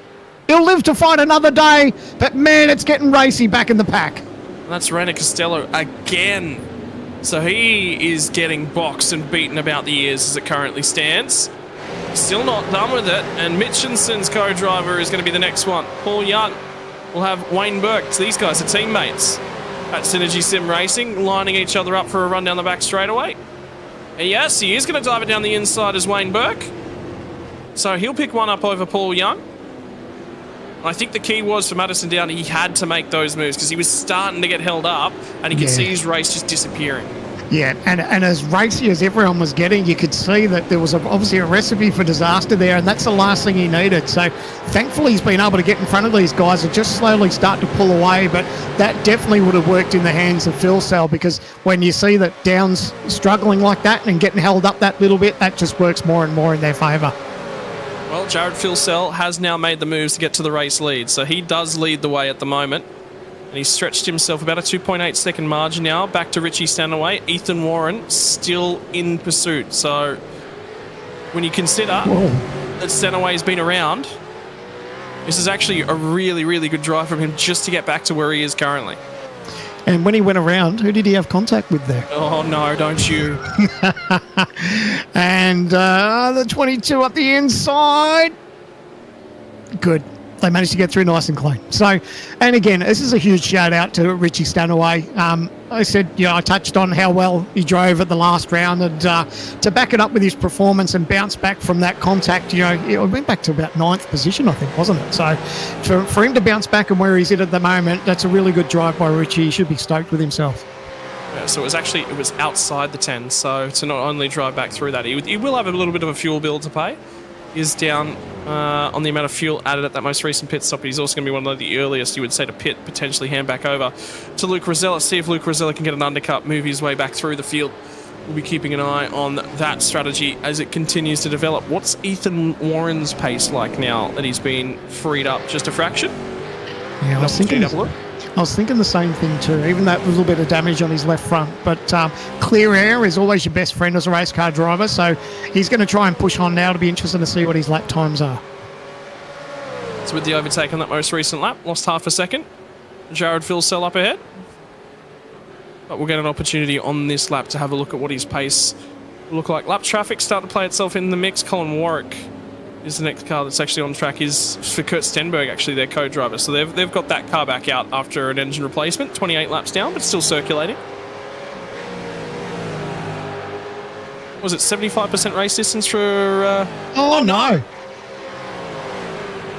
Now, looks like they've managed to get going again. I reckon this was probably a late dive. We haven't seen a replay as yet, but I reckon it was probably just a late dive there, and unfortunately they've gone around and had contact. But, geez, you always hold your breath, don't you? When you see a couple of cars stuck on the side of the road, you think, man, is this a safety car? Is this where our strategy could be impeded or whatever? But thankfully they both got away with it. And we'll see if we can chase down a replay to see exactly what happened. And here we go. OG gear replay. Is it a dive under brakes? Concertina effects. Oh, it did start with someone making a dive, and then, yeah, they all checked up, and, man, some nose-to-tail action there. But thankfully, they'll be able to get away with it. There's just a tiny bit of damage to the front. But thankfully, they got away. That's the big key. What's going on in this race? And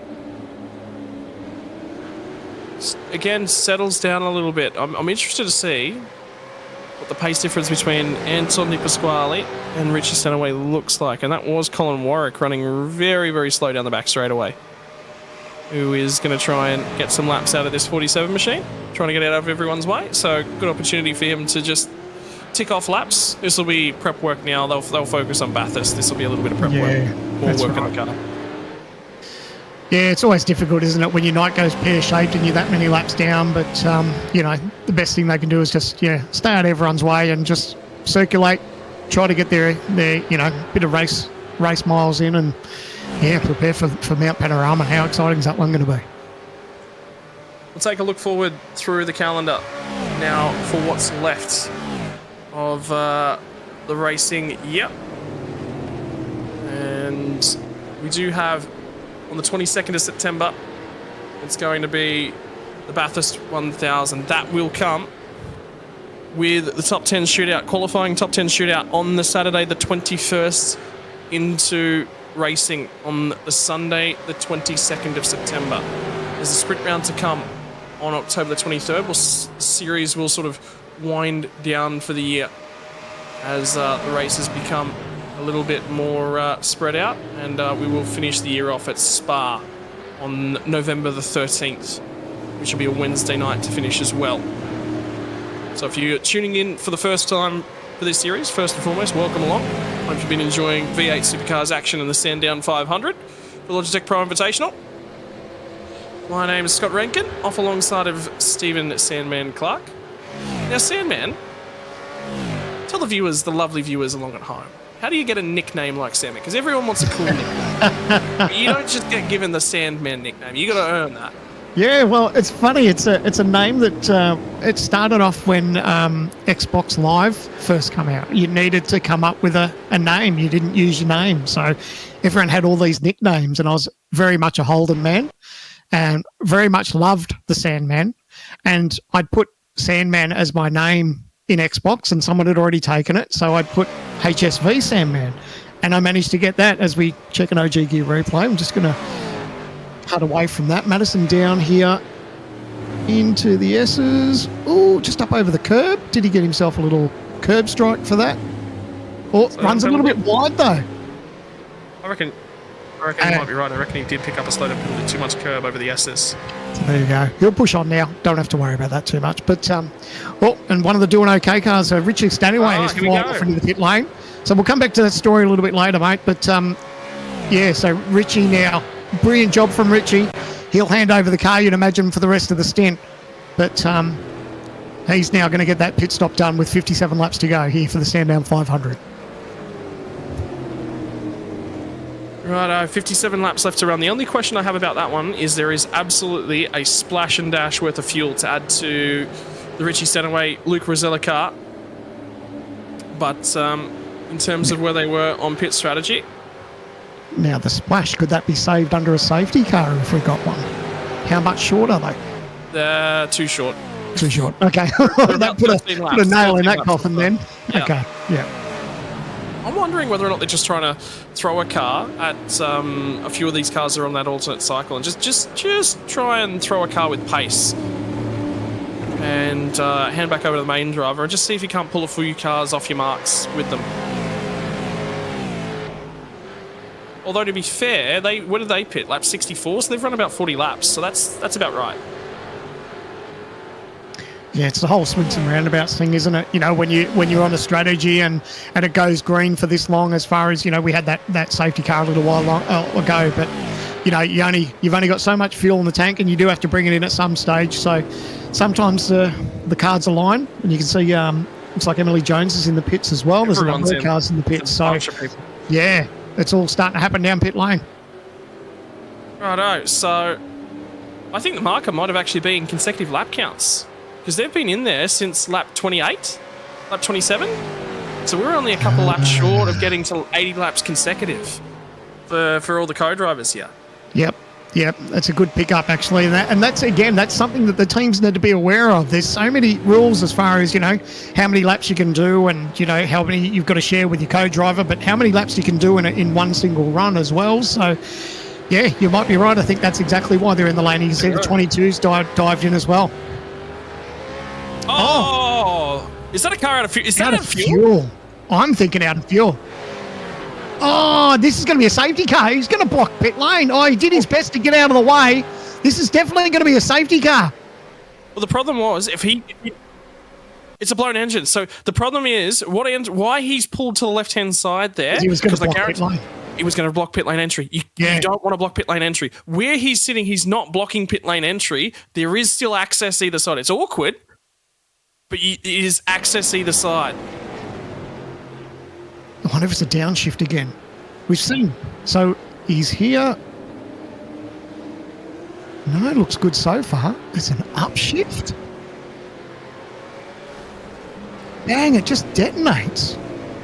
And so that's our third motor that we've seen in this one. Two have been, here we go, safety car. So two have been on downshifts, but that was actually an upshift. So that's really strange. But Good's heads up driving, because there's no point of him heading into pit lane, because if he blocks the lane, that hurts his teammates. And speaking of teammates, Jared Filsell's in the lane, so it would have been detrimental for his team if he'd blocked pit lane. Well, okay, the other thing to consider as a part of that is if he'd have blocked pit lane out there, we would have had a whole bunch of cars forced over the 80 lap marker. Yeah, wow, yep. Because they just wouldn't have had any other opportunity, right? They would have been forced to come on that lap number. So I'm glad Anton's done that. Yeah. It doesn't look great, right? Because the first thing I guarantee you what'll happen midweek is there'll be a bunch of cars there will be a bunch of people that'll look at it and go, oh, but he's blacked the track. He's caught as an intentional safety car. He had no option. He was never going to make it into the lane. No, he didn't have the power and the speed to get up. This is a great camera shot there, Jay. Well done. That you can just see how everyone's just feeding in past him. But he didn't block pit lane. He did the absolute best thing he can do. And the momentum that he had, he wouldn't have got up that hill. So he did the right thing. So this is going to be really, really interesting. What's going to happen to our race strategy? So Brenton Hobson leads laps in the Logitech Pro Invitational. Get the camera off him because I'll curse him. If he sticks into the fence or blows a motor, you know you're in big trouble. You're out of a gig, mate. Oh, no, don't do this. Ladies and gentlemen, it's been an absolute pleasure broadcasting the Logitech Pro Invitational thus far this year. I've had my time. I've had my fun. This is what we were talking about. You just don't know when a safety car is going to come out. So these guys now all darting to the lane. Some people staying out. But this, again, it's turned this race on its head a little bit.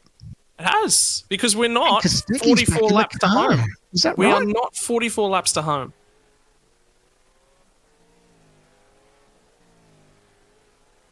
I'm a bit surprised that Jared is not stayed in the car. Me too. Unless they're keeping him fresh and he's going to do the run to the end. And remember, both of these guys are basically, they do spitting image lap times. They're so quick across the pair of them. But I mean, I don't have the numbers in front of me. I'm curious to see how many laps Brodie's done.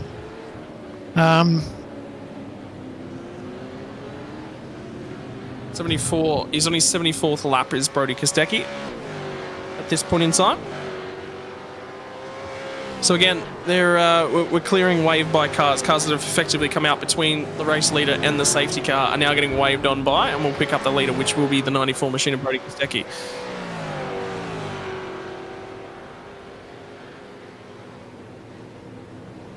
Okay, so we're just hearing in our ear that if Jared didn't get out, he would have exceeded the 80 lap mark. So he had to come in and hand back to Kostecki. Yep. So they've decided to do it now, obviously the best time under a safety car. But see, again, I just love how all these little things and curveballs can be thrown at these teams and drivers. It's keeping everyone on their toes. Well, have a look at where we are in terms of pit strategy as well. We are 53 laps left to go in this race. 10 laps from now, we're going to hit the final pit window. We're going to have another classic Sandown sprint to the end for an endurance race. Well, it's only time will tell, won't it? Like, again, these haven't been safety cars that have been brought out by race control. These have been legitimate safety cars. And how many engines have we seen? Like, we've seen 3 cars that have detonated motors. So there's a few drivers that are on tyres that are fractionally roaded here. And there are a few drivers that aren't. I think this now becomes a fuel saving. Well, in terms of fuel, yeah, you can save a little bit, but you don't want to save too much because you've got to cover your last set of tyres as well. And for your money, last year, the last safety car came on lap 127. So I think I reckon we're going to. I'm going to get my bet in here, Sam. Man, I think there'll be another safety car. I don't think this is the last time we've seen the. You reckon the boys might go wild a little bit towards the end? I think it's about to happen. Oh, well, they definitely don't let us down in the entertainment department. It's going to be a thrilling finish to the Sandown 500. But yeah, we've seen a little bit of everything, haven't we? Yeah, there's no driver that's been concreted in for the win. You know, you can place your bets, but yeah, the field is still quite widespread. Anything can and will happen from here. Absolutely. Oh, we are on for a grandstand finish. It's shuffled. It's moved both ways. How about the drive from Brady Myers and Ethan Warren thus far? Started out at 12th, now sit 3rd on the road. The 900 machine with Andre Yusuf behind the wheel started 37th. They are 7th on the road. Told you, qualifying. Qualifying doesn't mean anything, mate. It just helps you out that little bit. Look at the biggest gainers. 22 spots for Wayne Burke. Wow. In the 89 entries. There's a fair few big movers, but he sits 17th. Robbie Gibbs plus 14. Chris Coxhead also plus 14. Night of overtakes. Night of strategy. I think strategy's the big one. Yeah, love it when a race comes down to strategy and you've got someone smashing the numbers on a calculator back behind the scenes, and it looks like it's an early run there for Kostecki. He's got away. He's got on throttle straight away. I don't think anyone was expecting him to jump at that point of the racetrack. My only questions are, where is the jump point? That's the only question I just have in the back of my mind. I'll put a pin in that. I might be wrong. It may be as soon as they receive the call for safety car is in pit lane. If that's the case, then he's totally fine. But I just question that, just a marker. Yeah. And I'm going to put it to you again. Last year, Dylan O'Shea crossed the line second. Safety car procedural infringement cost him a P2 at Sandown 500. Yeah, I'm going to put my hand up and say I'm not all over the point where he can start the race. So maybe he was well within his rights, but I'm not exactly sure, to be honest. So yeah, it definitely raised my eyes when I saw him get on with it. And I was like, wow, that's an interesting part of the racetrack to get going. But hey, if it's legal, he's done a brilliant job and he's gapped, 3rd, 4th over 3.5 seconds. Yep. So hey, we'll have a look, and well, I'm going to go digging through the rulebook because now I'm thinking about it, and I'm just going. Now I want to check it out just for my own knowledge.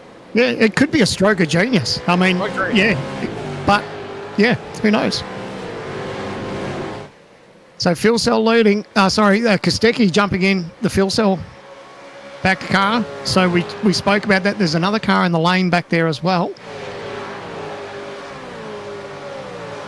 112 of 161. Dylan Rudd punches out the fastest lap of the race so far on a 106.210. Yep, so he's got pace at the moment. And the other one I'm going to go check is... Okay, got an update from it. Leader has control once the safety car is announced in pit lane. Good job. I just wanted, it was just me going, that's one of those ones I just want to make sure that I cross my I's and dot my T's. But no, it is, it's rule book, page 31, section 3.12.15, proudly provided by one of our co-commentators from the year, Dan Yeaman. He loves a rule book, Dan Yeaman. He absolutely does. But that's awesome. And like I said, stroke of genius on their behalf. No one was expecting him to go. Oh, there's a move there up the inside. Managed to get away with it. Not quite done at this point in time. Jake Burton, yeah, he's now going to get that one done. And now it becomes the queue of cars just outside the top 10. What does our front view look like as it currently stands? Yusuf, phenomenal night. He'll be so happy with that drive. Jack down the inside. Brady Myers is going to clear Harrison Dengate. That's a lapped car, actually. The Harrison Dengate car. And that was Blake Warboys. That spin has put them off the lead lap now. And that's just how their crookie has crumbled. Warboys was on for another phenomenal finish. He's just been quick, he's been consistent. Unfortunately tonight for Harrison Dengate, it's not been easy. They're going to queue up and try and pass lap car. You can see it in the foreground of that next shot.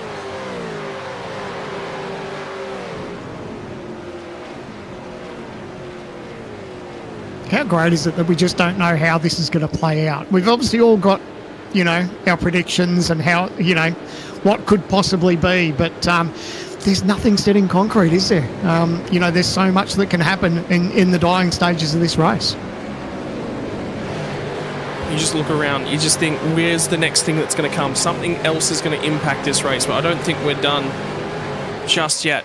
Marcelo Rivera has got an opportunity in front of him.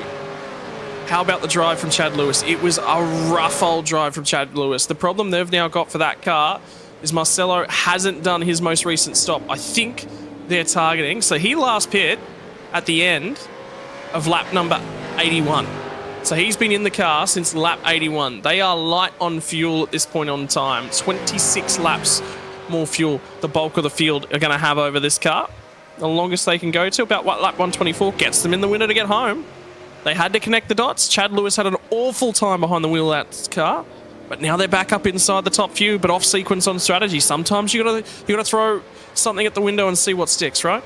Yeah, absolutely. And he's keeping up with Kostecki, and that's opening that margin to now 4.7 seconds with Myers Warren car as well. Because at the end of the day, I don't know that they've got the pace on board. Whether Kostecki's just out there happy to stretch his legs a little bit, but yeah, I'm curious to see how this is all going to play out over the next few laps.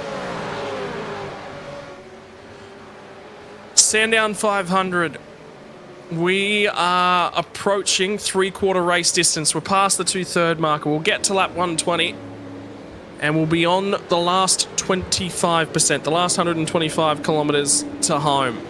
Who is going to put their name in the book as a Sandown 500 champion? Everyone wants to win one of the big three races of the year, the endurance races.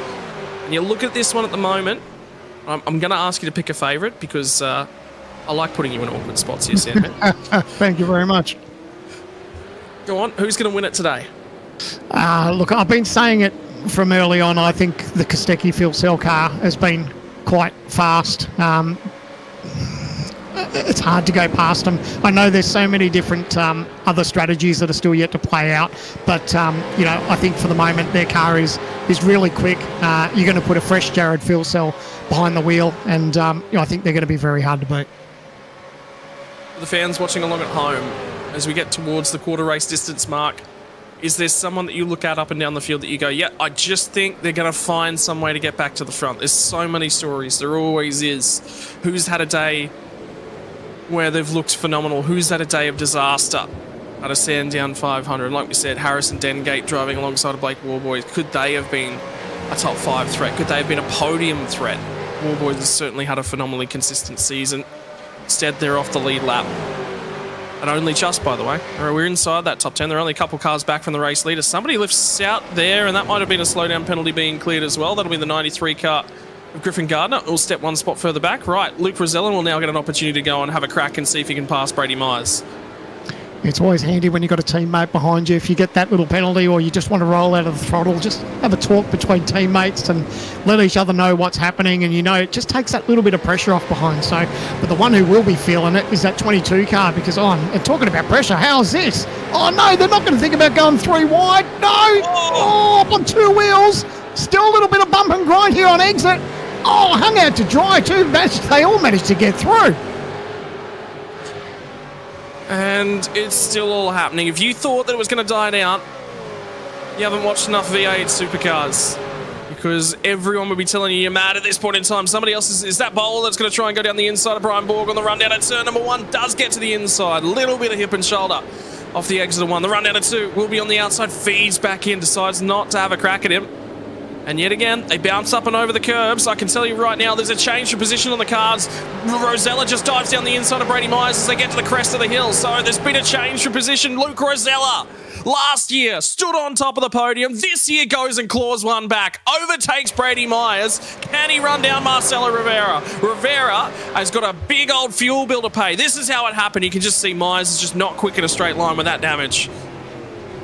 Yeah, that's the tricky part. And I said that, we were just looking at the time frame where Kostecki was starting to open up that margin, and I think it's got a lot to do with that damage. Unfortunately, it's just costing him that little bit of speed, and hopefully it doesn't cost him too big. But a little bit of a sit and duck, and the scary bit is there's a couple more doing okay cars behind him too that are probably ready to pounce. Yep. And now I'm just really, really keen to see what lap times Rosella can now start clicking off once he's out and on his own. Remember, he led the bulk of the early part of the race. He was the car that everyone was sort of trying to match in the early stanza. Kostecki's had to drive his way back through the field, as has Phil Sell. They now lead the race. An up and down day for quite a number of cars. And think about Madison Down as well. We thought, hey, they might have picked a really, really good strategy to get on. I think all the battling they found themselves in is the reason they find themselves 14th on the road now.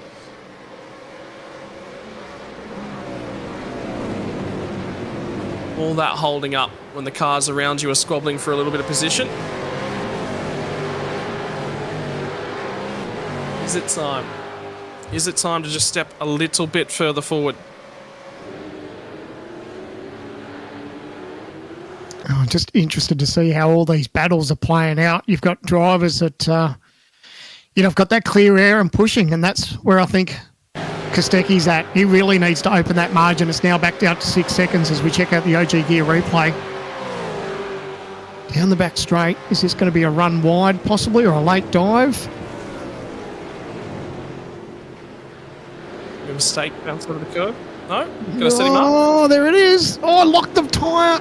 Oh, he's made contact too. Bang. Oh, they've managed to have they straightened each other up? Oh, not quite. Yes, they have. Reminds me of the old Diet Coke and Benson and Hedges 2-litre that we saw them when they were battling down at Winton. That reminded me of that sort of battle.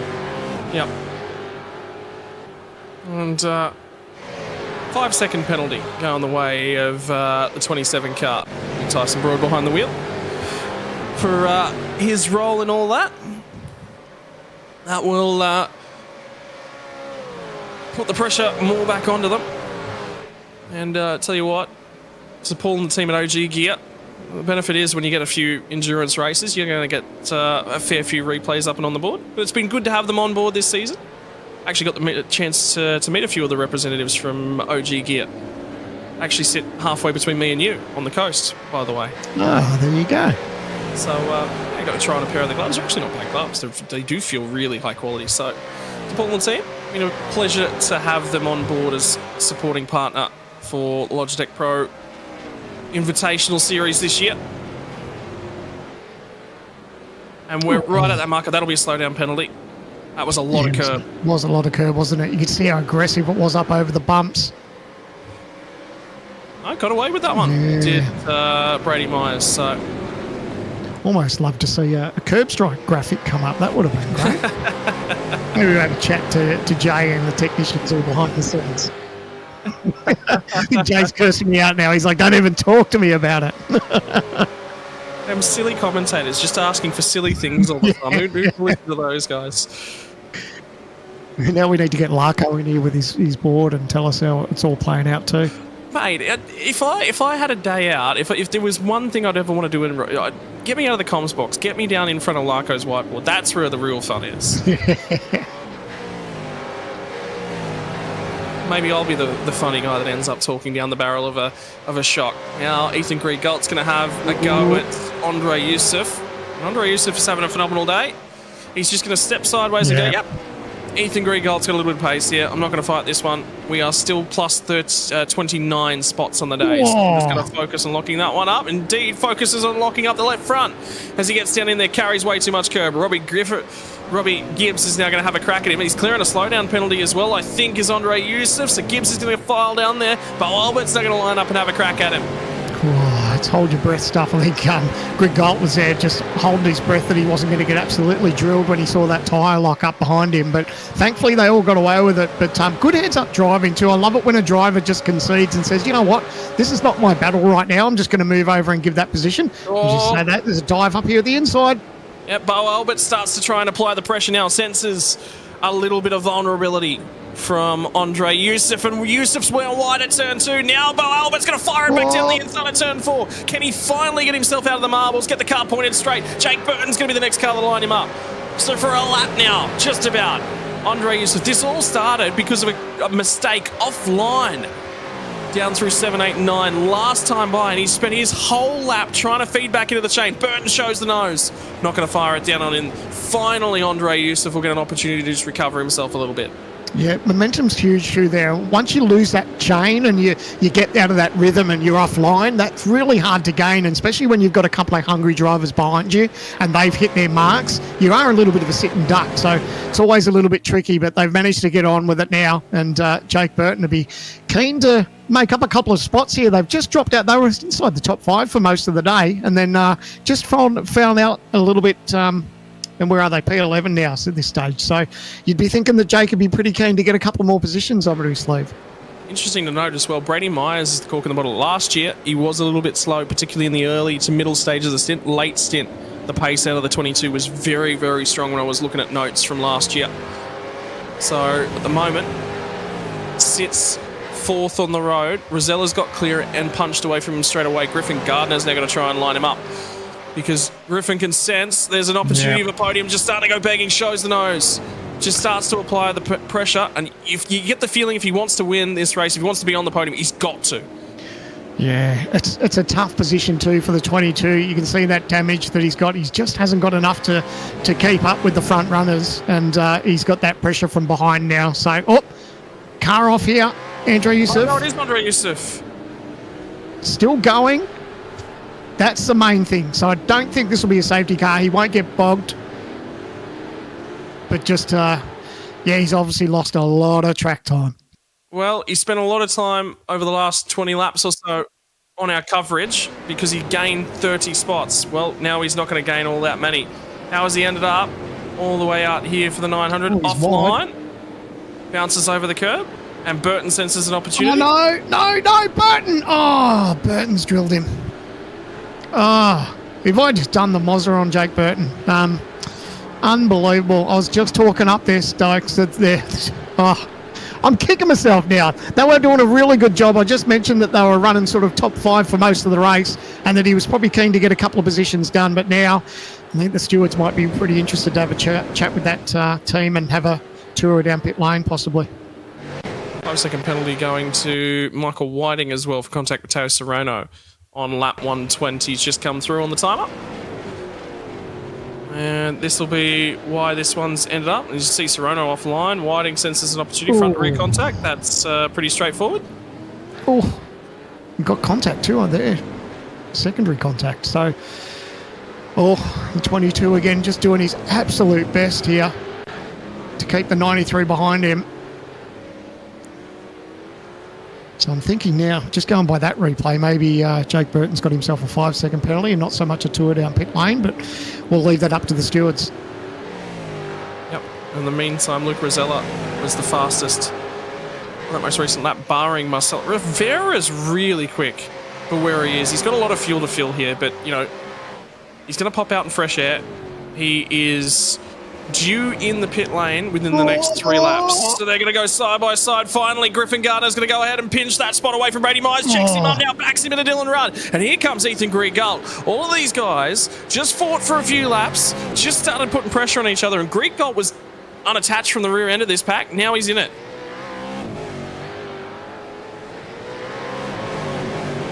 Just changes. Another ebb and flow.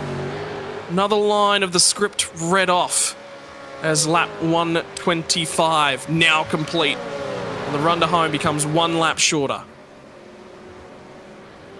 Yeah, this is where the pressure starts to build for a lot of these teams and drivers. They know that we're such a long way into this race now that they're definitely running out of time. And when we think about that, another tour down pit lane for these teams, it's all on the line now as far as how quick they can get it done. We talked about Jared Filsell and Brody Kostecki. Kostecki's behind the wheel, so they need to do a driver change. So that will cost them a little bit. They're going to be parked in the lane for a little bit longer than the teams that don't have to do a driver swap. So that will hurt them a little bit. I guess the only thing that's working in their favour at the moment is that other than the 21 that's behind them, they've got 6.5 seconds over the 55. So that will work in their favour a little bit, but always tricky when you have to do a driver change. Yeah, they're just off sequence, and here comes Marcelo Rivera. So final pit stop of the race. Now for the 21, he'll get fresh rubber, and he will run to the end from there. That means we are now looking at 6.5 seconds that Brody Kostecki leads Luke Rosella by. What is the driver swap going to cost them in terms of fuel? It will be relevant. It could be more. And there's been... We said the stewards were probably going to issue a penalty to Jake Burton.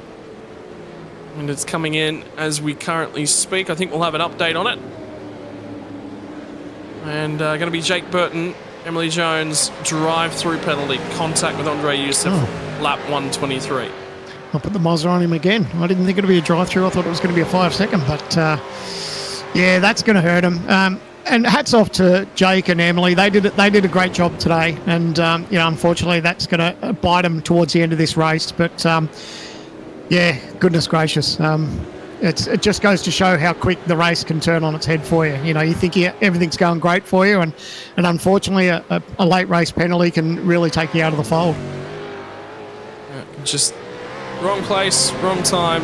There was absolutely a move on, but it was had to be pulled up, not pinch brake, and I think it was the key factor was not making the corner after locking the front tyres. Right, lap times between our race leaders. There's a 1/10 of a second in it, and that is going to be Jake Burton trundling down the pit lane. And that's smart. He's just get over and done with. You can't fight City Hall. So if you don't know, if he gets a late safety car or something, that could work in his favour. But it's just going to make his day just that little bit more difficult as these laps dwindle away. 34 laps to go, and it's not ideal. Drop back to 27th position on the grid. Oof. Difficult to swallow. Very, very difficult to swallow late on in the day. And that, ladies and gents, is the difference between getting a penalty at the end of lap 1 from Brody Kostecki's point of view, now back to leading the race, versus Jake Burton happens late on the race. Not much you're going to do to recover from there. I think what's important if Filsell and Kostecki want to walk away with this win is that Kostecki really needs to push now. They need to open up that margin because of the deficit that they're going to have in pit lane with that driver swap. So I think it's important that Kostecki just keeps on pushing. I guess the only thing that works in his favour is that he has got teammates behind him, but they're not just going to roll over and give him the win for the Sandown 500. They're in it to win it too. But, that just might take just that tiny bit of pressure off them, knowing that they've actually got teammates back there to support them. Well, if we think back to the top of the day and what our point standings look like, and that's a very, very important one that we do actually need to keep an eye on, is what is our 2024 championship points? Well, it's Dylan Rudd, Gianni Lutsu lead the way, and they led it by 96 points over Jared Filsell, and partners with Brody Kostecki. So both of those cars inside the top 5. James Scott's going to effectively be deleted from the championship race, by the way. Sits third on 1,408 points. It was 138 points behind Dylan Rudd. And he's going to walk away with a big fat 0 from today's race.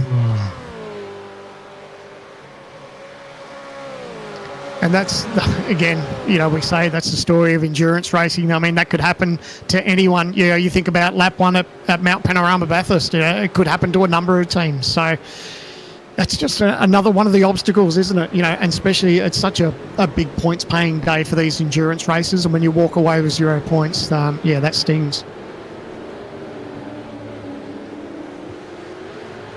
Yeah, indeed it does. And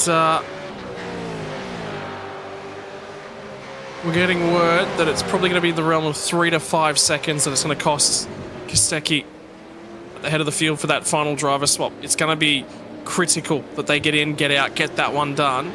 And the problem they've got as well is that they're going to have to wait for a reasonable chunk of the field to pit so they can find some clean air. There's no hole for them to pit into. None of these guys are going to have a hole to pin into at the moment. Yeah, it's how it happens, isn't it? Just the way the race plays out, and that there's a big field spread from the leaders all the way through the field. Just looking at that shot, you can see just how many cars are spread out there. So, and that's a big playing factor when you start thinking about your pit stops. Is yes, you can get your pit stop done and you have fresh tyres, but if you find yourself in a bulk of traffic, what we saw that Madison Down was dealing with earlier, that can really hinder your performance. So, not always ideal, and that's exactly what they'll need is just that little bit of fresh air.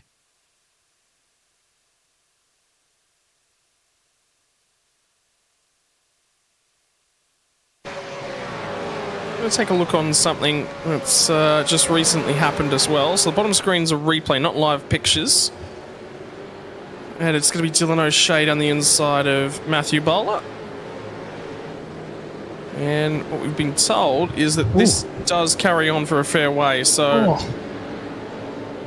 Oh, he's charged back there.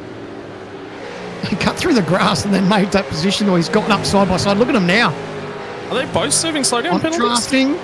They're pushing. They've both got penalties, have they? Oh, my goodness. So effectively, the two cars you've got at the head of this train both have slowdown penalties they're trying to clear, which is too much curb cutting. Around the outside. Now there's another penalty. And Matthew Bowler have another slowdown penalty for cutting the curbs there as well. In the Logitech car. Oh, it's a dive. He's going to make a move up the inside. Oh, touching there. These boys aren't giving an inch. And a drive-through penalty. That'll be a stop and hold penalty because he didn't. I don't necessarily think he's cleared the slowdown penalty in time. So, big old penalty for the 12 machine. Good pickup. Wow.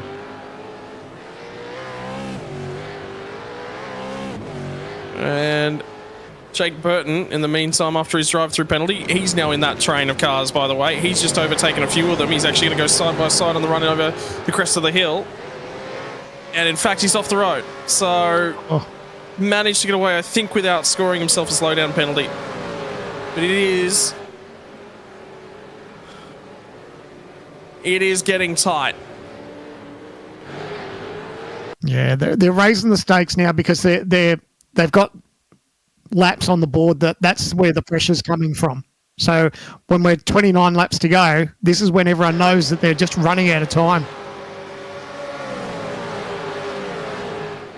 Oh, a little bit more contact here on the OG gear replay. Oh, so this is a continuation. Oh my goodness, they're still battling out. Oh, through the chicane. Oh, they're all diving. Look at them get on the power. The slide from these guys. Oh, enough room on exit. How do you like your racing back here? That's how Jake Burton ended up picking up 5 spots in a couple of corners. Oh, he's going past. They're 3 wide. And this is it. You say he runs wide up here, I think. Oh, it's hold your breath stuff through there. Yep, just no grip. Well, he didn't do actually a bad job to make the apex, to be honest. That could have gone a significantly long way. Yeah. Out and over the curbs. He was not in a great spot on the track. That battle pack's down, will calm back down.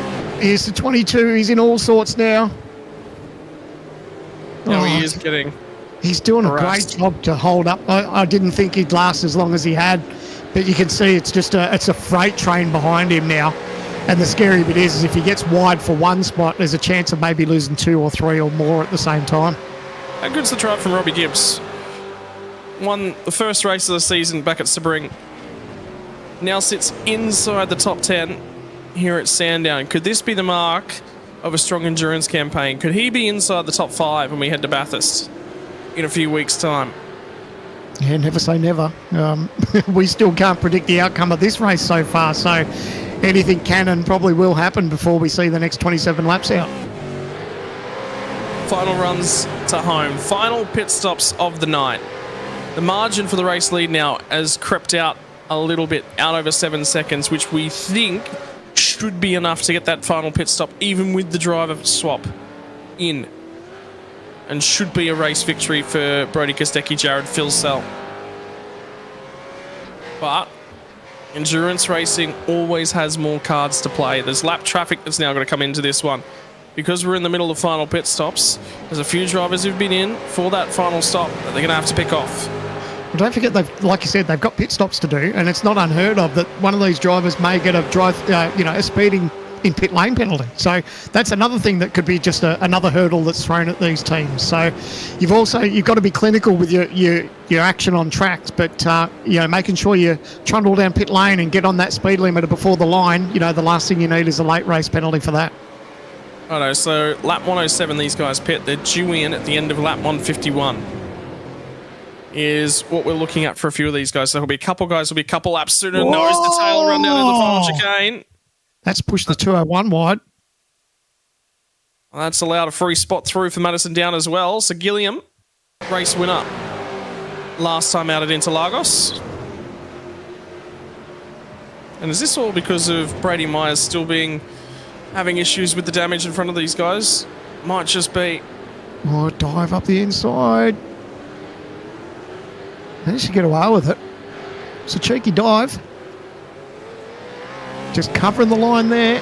Oh, just got a little bit of a bump heading into the braking zone.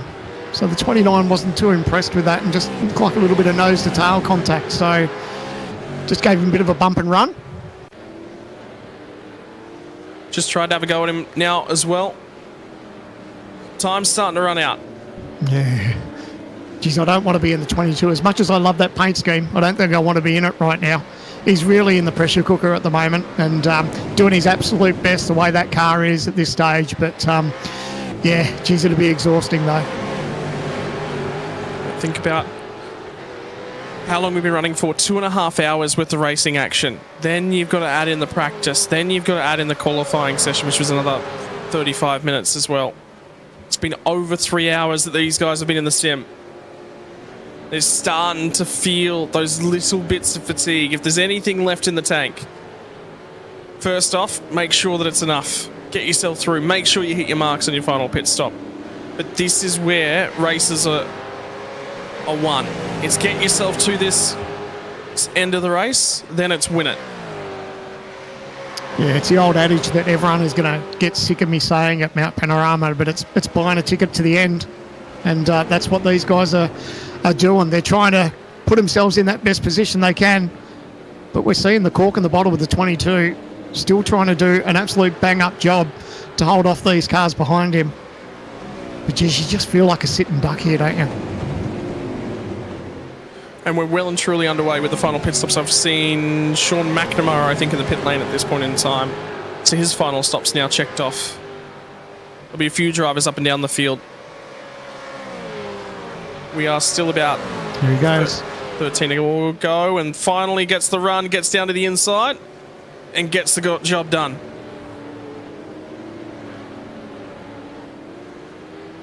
And now it'll be Ethan Greig-Gold will line him up and be the next guy to have a crack. Oh, that almost looked like Braille for I want to come through.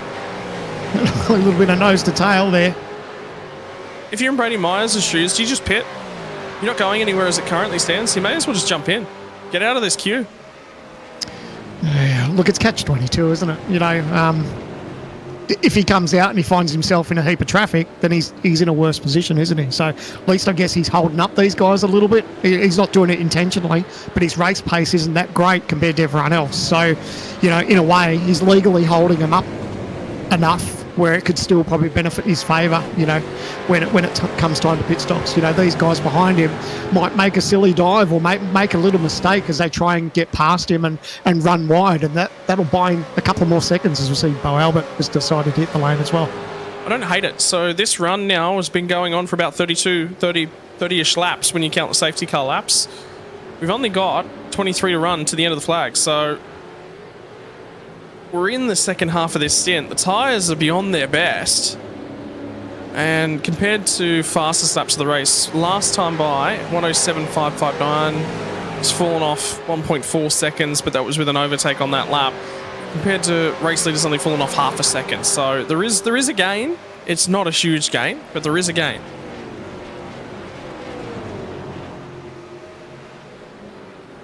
I'm intrigued to see Phil Sell jump back in this car. I'm hoping it's soon because, you know, it'll be good to see. Here we go. Just as I say that, I was just saying, I hope it's soon. And this is going to be a lengthy stop. Oh, I just watched Ethan Gregold tag Brady Myers on the run into the last corners. And that's going to trigger Robbie Gibson to dive into the lane because he just looked at those guys and went, all right, you guys can carry on, keep squabbling. I'm going to get the undercut on both ears here. Phil Sell back into the car, so they recognise it. Here's the replay of what I just witnessed. Check this out when they dive on the brakes down here. Oh, just a touch there. Yes. Good time to dive in when you see a couple of cars squabbling in front of you. But now, have a look at that. Phil Sell's still in there, in the lane. He's only just leaving now. So that drops him back into, what is it, 14th at the moment? Stand away. Sorry. Rosella's going to lead this race. If that's the margin, Rosella's going to lead the race. Yeah. This is what I was just stating when I saw him in pit lane. It was like, you really need to get Jared back in the car and just, he's fresh. He just needs to push and push hard because he's going to have margin to make up. And the longer they leave it, the harder it's going to be to close up that margin as we go to the OG Gear replay. Look at these cars bouncing up over the curbs. It's like poetry in motion, isn't it? I'm waiting for an upright to collapse at any moment. Just the amount of pressure they're putting on there. Dylan Rudd, I like this call from both of these drivers. I think Ethan Gregold had no choice but to respond to Robbie Gibson behind him. And Rudd, I think, is a smart call. He's going to try and throw everything against the teammates that are ahead of him. I think we're going to see the bulk of the rest of the field come this time by. Yeah. And look, if I was Myers in the 22, I'd be firing in the pit lane too as well because you know that they are going to jump him. He's got no one around him, but he's just struggling with that damage. So you would imagine he'd be straight into pit lane this time by. So Phil Sell now up to 11th. So maybe 10th now as he gets past Greg Galt. So Greg Galt right behind him. So that sort of tells us about where he popped out. So it was a huge net loss for Jared Phil Sell. He's going to have to get angry and get the elbows out. He's behind Dylan Rudd, so I'd be pitting. Just jam Rosella in here. Why are you waiting? Well, it looks like they're in. They're in. And this will give us a true indication of what the leader has as far as margin. So they're in the lane. All the top three, the 22's in there as well. So this will start to give us a bit of a clear indication of who the leader really is and what sort of margin they've got over the rest of the field. So what I think it is you can't do tyres and the driver swap at the same time. I think, looking at that. No matter what. Okay, so never mind, we just got an update. Driver swaps 30 seconds, so that's half a fuel stop. And there wasn't half a fuel stop to do here. Oh, they're coming out of the lane. So this is where it is. So Phil Sell now running down the straightaway. He's at speed. He's got the warmer tyres, and everyone's managed to come out in front of him. Even the 22. What's going on for Luke Rosella? Because all of a sudden Rosella's dropped all the way back off. The 22's gone wide. Oh, there's a little bit of contact. Oh, this is where it's going to get tricky for these guys. He's been shoved wide. I think Myers hasn't taken tyres. I think he's come in for a splash and dash and run it out the other side. And I'm pretty sure Greg Galt's done the same. Now they're going to run down the back straight away. And Rosella had the lead, had the effective lead of the race. Have a look at Rudd. Rudd's now got the lead clearly and comfortably. But has he got tyres on that car? That's the next question I'm going to ask. They're really squabbling for it now. The final 20 laps of the Sandown 500. Down's in. Gilliam's in as well. You couldn't wait any longer. You're about out of fuel. He's taking the touch. And Greg Gull will rough up Luke Rosella. Throughback comes now the 36 machine. So it is all starting to kick off. Phil Sell now looks to try and hunt down Brady Myers. Where does Josh Anderson come out? Because he was just starting to catch a few of these guys as well.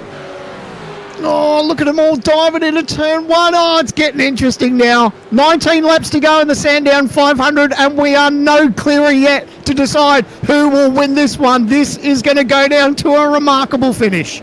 I think we haven't seen the last of paint being swapped either. Right. Who's got the strategy? Who's got the track position? Dylan Rudd leads the way out of all of these guys. There's one more car left to pit. It's Jake Maloney, and I think he's just dived into the lane. Dylan Rudd, the 990 machine, he leads the championship. We were talking, half an hour ago, about how he was going to lose ground in terms of championship standings. Well, now he's got a country mile. Does he have the fuel that he needs? Does he have everything that he needs? What's the tyre scenario like? There are so many questions that we're about to answer. Sandown 500, ladies and gents. If you have not taken your last pit stop, you need to run away and do it right now and get back here, because there's only 18 more to go. And Rudd, previous lap before, did a 6:054 fastest lap of the race. So he's definitely got some pace in the car now, and now he knows where he's at. He's got that little bit of a margin up his sleeve now, and he just starts to think about how the rest of this race is going to unfold. So half a second over the 93, and then 3.5 seconds back to the 22 car of Brady Myers. And everything you see going on now, field has been cleansed. This is it for position. Half a second. Griffin Gardner made the mid-season move to the Lobs Esports team. The OG gear replay, because this is what it looks like. This is how close it is going to be. Oh, that was Maloney and Gilliam that we saw. We saw an outside view of that, and then that was just into that braking zone. A little bit of nose-to-tail contact. Yeah, that one's going to get spicy. It's not done yet, because Gilliam's... I mean, if they hadn't have concertinaed on like that, they've got to look... Every single car in this group now has cost each other time at some point in this race. And when you throw a blanket over them, your top 10... 10 seconds in this race throws you all the way back to Rivera in 13th. After 144 laps. What more can you ask for? I'm just trying to see how this is all going to play out. I'm thinking what Phil Sell. I don't know. Yeah, I don't know where to put your money, do you really? I mean, Phil Sell needs to get past the 22 car, because he's getting held up, and it's nearly 4 seconds down to his teammates. And it's just like, the longer he leaves it, the more difficult it is. Oh, the 201 makes a move up the inside as well. So this is his teammates. This is two Lobs Esports teammates. Luke Rosella, last year's winner. Andrew Gilliam won last time out at Interlagos. Rosella deep into the second last corner, but gets the spot back. That's crucial. That's critical. And they've got some lap traffic coming up in the form of Damien Johnson, who's trying to get out of the way of these guys as well. And Josh Anderson's just played himself back into it. I'm surprised that Phil Sell hasn't been able to dispose of Brady Myers. He's doing a great job. It's going to be the cork in the bottle. Oh, Jared is so close through there. And the concerning bit for him is his teammates up the road are just starting to gap a little bit. Lap times by for all of our race leaders. 106.487 for Rudd, who leads the way. 106.564. 106.510. 106.419 for Jared Philsell. 106.591. 511 for Josh Anderson. Something's happened back at turn one. The replay between Dylan O'Shea and Job Stewart as they make a little bit of contact. Oh. Kick off well. Little bit. Oh, that's a ride. That's a wild ride on a Mustang. That is a bouncer. Man, I've got flashbacks of, you remember Scaife and Jason Richards battling at Sandown in the wet? Oh, this is how I kind of feel. Oh, Phil Sell now, he's making that move up the inside of turn one. Gets the job done.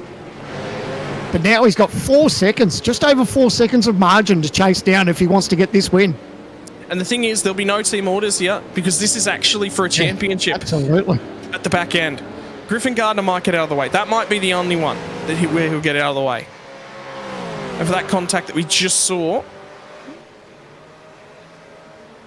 was actually drive-through penalty issued to the 35 car, I believe, which was Job Stewart, for the contact at turn 1 that we just witnessed on the replay.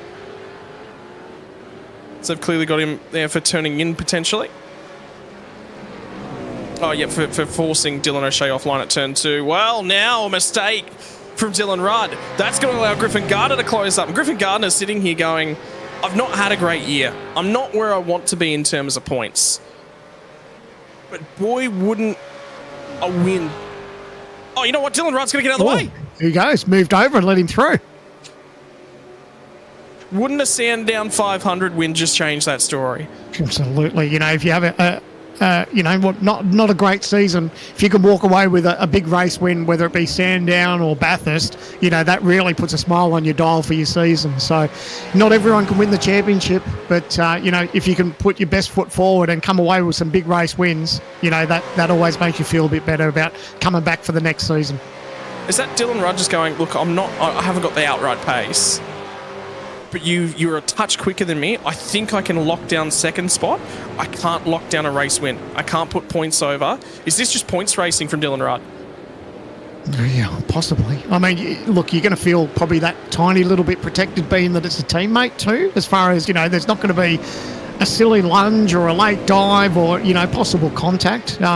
We like to think that, or everyone tries their absolute best when you're around teammates. We know it does happen from time to time, but you'd think that little bit of pressure would be off him in a way. So I don't know that I'd want to be moving over in the closing stages of Sandown 500 just to give away a win. I don't know. I've never seen it for a race win like that before, just moving over either. If it was mid-pack, okay, I get it. I understand it, but not for a race win, gee. Is he short on fuel? Does he need to ride behind and just save a tiny bit? He's the shortest stop of the top 5. He's actually the shortest stop. Yeah, so that makes me think are they playing the team game where it's like, you know what, I'm going to get in behind you and I'm going to try and save whatever fuel I can in the draft. That's possibly the only thing I'm thinking. Well, that's the risk you run, isn't it? With underfilling, sometimes you end up with all the track position. You go, oh no, I didn't want all of it. I wanted 3/4 of it. I didn't want all of it. Yeah. It's absolutely, with this train of cars inside the top 10, there's more to come. Yeah, 13 to go. And this is where they're just racing the clock now. They know they're running out of opportunities to get the job done. And if you're not in touch with that top 5, it's going to make your night just that little bit more difficult.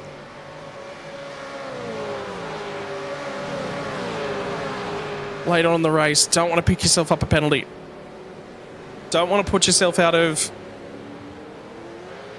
contention. Don't want to put yourself in a position where you're going to make contact, or then again, it's for a race win. You do. You're just gonna throw it in that little bit harder.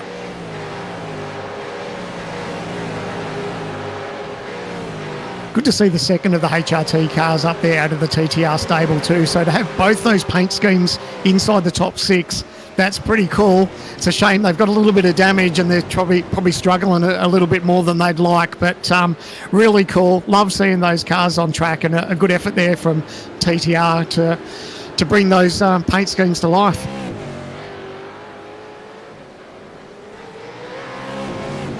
We've talked about it at one point or the other throughout the piece as well, but the Maverick livery as well. Ethan Grigalt, very, very happy with the drive that he'd be putting on today in an older sim racing livery.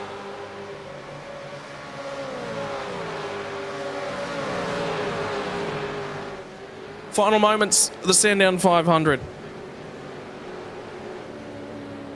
What will you do to win yourself an endurance race? What will you do? And we've also got to talk after this result as well about the True Force Endurance Cup.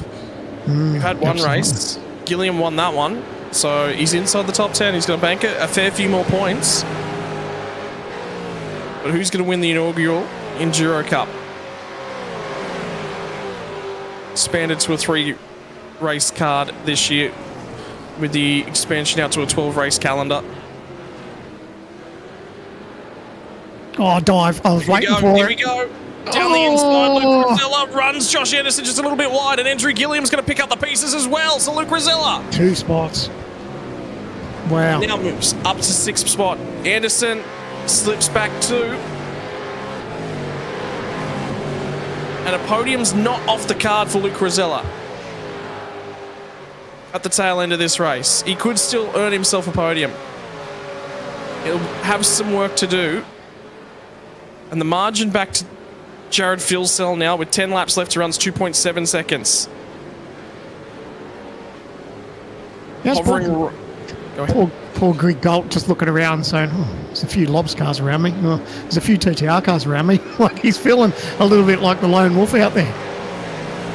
Got friends. Robbie Gibbs back there just outside the top 10. Marcelo Rivera in 13. He's up there. I think he's just looking around and seeing that sea of blue and red, and he's just like, what is going on? Oh, this margin. So Filsell now got that margin under 3 seconds now. Oh, he is running hard too. You saw the brakes glowing. A little bit of tyre smoke as he pulled it in there. But he's doing his absolute best to close down this margin with 10 laps to go. And I tell you what, think about for that car as well. The driver swap at an inopportune time. Yep. Well, that's essentially what's cost him. But it's not over yet. We're talking, 2.8 seconds. So 9 laps to go. Their time through pit lane 17 seconds longer. They would have won by a country mile. Yeah. But again, that's the beauty of endurance racing. There's so many things that can play out. And, if your strategy's just off that little bit compared to everyone else around you, then it'll bite you. And, unfortunately, they've given up a heap of margin. And now they've just got to push on and make the most of these next 9 laps, or 8.5 laps now. But it's a big ask to close down that 3-second margin. Interestingly, I'm just having a look at Luke Rosella. His pit stop was 9 seconds too long as well, so he should have come out comfortably with the race lead. So something else has gone on there. Whether or not there was an issue with tyres, he had to go back up on the jacks to get tyres alone. That's potentially cost him a race win as well.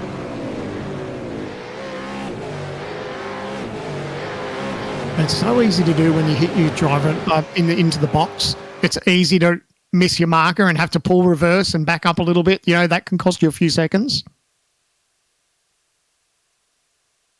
Something's just happened for Jake Burton, and unfortunately, it's going to be a mechanical issue of some description. Probably going to end his race. So he's got a mechanical black flag, we're hearing. Oh, the dive there. Oh, he's going to spin it. Oh, is that right in front of Burton as well? Yep. We were just talking about that on the OG Gear replay. So he's got damage. Oh, it's just in the wrong spot at the wrong time. He can't turn it. Does it look like it was steering damage? I was going to say the same thing. It looks like the front right has been plucked off that car. Oh, again, goes from bad to worst. Back in, 37th position or something now. Here we go, on board. And this is exactly what he sees. Like, we know that the incident's going to happen, but he doesn't. He sees them battling, thinks there's an opportunity here. Oh, his car going to try and miss him. Bang. That's it. Race over. He's got steering damage, and he's got absolutely no control over that car whatsoever. That's it. Heartbreaking, isn't it? Yep. They done. Not much you can do. You just basically just wait for a gap in the traffic, get it across the track, get it back to the pit lane.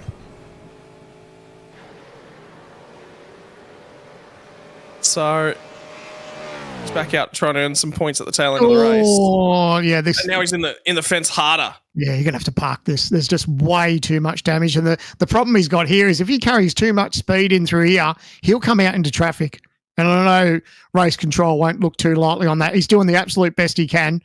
I think he tried to push on. He was already... That was the race leaders that just shot by. Yeah, he was already past pit lane entry, so it's not like he could reverse up and go into pit lane. I think he had to push on.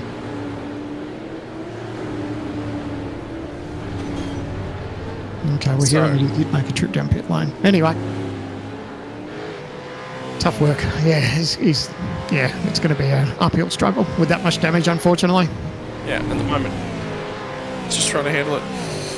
Unfortunately, for the 17 car, drive-through penalty for contact with Jake Burton. I think they're assessing that one as should have held the brakes spinning back across the track. And failure to hold brakes tends to And the Ratha Stewards, Madison Downs made a mistake of some description there, bouncing over the Oh, curves. he's locked it. Yep, he locked a tyre. Just run wide. So easy to do. You just can't criticise anyone for that. It is so easy to do. Now, the final run of the flag. 6 more laps left to run. Dylan Rudd sits in second as he managed to cover off that fuel bill that he had to pay. The margin to Phil Sell is now 1.8 seconds, so he's got to make up 0.3 of a second a lap, which is a huge margin. Huge margin Phil Sell's now got to do. Yeah, and what's the old Murray Walker adage, which catching's one thing and passing's another. So even though they're teammates, they're not going to roll over for each other. So yeah, unfortunately, I think that could be race over for him, and it may finish the way it is. But, who knows? Stranger things, he's still got a bit of pace on board, Phil Sell. But, yeah, to get the job done in these dying laps, he's definitely going to have his work cut out for him. Luke Rosella's managed to make his way up into 5th spot, so there was a pass there on Ethan Greek Galt that we've missed in all that drama we were just witnessing. His next opportunity is going to be to try and chase down and pass Brady Myers. And Phil Sell's got it all to do as he's trying to chase the draft and Michael Whiting, the lap car up ahead of him. Traffic. The only bonus there is he got that little bit of draft, but he wants to deal with him as quick as he can. As Jared knows he's up against it now. Time is just ticking away from him. Oh, and knowing that you're so close. Like, he's really pushing. He is 1.3 seconds the margins come down to. He's actually made a boatload of time. Yeah, this lap. Traffic, good. Excellent heads-up driving. Just to move out of the way. Know that he's not in that race. I love it when I see drivers do that. You know what? He's not out. Oh, that's the wild ride. He is absolutely scrambling with his car, throwing it over everything. Yeah. He's pulled a 10th out of it with that third sector, as scrappy as it was. So he's made some more time. Not done.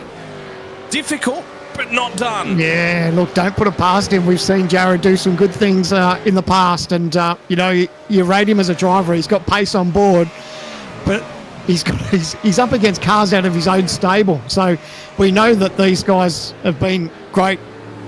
The whole team has been great for this race, but look at him just closing that margin in, just giving it everything he's got. He's not going to leave anything on the table. No, nothing. Absolutely. 3 laps when they cross the start-finish line. The margin, if you get it under a second, all of a sudden he starts to get that precious draft, starts to pull himself up. Gilliam's going to try and go the long way around at the final corner on Ethan Greek Galt. Presents an opportunity for Anderson to slide back down the inside. And Greek Galt's going to give some drafting support to Anderson, make them fight each other and not him. Run down to turn number 1 now. Laps now starting to run out. 3 more laps here, Sandown 500. The final 10Ks. They've been racing now for nigh on 3 hours. We are 2 hours and 56 minutes the journey on this one. 11. We're coming up on 11 p.m. New South Wales time. It'll be 9 p.m. on the West Coast. It's going to be after midnight, close to 1 a.m. in New Zealand. And after 158 completed laps, this to be the 159th. The Lobs Esports crew are 1, 2, 3 on the road. A mistake on this lap I think is going to cost Jared Philsell. He's just lost just a touch of time. Needed to make more margin on that lap, get into the draft and give himself an opportunity on the final lap. It's not going to happen. So now it becomes a 2-man race to win a Sandown 500. Griffin Gardner is looking for his first win with a new team. He's looking to write a story. He started his journey off with the Lobs Esports team with a pole position and bungled the race start. Could this be the redemption that he's been looking for? Yeah, I think he's done enough, hasn't he? He's driving well. He's not giving up margin, and he knows that if he doesn't have to worry about that pressure from Philsell, because Dylan Rudd's going to have to deal with that first of all. Forzen El Nabi come to the pit lane, didn't put enough fuel in the car, so he'll grab a splash and he'll grab a dash to the end of the race. He'll drop further back down in terms of the standings. The second final time across the crest of the hill, down through Dandenong Road at turn 9. There'll be about 3 kilometres and 500 metres at this point in time. They'll bounce it over the curbs. One more lap Phil Sell's got the draft, so he has driven to these guys, but it's run out of time. If he'd have had 5 more laps, he would have been a shout of a race win. White flag in the air, the final lap of the Sandown 500 for 2024 at 1,100 kilometres. Is there a pinch of a break at the hill? Griffin Gardner's got to put one clean lap together. That's all that counts at this point in time. Yeah, he's just hitting his markers now. You may as well flick that virtual mirror upside down. You don't need to look at that anymore. He's just got that little bit of a margin over Rudd, and he's going to just run down the back straight, thinking about hitting these markers and claim a remarkable victory here for the Sandown 500. At no stage today would you have looked at these cars and said they're going to win the race. Neither of these guys. There have been faster cars around them, but they've run a clean race. They've put the strategy together. There was no major errors. Griffin Gardner in the 93 machine. Dylan Burse, the co-driver, drove a phenomenal middle stint. We never talked about him. The 93 out of the final corner. Dylan Rudd is going to finish in second, but it's your champion. It's going to be Griffin Gardner's first win for Lobs Esports. 1, 2, 3 after 500 kilometres of racing action at Sandown. Phil Sell will rue the strategy today. Had a shot at a race win. Should have had one, didn't. Brady Myers with an injured car gets home in 4th. It's going to be the 55 of Luke Rosella. Won the race last year. I don't know what went on with strategy for that car. Could have won the race this year. Wow, what a race. The Sandown 500, it didn't disappoint. A great drive and a great run from the Lobs team. 1, 2, 3 sweeping out the podium here for the Sandown 500. I tell you what, it didn't disappoint. And to have so many different curveballs, we had safety cars, we had, teams blowing engines and stuff. Like, there was drama, there was carnage on the first lap. And, wow, I mean, it really did have a little bit of everything. It was a great race. Up to 500 kilometres.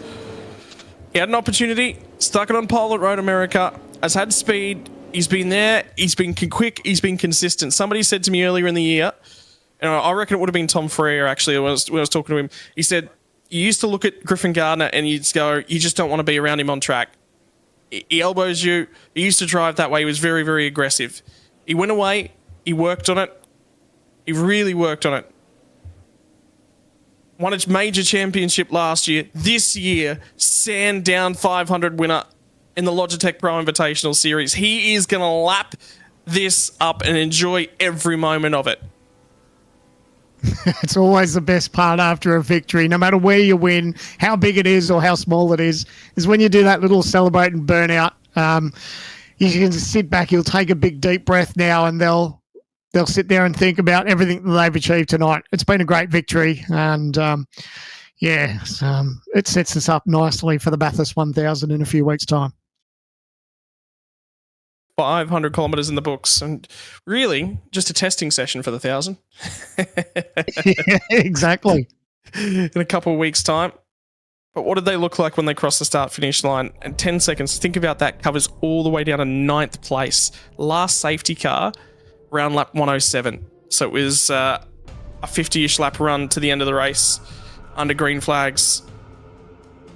Griffin Gardner's going to win this one. Dylan Burse will be the teammate for him. Dylan Rudd home in 2nd place from Jared Philsell will take 3rd. Brady Myers in 4th. Luke Rosella 5th. Ethan Greco from Andrew Gilliam. Josh Anderson, Jake Maloney and Madison Down round out your top 10. 11th through 20th is going to be Robbie Gibbs. Had a reasonable day at the office. Marcelo Rivera gets back to 12th in the end after the alternate strategy play. Got some free air and made use of it. Wayne Burke home in 13th. Bo Albert, Ian Ford, Rick Kuznetsov, Chris Coxhead, Jacob O'Reilly, Jordan Ross and Dylan O'Shea going to round out your 20. Throw it over the page outside of your top 20. 21st was Bowler from Adam Briggs, Andrew Dyson, Tao Sorono, Forza Nilnami, Thomas Freeman, Job Stewart. A lot of roughing up for Stewart late on in the race. Bailey Ford, Sean McNamara, Zach Rattray White home in 30th. Very, very rough day at the office for Zach Rattray White, involved in that incident very early on in the race, and front end ripped off the race car. Spent the rest of the race just trying to recover.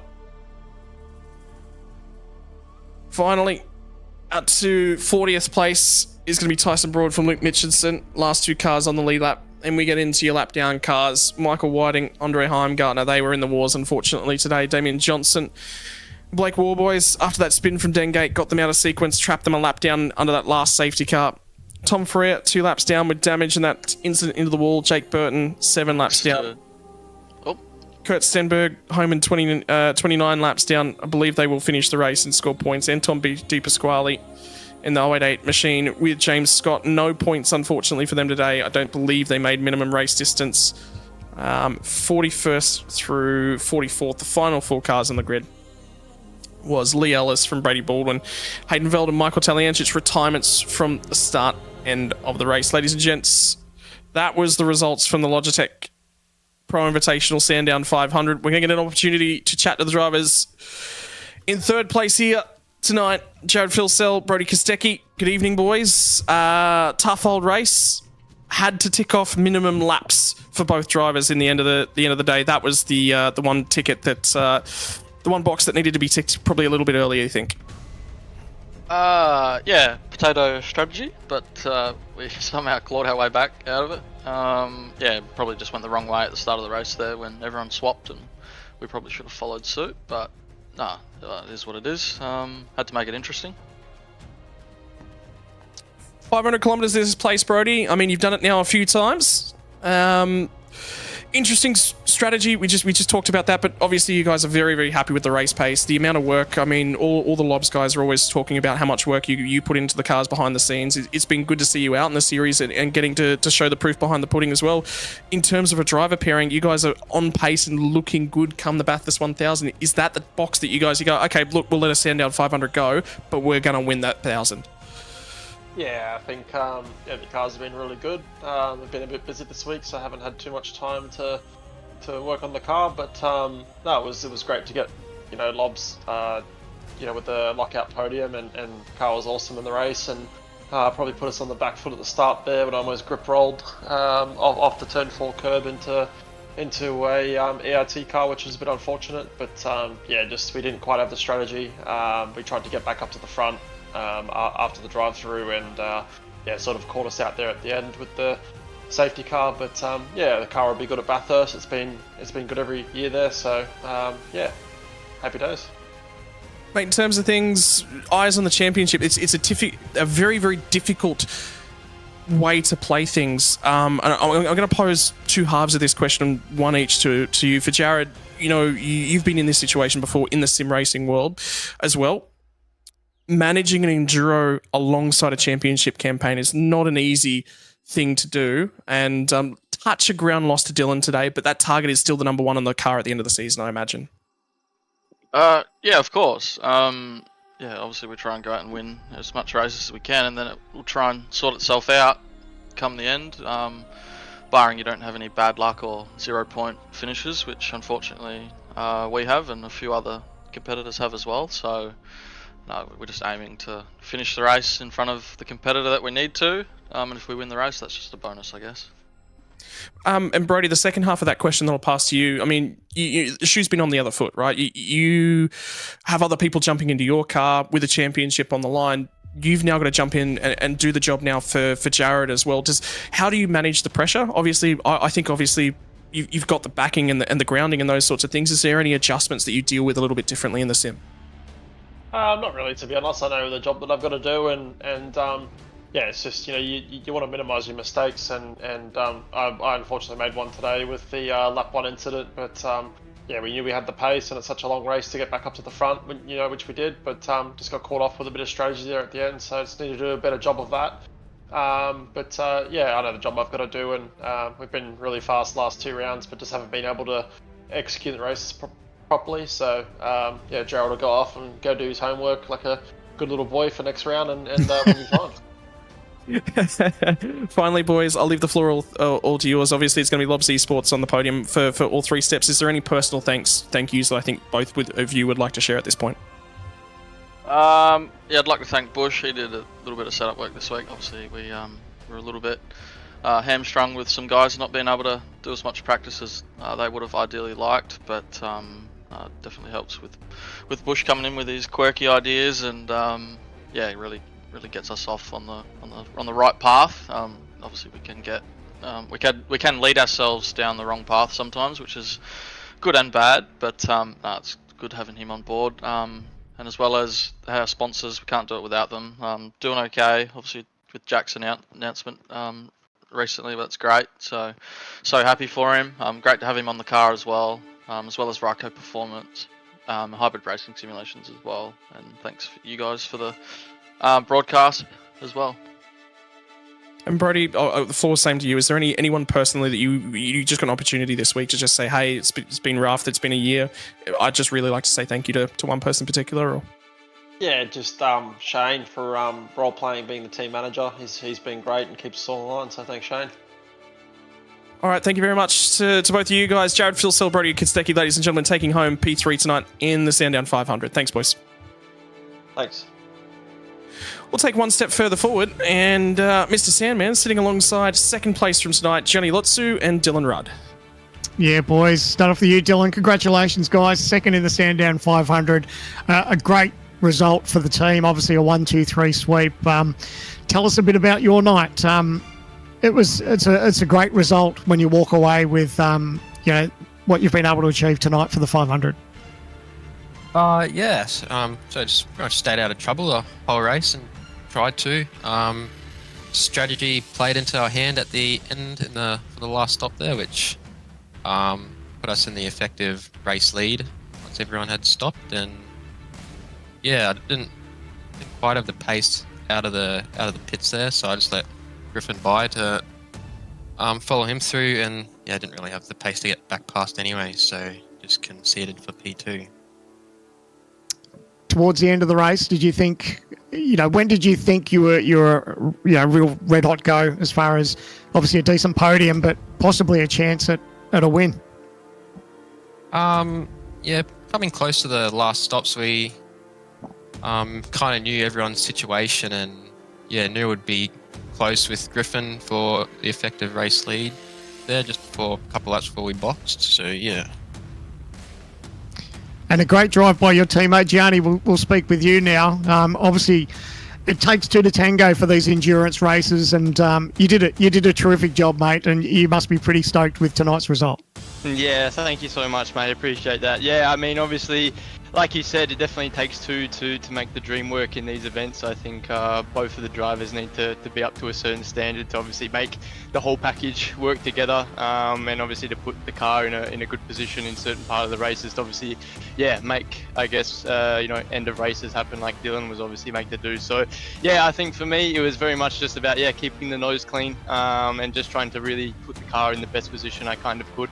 And obviously, yeah, this is my second race back in the supercar for a while, obviously in the Enduro period. So yeah, pretty happy with the result, and obviously, yeah, well done to the whole team, and obviously for Dylan for, yeah, moving the car up and yeah, getting us another podium for this endurance season. How does it feel, Gianni, as a co-driver, where you've got Dylan's race in your hands, and you play obviously a crucial part of that team? Do you get nervous when it's time to do your stint? Do you just want to get it over and done with and hand it back to Dylan as quick as you can? Yeah, definitely. There is a little bit of nerves, I think, especially coming into the races. But I think we all do a lot of pre-preparation for all of these events, and we really try to do a lot of work to obviously make our stints as good as they kind of can be when we do get to these race events. So I think, yeah, we all put in the sufficient work that we obviously need to do to, yeah, kind of reduce that stress when we do get to the race situations. But I think as well, they're kind of just a bit of a roll of the dice, all of these races. You never can really predict what's going to ever happen. So it's just very much a case of, yeah, just trying to keep the nose clean, trying to, yeah, eke as much pace as you kind of can out of it, and like you exactly said, just trying to keep the car clean to hand it over to Dylan so he can, yeah, finish the rest of the job for me. And Dylan, one last thing to you. It's an impressive effort by the team. I think the entire Lobs team is really raising the bar as far as how teams will go about racing in this supercar series, and to be as strong as unit as you guys are, sweeping out the top three, and basically all your cars are fast. It must be exciting to come to a racetrack knowing that pretty much anyone in that team has got a chance at winning on the night. Yeah, it's obviously good in testing your benchmarkers, Jared and Brody, the probably two of the quickest guys in the supercar right now. So you can always gauge what probably what your race night's going to be like, if gauging off what their pace is like in testing. And yeah, it's obviously really good to work with those guys. So, well, before we let you go and celebrate with the team, we'll start with you, Dylan. Anyone wanting to thank, and then we'll hand it over to Gianni. Yeah, all the guys at Lobs Esports, Shane and Brad for spotting tonight, calling strategy. Brody probably puts in a lot of work in the setups during the week, and they're always really good and killer to drive. Gianni for doing 2 mega stints tonight, put the car in a good spot, and yeah, our sponsors doing okay. Ryko Performance and HRS, and you guys as well for commentary.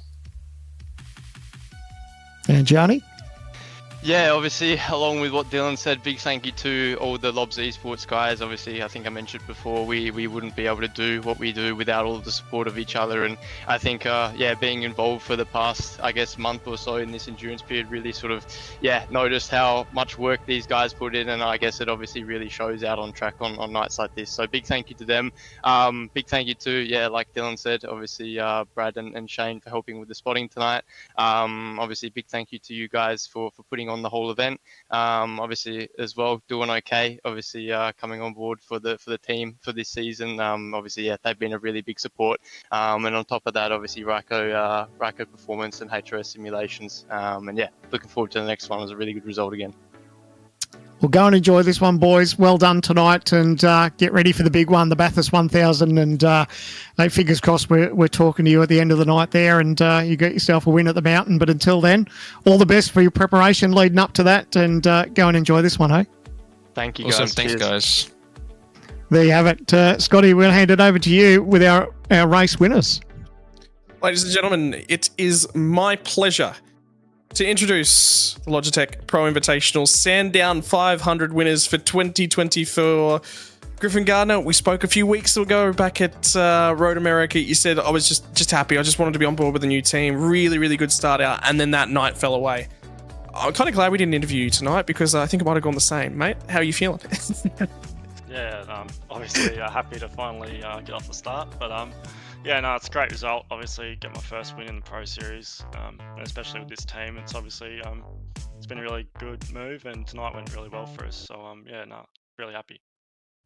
In terms of strategy, I mean, you were there and thereabouts the entire race. You were never really outright the quickest car, but you were always just there, or always just lurking between, threatening to be a part of that top 3 battle at any stage in time. Was there any moment that you sort of went, I think we're actually in a really good strategical spot here, and I think we're actually on par to potentially challenge for this race win? I think it was probably midway through the second last stint we realised that with Brody having to do a driver change with Jared, and where Woggy Luke was on the fuel situation, we kind of realised we're actually probably in the net lead, me and Dylan. So we realised then, but the whole night, we just obviously you need a bit of luck to win these races, but we just kept our nose clean, and Dylan did a great job. So massive credit to him as well. Dylan, we'll step across to you, mate. I mean, it's been a little bit of a wild ride, sort of the last couple of months. Talked to you a few times throughout the Formula Forward series. You said you were just sort of looking forward to this ride, getting yourself on board and working your way forward. It's not easy to jump in a supercar and a weight be placed upon you to go out there and really look after somebody's championship hopes and prospects for the next year. How do you think that you've dealt with the endurance drive thus far? Yeah, I mean, I'm stoked. I put in the effort for once and it finally paid off, so happy with that. I mean, never driven the car before for the last 3 years, so had to put a fair bit in to try and perform okay, but I mean, look, done it in the end, did pretty good in the race for myself, so I'm stoked with that. Mate, in terms of things, it's tough. You're forced into these positions, you're forced into this strategy.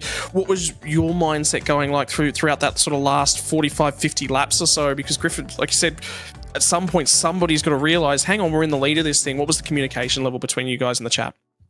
Yeah, I mean, like Griff said, we sort of just worked out halfway through the second last stint that we were in a pretty good spot. So it was a bit more heads down, lock in, and try and just pull to the group in front as much as we could while not using tyre, which was something that I had to get used to driving GTs and stuff my whole life. So got used to it in the end, used pretty well no tyre, and worked out. So, but Griffin, I mean, for you now, I mean, your last sort of 12 months has just been huge. The championship you managed to put together last year and everything, it's all really starting to come together. What's the prospects now for the tail end of this year? Because this will move you a little bit further forward in terms of championship standings, potentially into that top 5. I'd say the championship shout is probably out of the picture, but does this now go, okay, want to Sandown 500, I want to win a Bathurst 1000. Is it you go, I want to win one more race before the end of the year, and then we'll go, okay, 2025, that's going to be my year. I'm going to win it all. Yeah, well, the season started pretty bad with 2 disconnections. One from a position of a race win and the second from the grid. So my season started pretty poorly, but since joining Lobs, I just had a pretty swinging form. Obviously got the pole at Road America, then podium at Monza, so we've had a pretty good run. And my goal for this year is just to win races or get close. I'm not in the championship battle. Obviously things look good right now, but too far back. So for me, it's just getting results and also focusing on my driving.